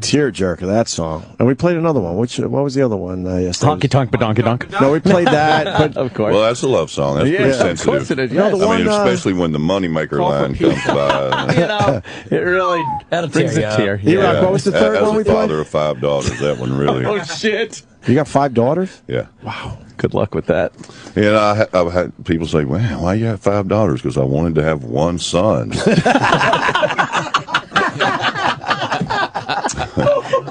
And after the 5th one, I didn't even leave the hospital. I just walked down there. I said, "Dude, Just you cut got to do something about this, man." That's it, huh? That was it. Man, wow. How old are they? How old are the girls? 28, 24, 15, 11, and 8. All right, so you've had to deal with guys coming All over the of house. it, yeah. How does that for a dad? I've never had a problem with it. Some of my likes. Of course, you're 6'4". Hello. Yeah. Man, that would suck. What Man, you part? meet a girl, you liking her and stuff, and it's like, oh, let me introduce you to my dad. Oh, yeah. Oh, yeah, by the way, my dad's Trace Adkins. You're like, oh, my And he God, doesn't he's put up giant. with shit. Yeah. He wants to wrestle you in the backyard. Right. Just don't fucking. All right, we gotta get stay Trace away out from of his here. pinky. Yeah. He'll put it in your nose. don't let him sus hook you. Oh my God, King! He's going for the susser. That's going to be my wrestling go-to move, man. I'm going to do some WWE, man. There it is. There you go. Go to the sus hook. Trace, thanks so much for coming Absolutely. in. What a Hey, pleasure, it was a man. pleasure to meet you guys. It's a lot of fun. I've been a fan for a long time. It's Good to great, finally man. meet Thanks, you. man. Colin Quinn, wow. Colin, Thank you. Liberace. Liberace in the Couch corner. there. Tom Guy over Papa. Guy Fieri. Oh, yeah. Yeah, it gets worse. More of Opie and Anthony's worst of 2013 so far. Coming up. Opie and Anthony's worst of 2013 so far continues right now. Yeah, now. It's the worst of 2013 so far. Opie and Anthony are on vacation, so I, Sam Roberts, will be bringing to you the best moments that 2013 has supplied thus far. Throughout the week, the after show, which I host after the Opie and Anthony show, has been on fire this year. If you don't believe me, you can check out all my stuff at notsam.com. But the reason I bring up the after show is because this year, Lady Di, you remember the retarded Laverne and Shirley? Lady Di and Marion? Well, Lady Di, our old character, not the real Lady Di, she's dead, but our Lady Di called into the after show randomly one day, and I couldn't believe it. I interviewed her about how her life was going, and she's a complete wreck. So the next day, she calls the Opie and Anthony show. Well, Opie's not there, but Anthony and Jim get into it with her and talk to her and all this stuff. Finally, weeks later, Opie's in studio, and randomly, we get a call from Lady Di.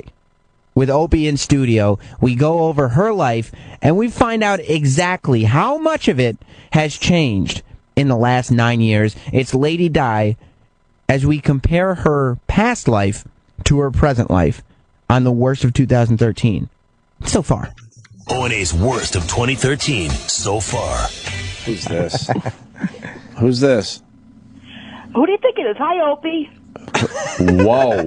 Wait, who is this? It's Diana, Lady Di. I don't remember. Oh, you don't remember? No, I'm serious. Who are you?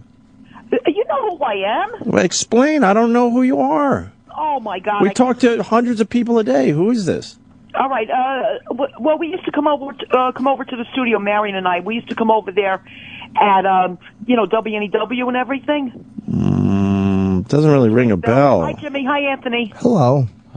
Do you guys know this, Broad? Yeah. No. We just wanted to find out if you guys are going to be available. Are you going to be in the studio next Friday? Not this Friday. Next Friday. For what? We just want to find out if you're either going to be there or on vacation. Right on the cane.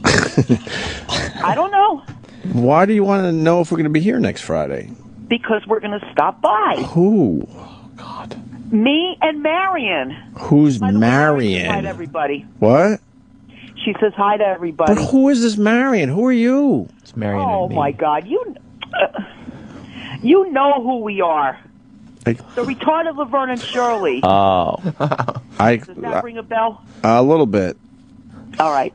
That's like many years ago. It sort of rings a bell. Yeah, well, you still consider us the retarded Laverne and Shirley. I haven't considered you anything in many years. Ugh. Ugh. So that voice. Yeah, okay. How you doing with the drinking? It's okay. All right. Are you doing it? I drink occasionally.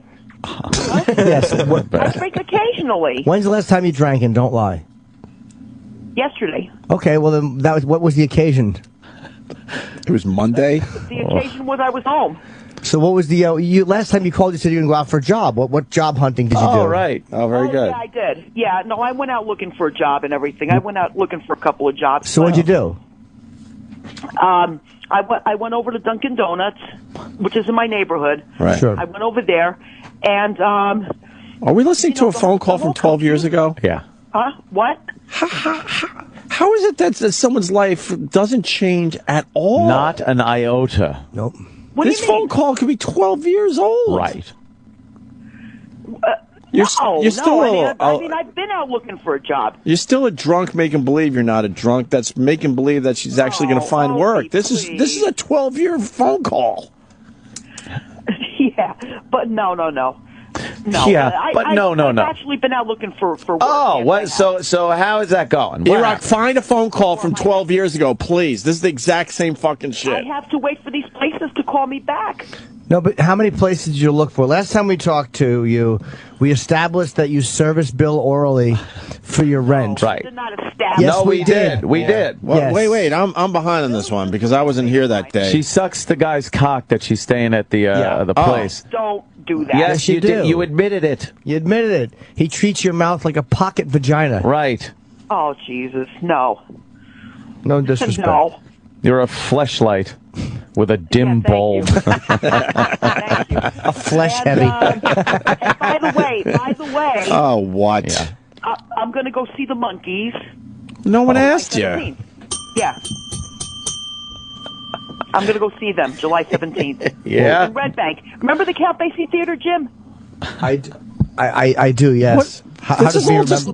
That's where they're going to be at. We learned last time she called in that instead of looking for jobs, she sits at home and watches the Monkees. She watches the Monkees and the Partridge Family. But no. Who gives a fuck that you're going to see the Monkees? Yeah, who gives a fudge? Why not? Oh, why would that be interesting to anyone? It's not. Tell Opie the Ron Jeremy story that you called in to tell. Oh God. Oh yeah. Well, I met Ron Jeremy and he gave me a T-shirt.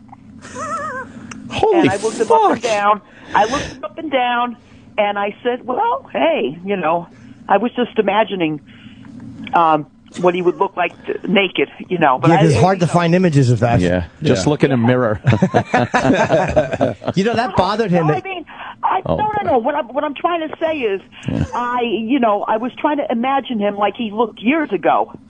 We understand. I remember him years ago. What the fuck? Who gives a fuck about any of this? You remember how she just would have this inane conversation? I know. I heard when she finally came back, I think on Sam's show, and then the next day I was out and you guys talked to her. It's like, but this is the exact same shit from 12 years ago. Yeah, well, it bothered her, Ron Jeremy, that she looked at him like that. He didn't like it. He remembered the incident. He felt it was really kind of dehumanizing, and he's beyond that point. And you were supposed to apologize, and you never did. I don't know what he felt like when I was looking at him. Well, I'm telling you because I know him.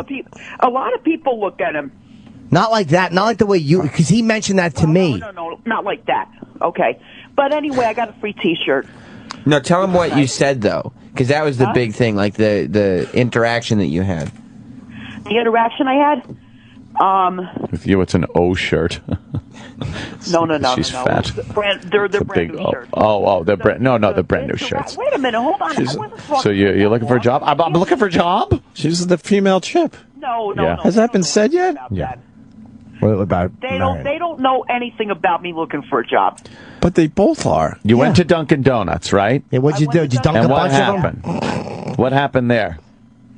I don't know. What do you mean you don't know?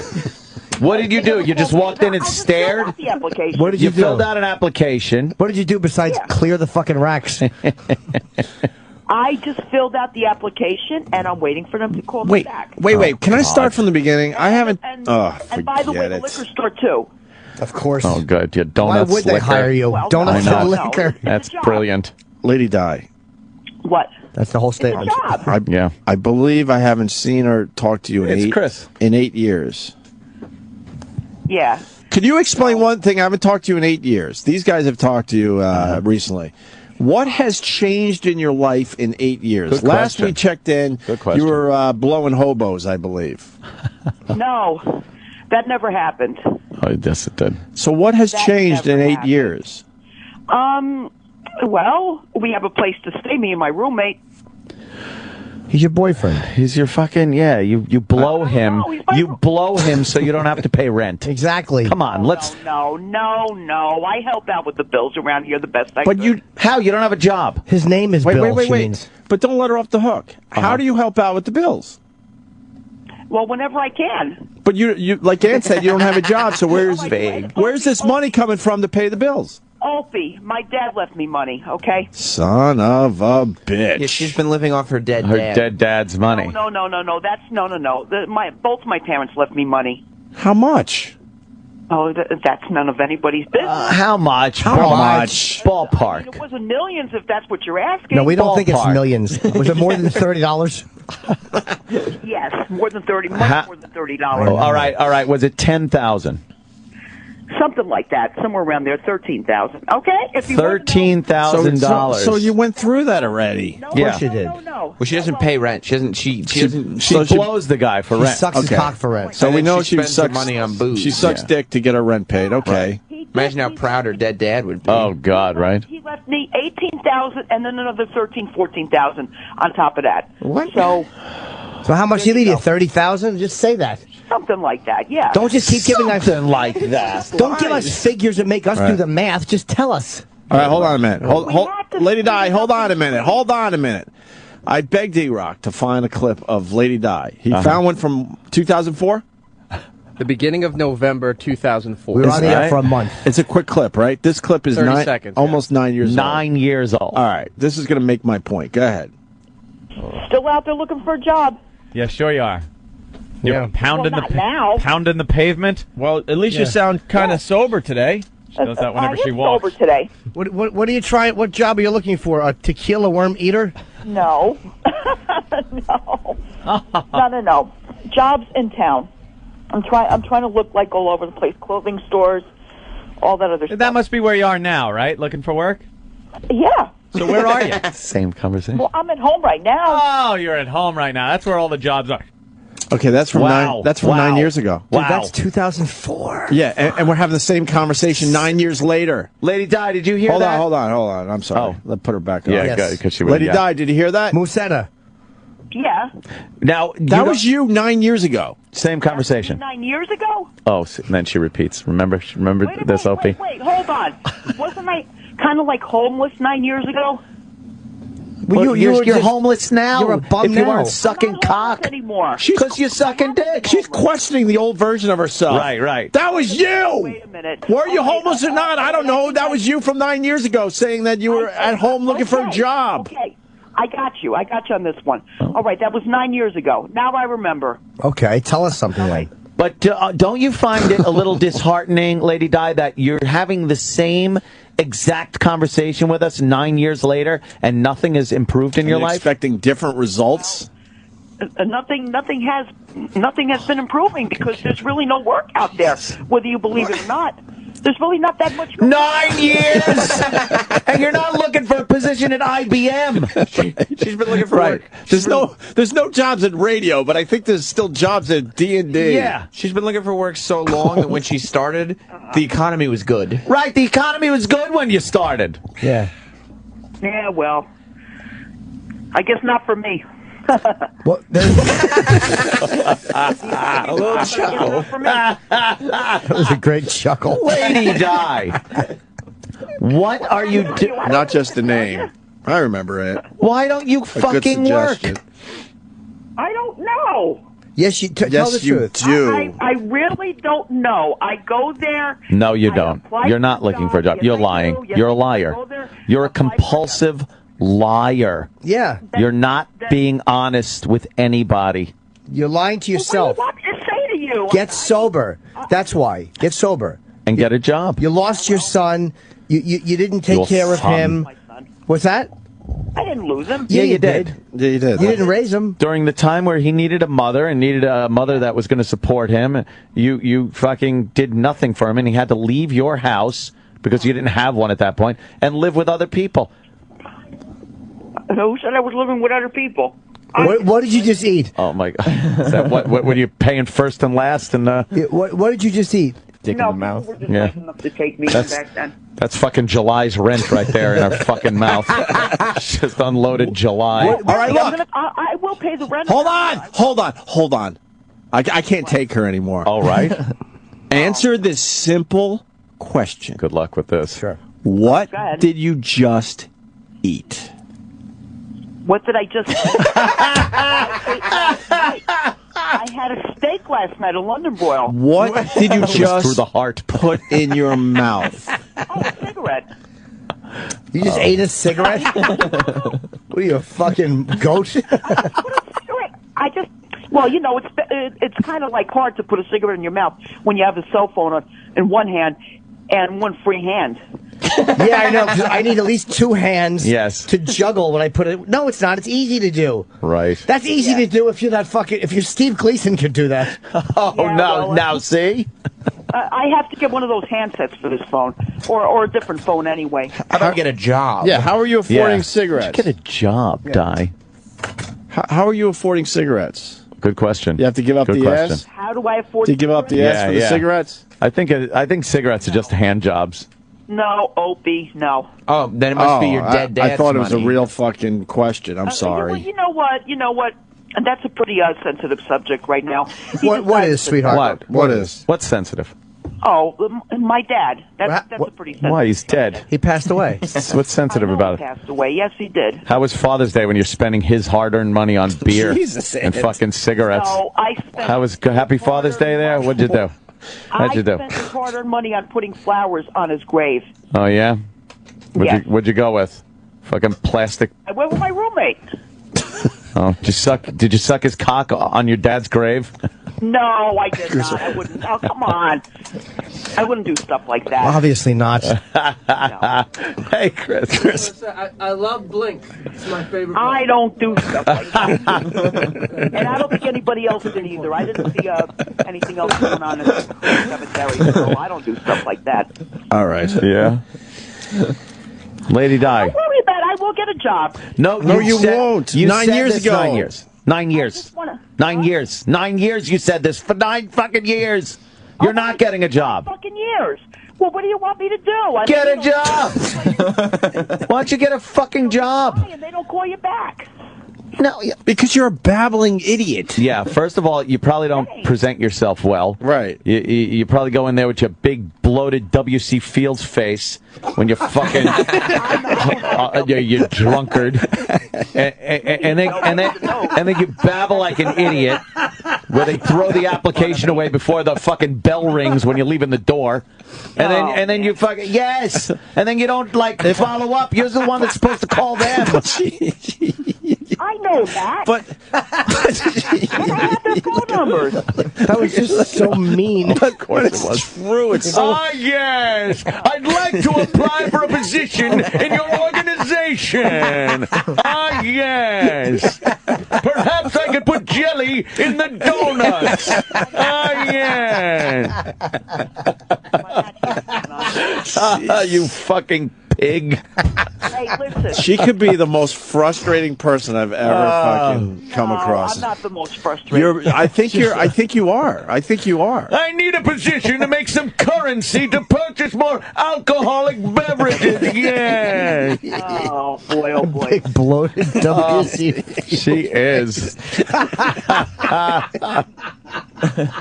Oh man! Oh man, we're just having fun. Look at that. Yeah, I know you are. What are they doing? I don't know. They're studying our studio. Maybe we could be part of this film. Maybe they're just going to use your studio. You are a disaster, Lady Di. Thank you. Well, 9 fucking years. Yeah, I found the Lady. tape, man. I knew it was the same conversation, and E-Rock fucking backed me up with a clip. And your voice is exactly the Yeah, it same. was the same conversation. I know. I was still looking for a job back then. You've never looked for a job. No. I You don't think can't. you've ever looked for a job. Okay. In 9 years, you can accidentally get a job. Right. Where you wake up and go, holy shit, I'm employed. Exactly. Right. Wasn't even trying. Exactly. Okay. 9 years ago. Yeah. Yes, 9 years ago. Yeah, couldn't you could luck up on a job, Right. Like maybe the stand-in for a pig at a pig roast or something. Okay. Yeah. And you're coming That was in. just me. I'm sorry. And you're coming in next. I mean, oh my God! 9 Are years you? ago, 2000? Yeah. Go ahead, Di. What are you saying? No. No. You're about right.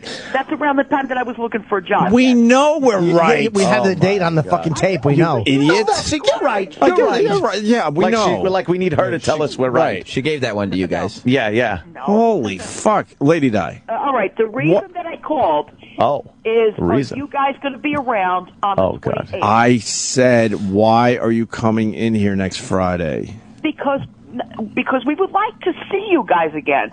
Is there something wrong For with that? what reason? I don't know. We're big radio stars now. We don't need your shit anymore. Right, okay. Oh, come on now. Oh, we used to have fun. She's taking me seriously. How are ya? What? Then you'll be radio stars, really. What? You're not a regular radio station. Oh, shit. That fucking hurts. Exactly. What? No, I'm not. Never mind. Why don't you get on? Why don't you get a regular job? Wait, hold on. What? Yeah, all right. The job. Hold on, Lady Di, if you can for a second. Why is that guy That just jockey? Why is that Staring. jockey just staring at us? Staring. Guy. There's 20 people outside our studio with Chris Rock. They're just like studying our studio and the facility in general. Go ahead, Di. Hold on. I know. Hold on. One more thing. She just talks. I was collecting unemployment for a long time. Right? Oh, great! That doesn't mean you're working. You're a burden. That meant I put into it. You didn't put all that in. Believe me, you didn't put as much into unemployment as you take out in 9 fucking years. Are you a fan of Obama? Sure. I love the president. Why? Of course you do. Because you're a bum that doesn't do anything. You are a bum. You should have dirty cheeks and be riding a train around the country. Please don't You'd be in a boxcar. Was it easier to be a bum under the Bush administration? True. Or That's this a current great Obama question. administration? Great She know. question. She Great knows. She's a 2-president fucking slouch. think I'm A a two-president bum in the bum. first place. Yeah. You are a bum. You've been a bum. Iraq was our ally. Oh, Now, are you guys going to be around next Friday? Ask that again. You haven't said that enough times. You fucking. Oh my God. And I'll ahead, say again, why? What are you going to do for the show? We don't just have people come in and say hi. Yeah, except Chris Rock. He can say hi. Good point, Jimmy. Good point. What? We'll do something for the show. What?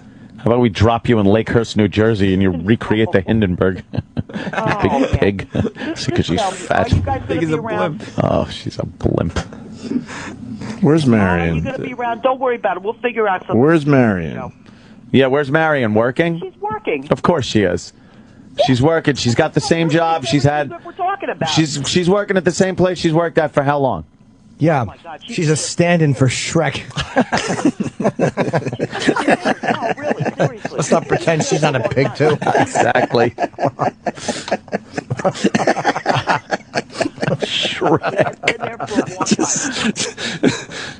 Just at a theme park somewhere. Yeah. I'm going to put in a few more applications here. Oh, No, shut you're up. not. You're not. We got the clip from 9 years ago. Where are you going to go today to put in applications? I don't know. Let me. No. Where are you going? What? Where are you going? Yeah, today. Where are you I was going? thinking Family Dollar or something. You're going nowhere. That means. Family Dollar. You have neither.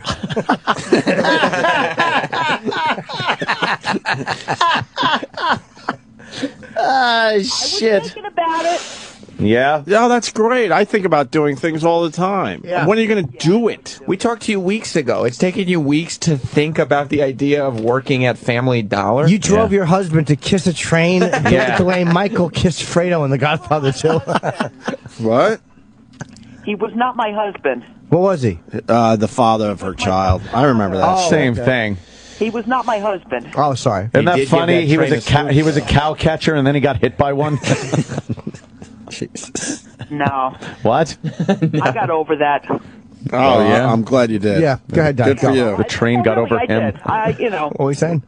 That was such a long time ago. I got over it. Oh, good for you. Good. We figured you'd pass by. What was that? Isn't that ironic? He got hit with a choo-choo, and that seems to be all you do all day. Choo-choo. No. What? I chewed all day.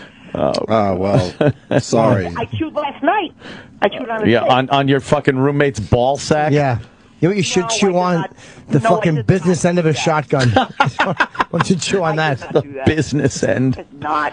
Lady Di. Yeah, Di. Go. Where are you going? Where are you going? Why are you still trying? Where are you going to get a Don't job? do Go ahead, this. Di. Go. Today. What's your itinerary for today? I told you either today or right now. I'm gonna make it official. Either today or tomorrow.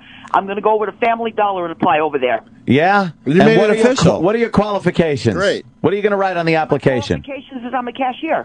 All right, you're a cashier. How much money do you want to make? And when it says, how much money are you looking for? What are you putting in there? What are you putting in there? I don't expect to make a high salary. Really? No, I don't At expect that. Family Dollar? Working there. Yeah, Family Dollar. Why? God. What are you going to do for One them? down the street from me. What are you going to do for them? I told you, cashier. Oh, man, imagine being in line with this one. How are you? Just ring me up and shut the fuck up. Get me out of this shithole store. How are ya? Welcome to Family Dollar. Welcome to our establishment. If I may ring you up here. Ooh, what have you purchased today, madame? Oh, my goodness. Yes, my good friend. Mind if I have a nip off of this booze while you wait? Do we have her contact no, info? I don't drink when I'm working. You don't work. Exactly, so you chose drinking. I don't drink while I'm working. Yeah, But she hasn't- that's like me saying I don't drink while I fly planes. We know that she hasn't had a job in at least 9. No, probably NEW too, right? Yeah. So at least 12 years. You haven't worked in 12 years. You fucking I burden. have worked. Okay, in 12 years, OB. I No. have worked. What have you done? Yes, I have. Where? Yes, I have. Where? All right. Let me see. Right after I used to work at a Dunkin' Donuts in Westfield. How long? How long? Don't lie. I was there for a good 8 months. I'm serious, 8 months. We believe you. Yes, don't worry. And then I couldn't afford my apartment, so I had to move back to Elizabeth.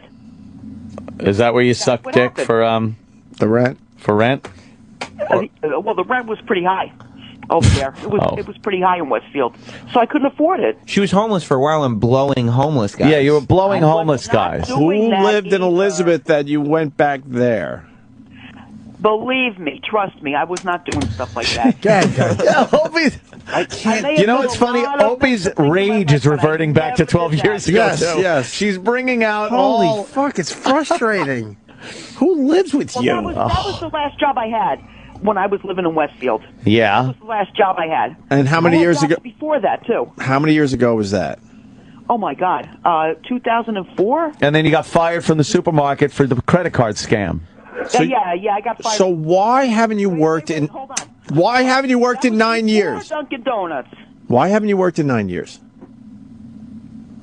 You know what? I really, I can't tell you about that. I really, really don't know. Classified.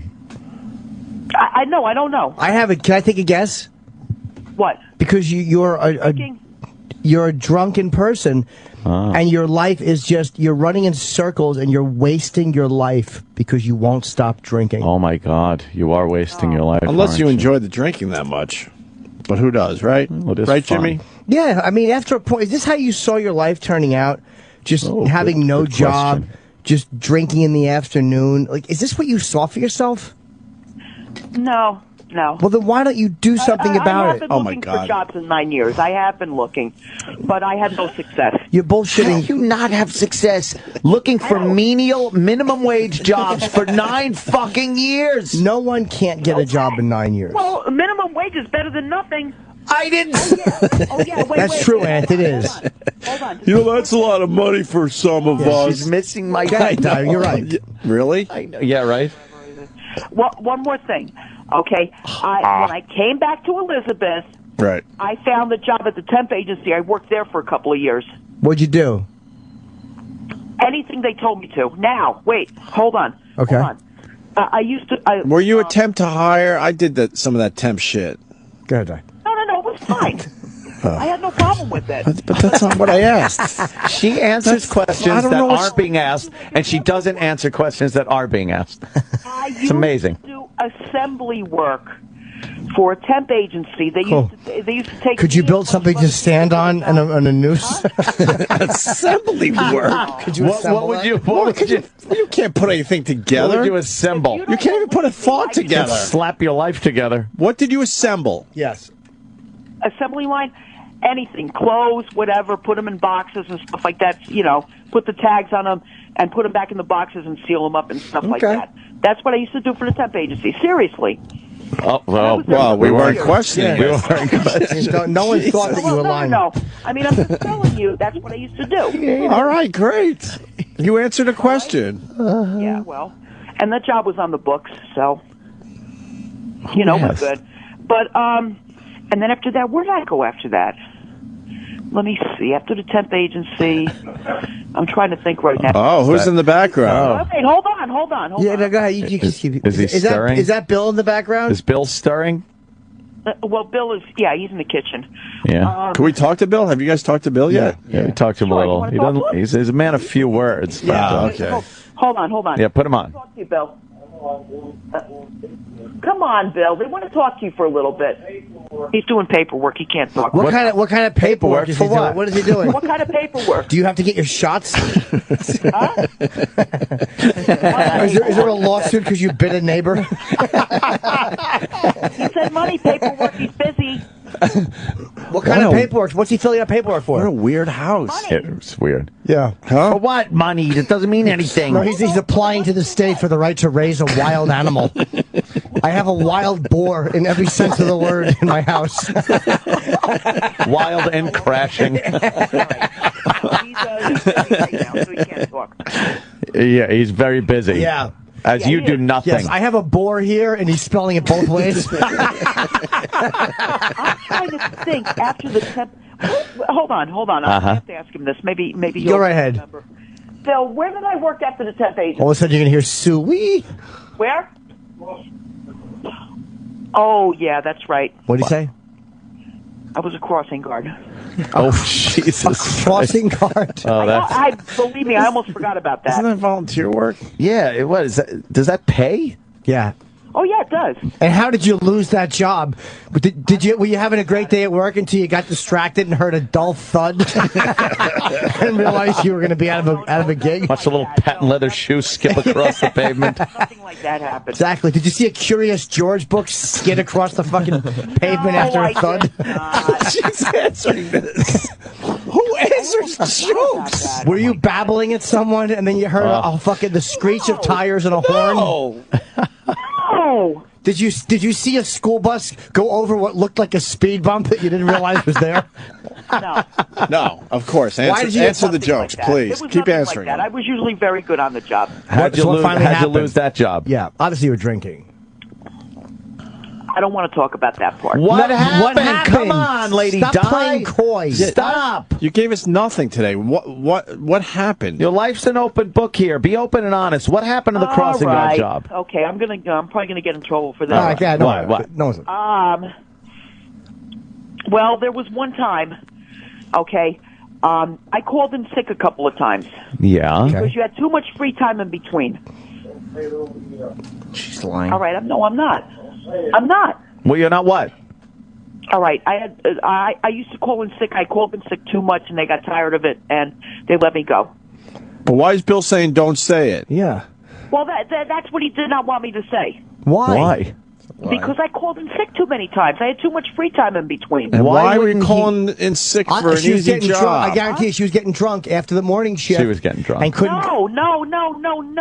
I just called in sick because sometimes it was winter time and everything like that, and I just didn't feel like going out there and stuff like that, and they just got sick of it. So basically, you were a lazy lump Yeah. that couldn't go out twice a day. You just wanted to sit in the house on your big fat ass and do nothing. I don't have a big fat ass. Yeah, you do. God. That I could guarantee. You do. Either that or you just have a very long back. Oh, man. Yeah, very long back. Thanks a lot, Jim. But I think that you're just languishing in this horrible place in your life. I don't. Hold on a second. I don't have a flat ass. Did Bill say you had a flat ass? Oh, she's. He just did. He just said that. You do. Bill rules. Yeah, that's Yeah, why. we love That's Bill. why Bill fucks your face. He doesn't want to look at the back of you. Bill just said you have a flat ass. No, he doesn't. No, we don't do that. We don't do that. You at all. admitted it last You admitted phone last call time that he comes in your mouth. Stop it. that he fucking Not. Yes, you did. ejaculates in that face of yours. Shut you guys up. You gobble it down like custard. Yeah. Oh, yeah, I do. Oh, my God. You're just. Oh, Jesus. I'm going to be sick. What? Yeah. Yeah. Another 8,000 times you might be human. Okay. Yeah. Puke. Marion and I miss you guys. Oh, good for you. We do. They should do her hair. They should give her the old JFK. We'll see you next Friday, okay? Oh, great. Looking forward to it. I got to piss anyway. All right, so... We heard you. You'll see us Yes, Friday. Friday. How long do you have to wrap a call up for? I'll see you Friday. Goodbye. Next Friday. See you next Friday. Okay. Take care. All right. You Right too. on. Bye-bye. Bye-bye. Bye. Wait. What a fucking moose. Dude, that was a time machine call. Yes. That was like we went back in time. I just heard it. And there she was. Michael, that's the same shit. And then Yeah. Erock found the clip. Yes. Holy fuck. And E-Rock, you probably didn't even have to really look That was the for beginning. that one. Yeah. I was just looking for Lady Di call. Right. And then skim through it. Oh, there it is. And it's going to be the same call. It was right. exact, except our voices were certainly a bit different. Yes. There was a little more exuberance in my voice. A little more hope. A little more exuberance. Exuberance. Some youthful exuberance. That's the only difference in that phone call from today. A bit of exuberance. What a disaster that woman is. Her whole life. God. Yeah, all right, that's it for the worst of 2013 so far.